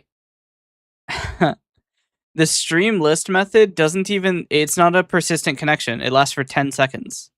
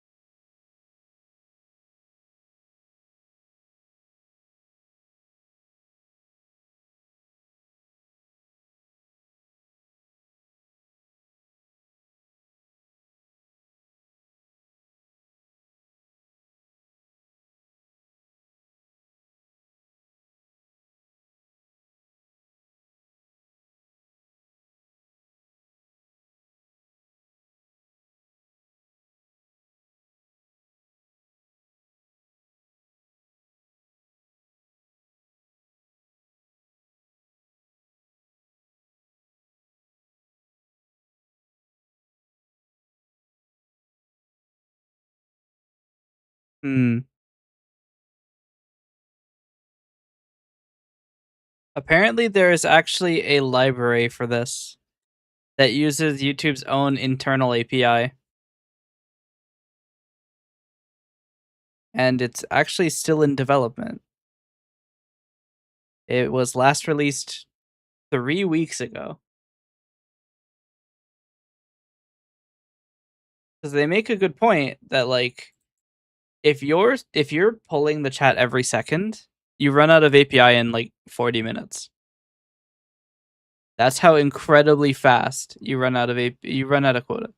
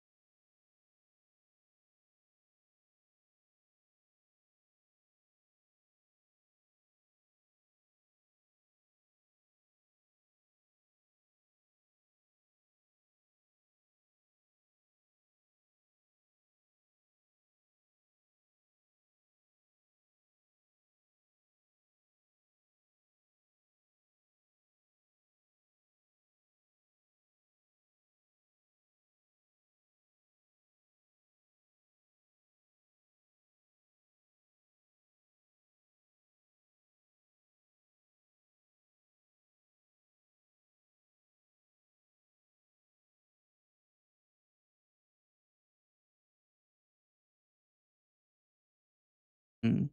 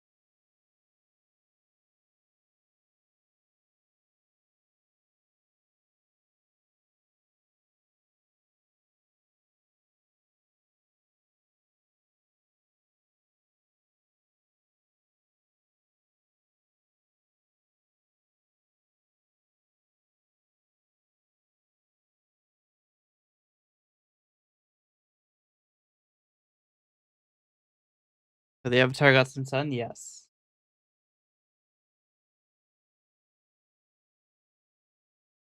So we still have the problem.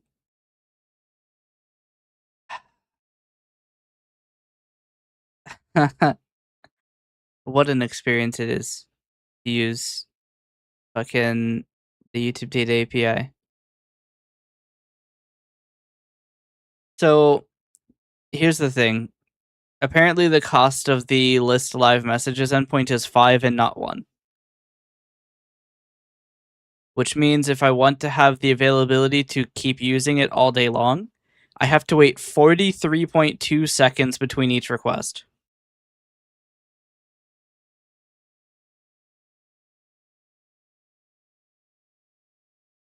Yes, really.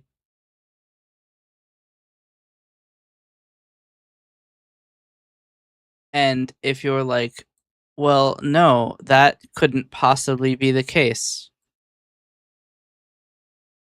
Well, here's my current quota usage.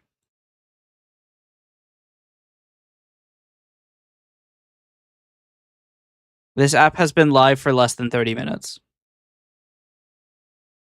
And I'm at 21.2 or 22% of the usage limit.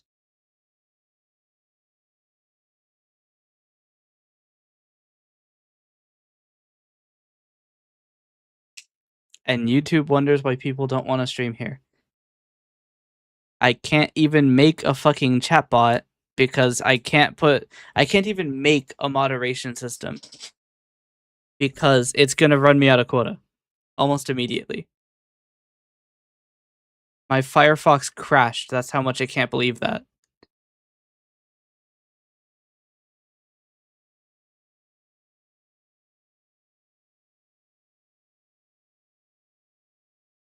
I might just inject a script into the YouTube chat window.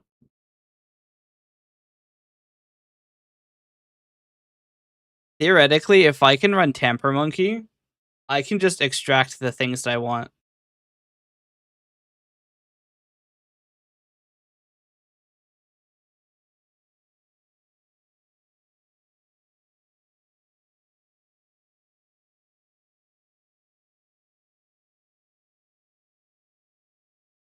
And then send requests to my own web server to load messages. It's, I would say, shameful to Google that I have to resort to this type of detection. It also is fun too because it means that I can't handle message retraction. If you delete your message, it will not be deleted from the stream. There's nothing I can do about that. I mean, I probably could, but I'm not going to.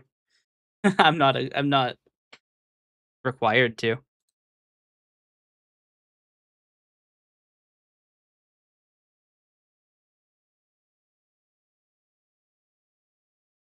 Anyway, I have to stop coalescence now because I'm running out of quota. And the time I've spent complaining about the quota, that hasn't refreshed yet. Probably another 7% of my quota has disappeared. And keep in mind, the sleep time between requests is at least 9 seconds. The chat is already taking unacceptably long to update. And I'm still running out of quota. I will have run out of quota within 3 hours. It is literally like, it's atrocious.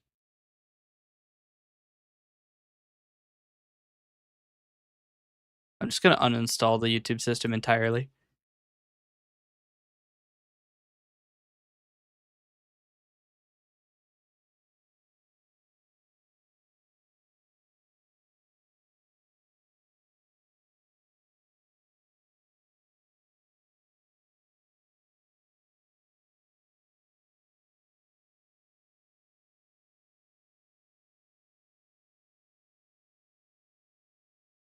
It's so weird that the chat requires it legitimately might be that I, instead of using the YouTube data API, just scrape everything, which is against their terms of service, but I mean, they're not losing anything if I do it with a script on the YouTube chat window, taking information that's already given to me. But yeah, no, they should probably just raise their quota if they're not happy with this. Because holy shit, is it so limiting. See, the other fun thing is that if I inject a script, then that means the chat delay is literally 0. It is as fast as I receive the messages.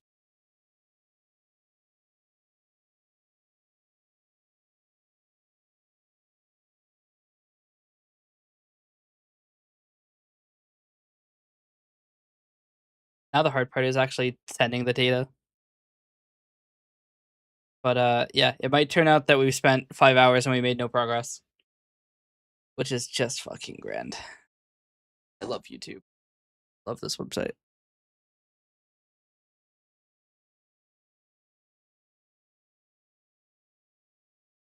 That's not a good.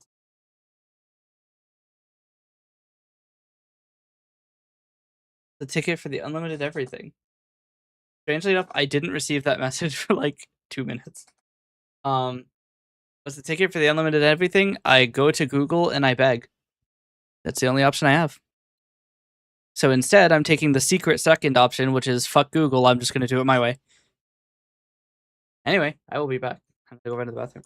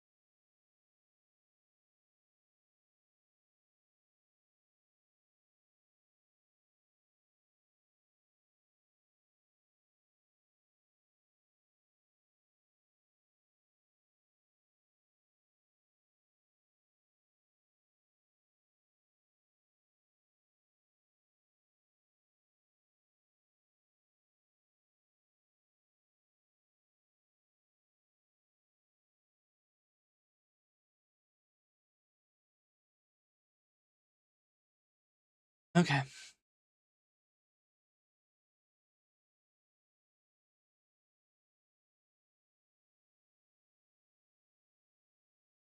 You can't even buy access to the YouTube API. You have to have Google audit your company and be like, "Oh yes, we will bestow upon you more API." But that will take months. So I'm not going to wait that long.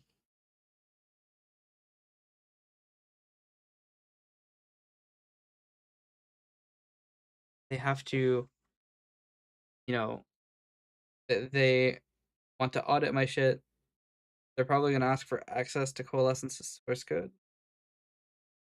Not to access to my application. Even though they probably do, because if you look at all the streams, you can probably figure out what all of the buttons do and all of the code is. I've probably shown every file. Really dedicated. But I'm going to make you work for it.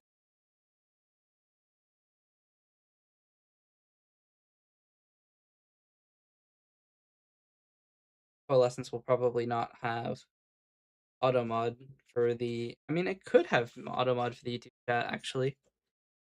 We could use um the free scraping as an early warning system.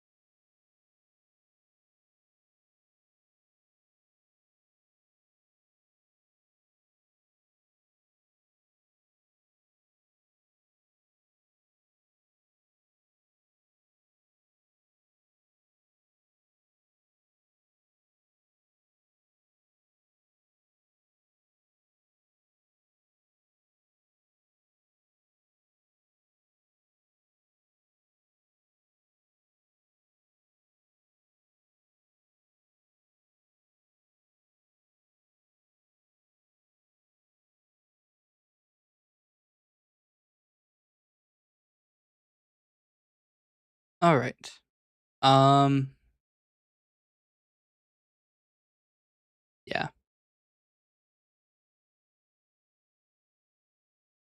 In this case, we make a uh scraping tool. First order of business is reinstalling Tamper Monkey.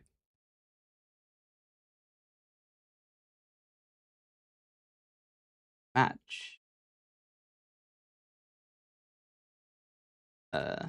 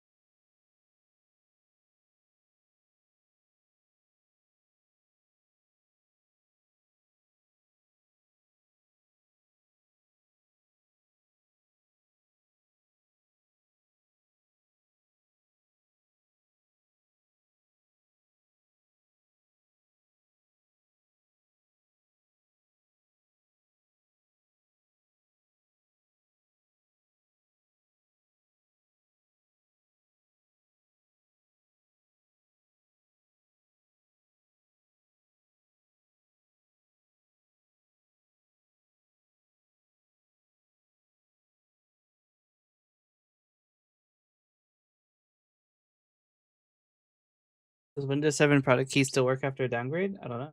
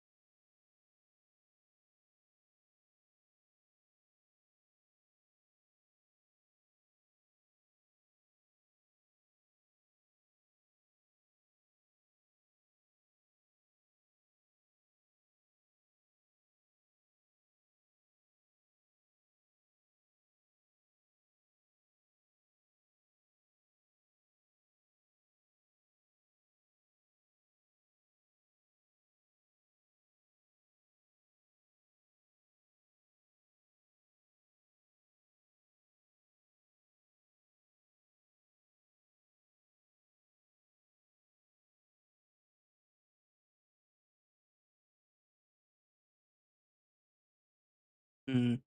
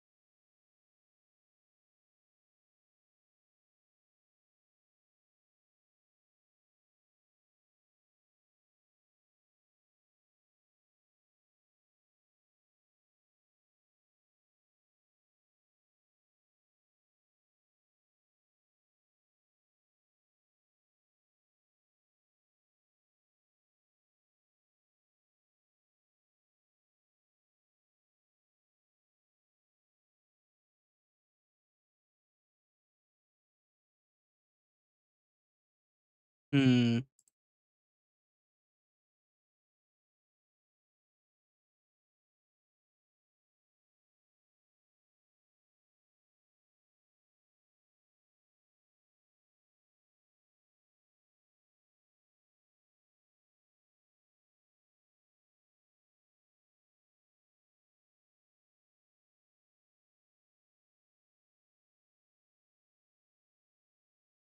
So it looks like YouTube has defenses against this.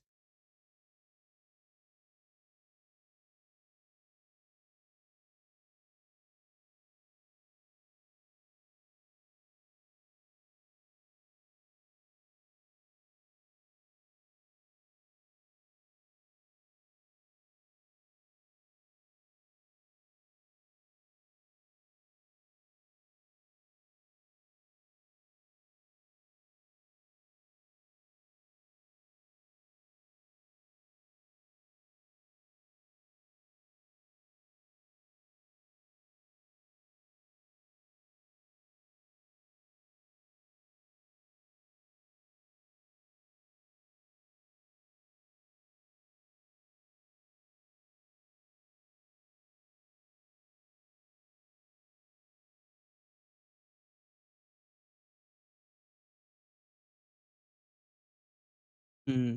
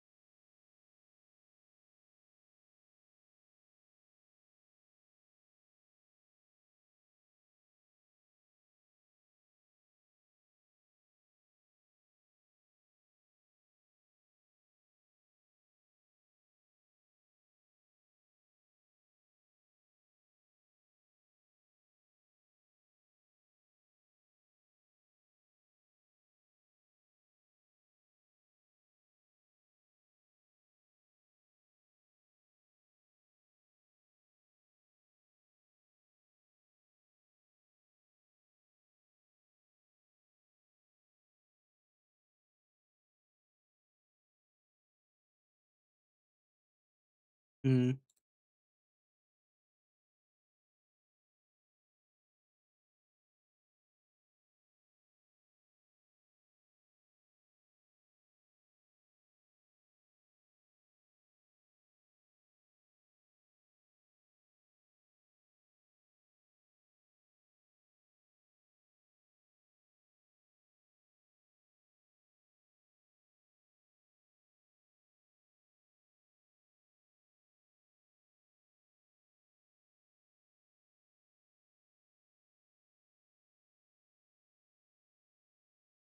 So here's the problem.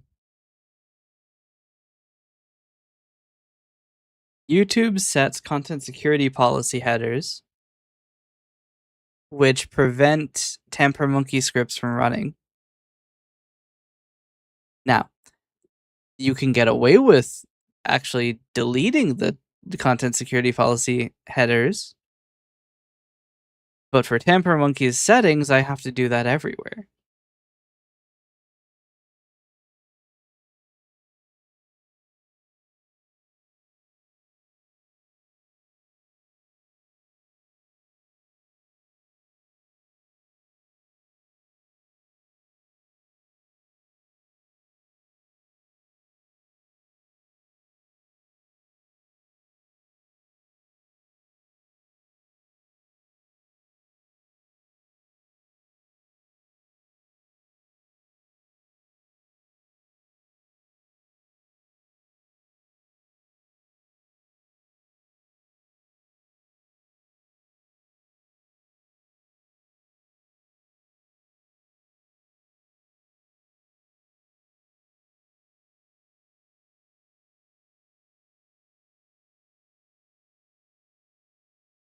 to do something that gets me targeted on my back. Look, if they want to ban me for scraping the live chat messages API because their fucking quota limit is so incredibly low, they can ban me. I don't really mind.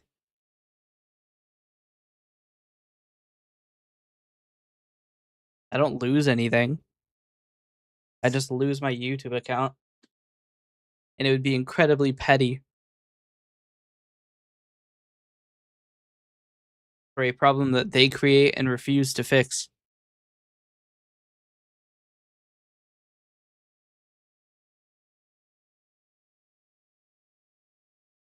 So even if I can't use a tamper monkey script, I do have other ways. One, I can just set up another computer or VM that runs a Chrome browser that runs the tamper monkey with the insecure content security policy. I'm pretty sure that I'm not allowed to write script tags into the YouTube chat. Right? And even if it does prevent me from doing that, I can run CEF and just scrape the page directly. And they literally cannot stop me from doing that. Because I have access to the entire DOM.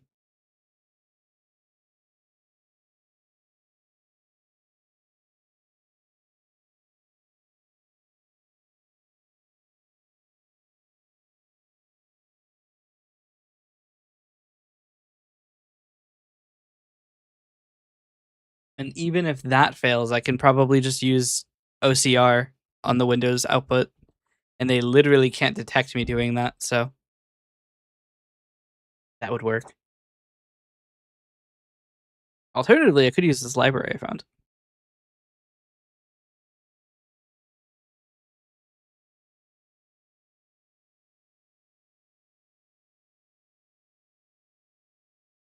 Because we can use their internal one as well.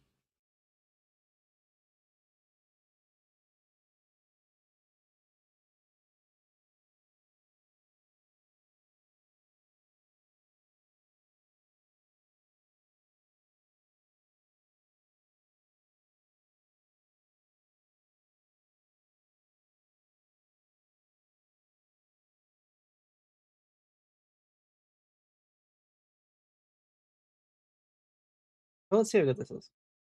His ears distracting you. Yes. All right, we're gonna use this random library I found. See how well it works. I'm just fuck it. I'm gonna unsubscribe from the entire YouTube data API. If they don't want me to use it, you know, they want to give me a low quota, that's fine. We'll just not use it entirely.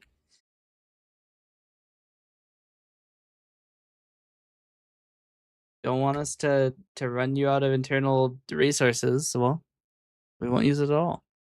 This should be the best option for them.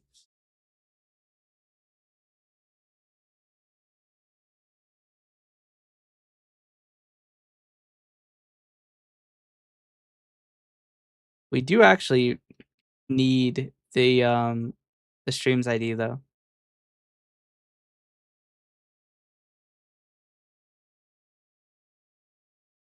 And the other problem is that this library is built for ASP.NET projects, because of course it is. Everybody in their ASP.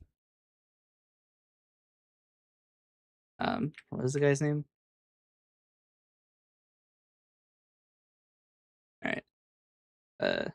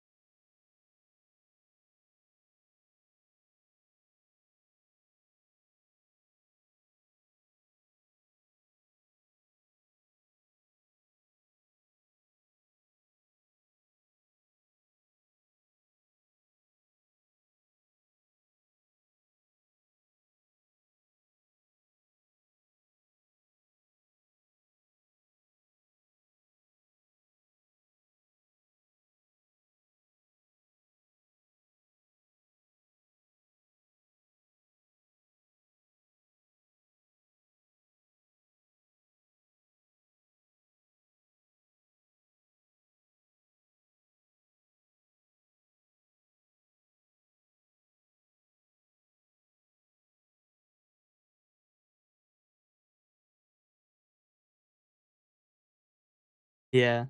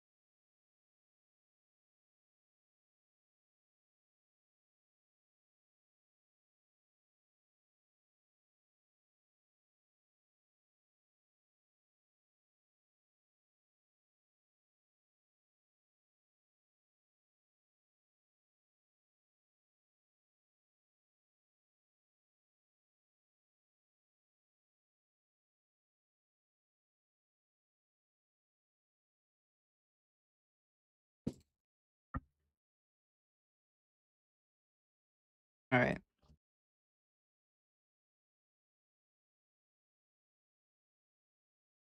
YouTube did not appear into the fails because the Google API's core isn't found, which is still required by the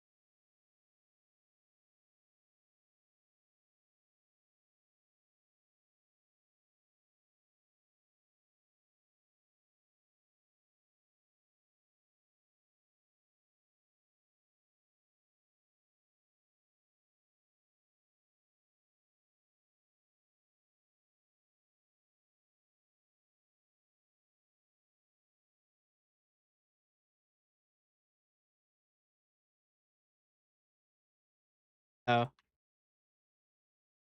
assembly I need to move.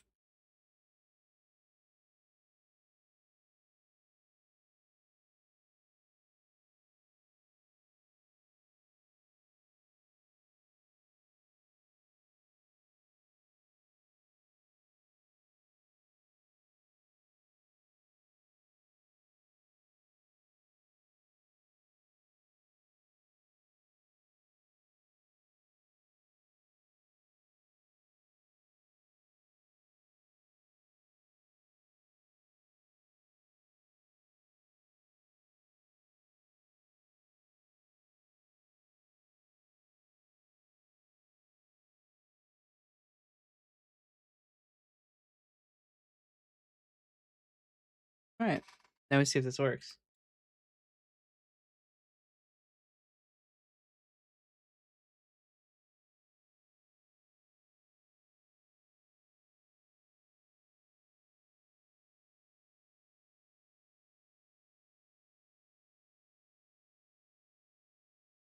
Work.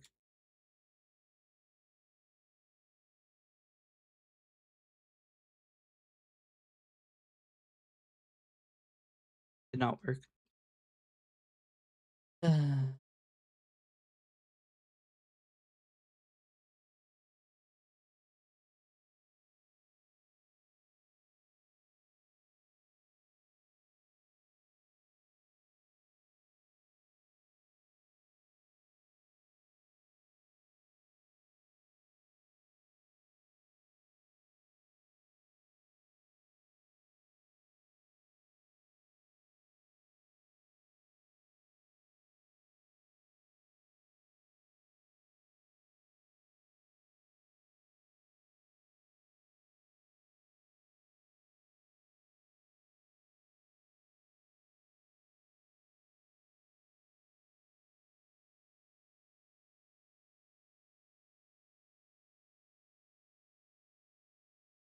It may not work.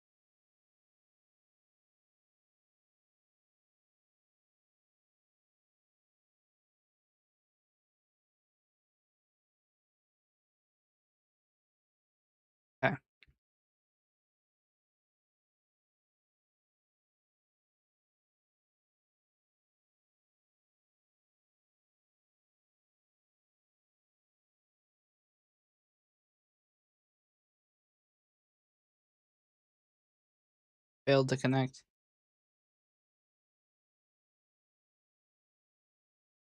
Oh yeah, that makes sense. Probably do that.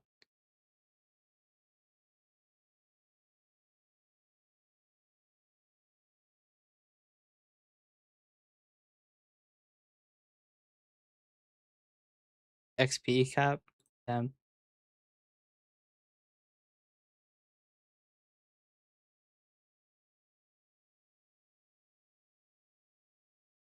what is the type here?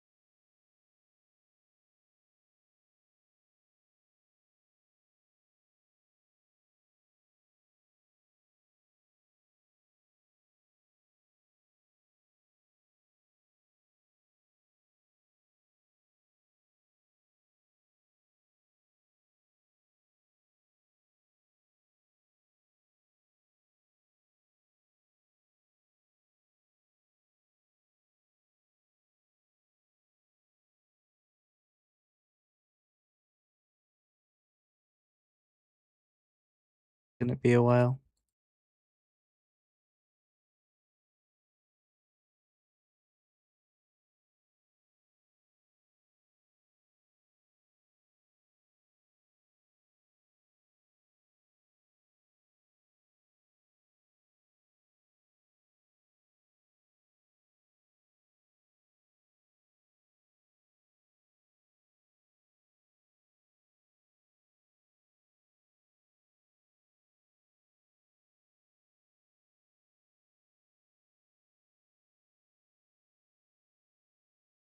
I don't think this is what it expects, but it might work. Hold on, I have to rebuild.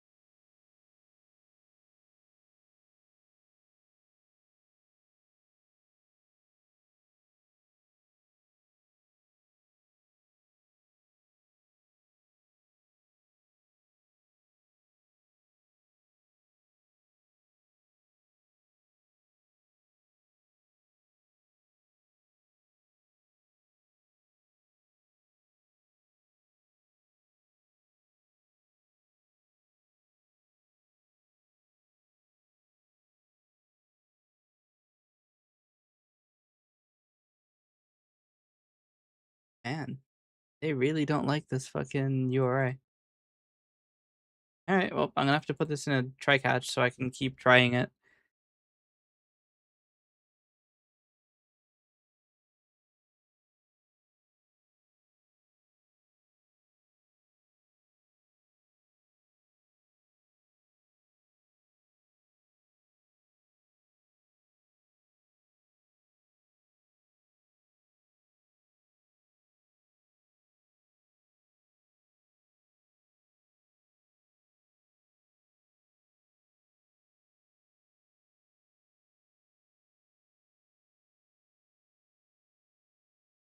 I could also just be using it wrong.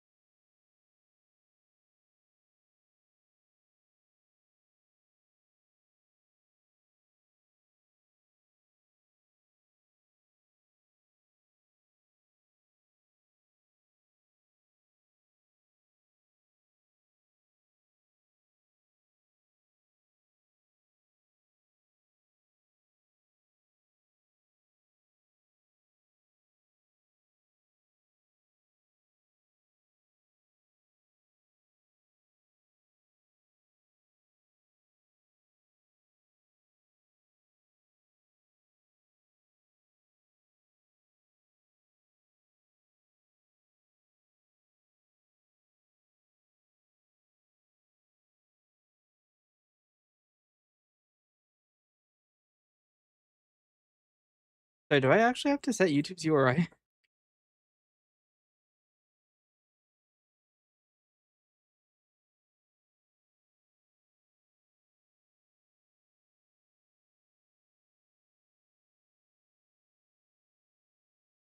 Huh. I don't know how it works either, if I'm being honest.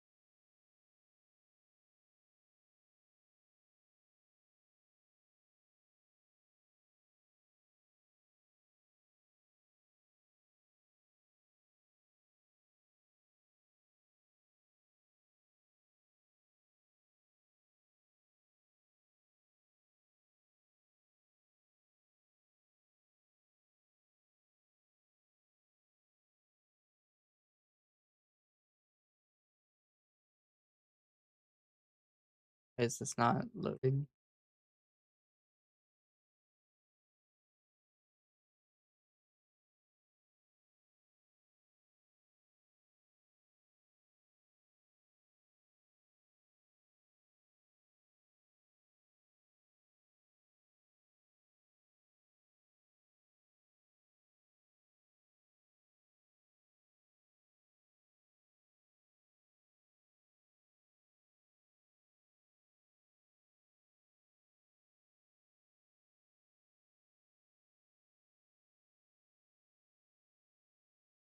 Earned 30 streams.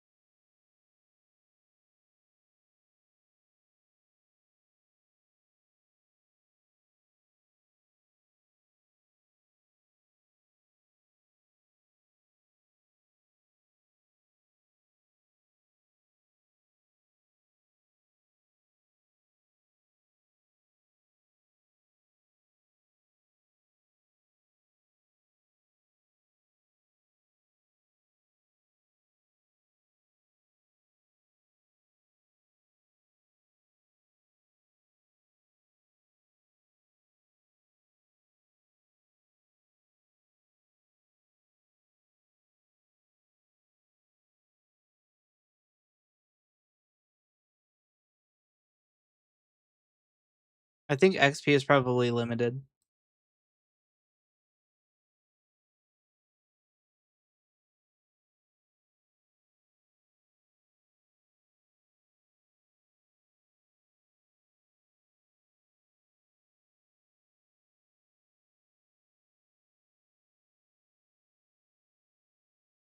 At least that's how I did it. Is every time you get XP, you're ineligible to get XP for like another 5 minutes. XP cap, not quite. It just stops people from spamming.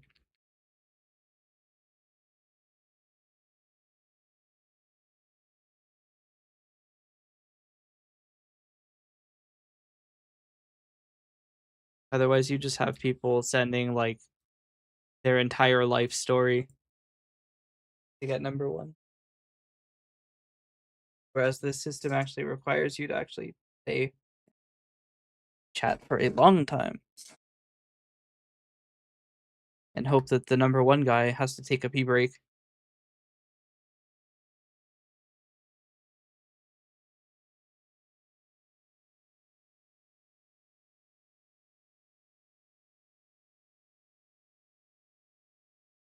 Not Sigma.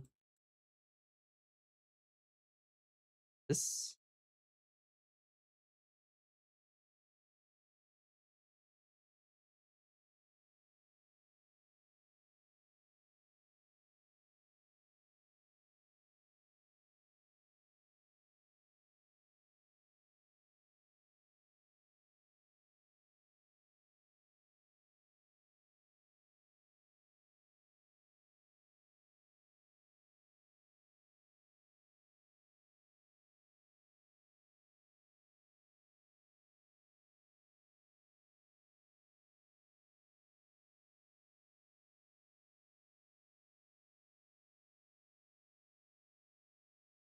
oh dear.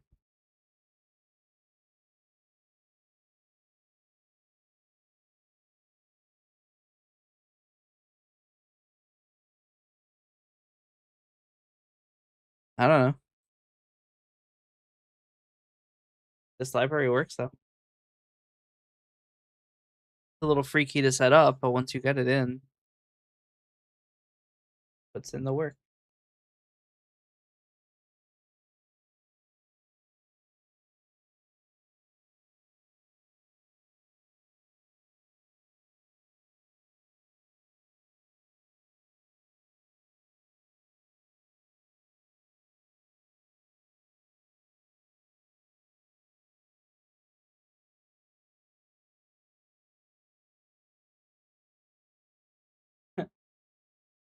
YouTube is really strict with what it allows.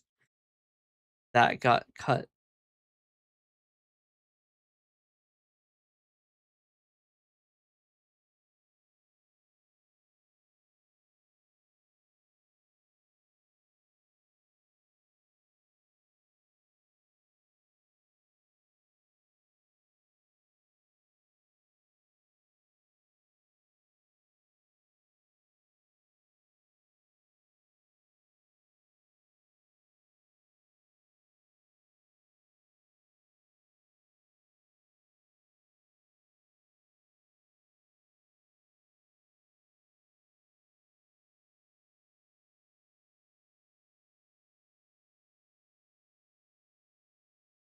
It really does seem like you've been EXP capped. Trying to get to the king of the earth. Okay, he bought out whoever YouTube's CEO is.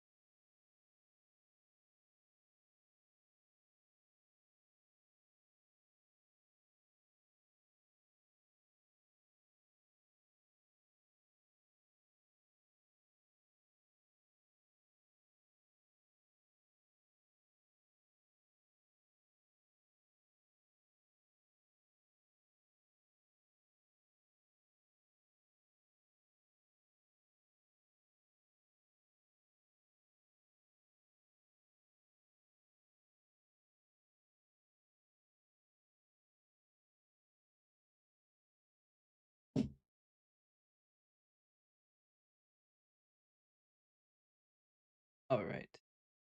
Um, think I'll probably call it here. Actually, I've been developing for 5 hours and I've managed to achieve almost nothing. Um, how it goes sometimes. Sometimes it's just a fucking disaster. You know, programming is like construction. Sometimes shit just goes wrong. It happens. So let's find somebody to raid.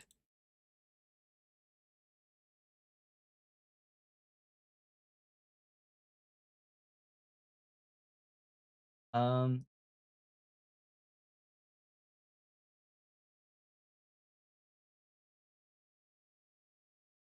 drown. It'll stop you from saying things like what was the one what it did?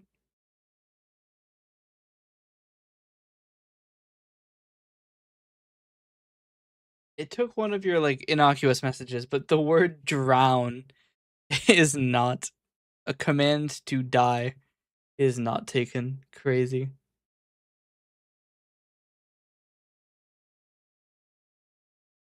think it's been an extremely long time since I've actually I don't know if I've ever rated you. Not gay. Gay what? I don't know what that means.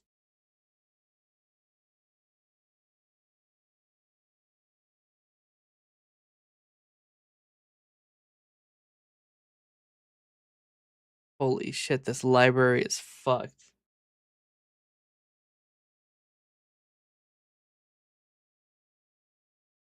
Right, we're going to raid Punbaru, who is playing librarian. Tidy up the arcane library, which sounds like an atrocious time. That's a lot of books. So, through the power of reading, I guess, I'm sure they can make it work. All right, everybody, thank you so much for watching. I hope you enjoyed, and I hope you have a great day. Once again, we are going to raid Ponbaru, who I don't know if I've raided before. I could check the raid logs, but I haven't processed them, so I don't know. But yes, thank you again, and I will see you next time. Bye.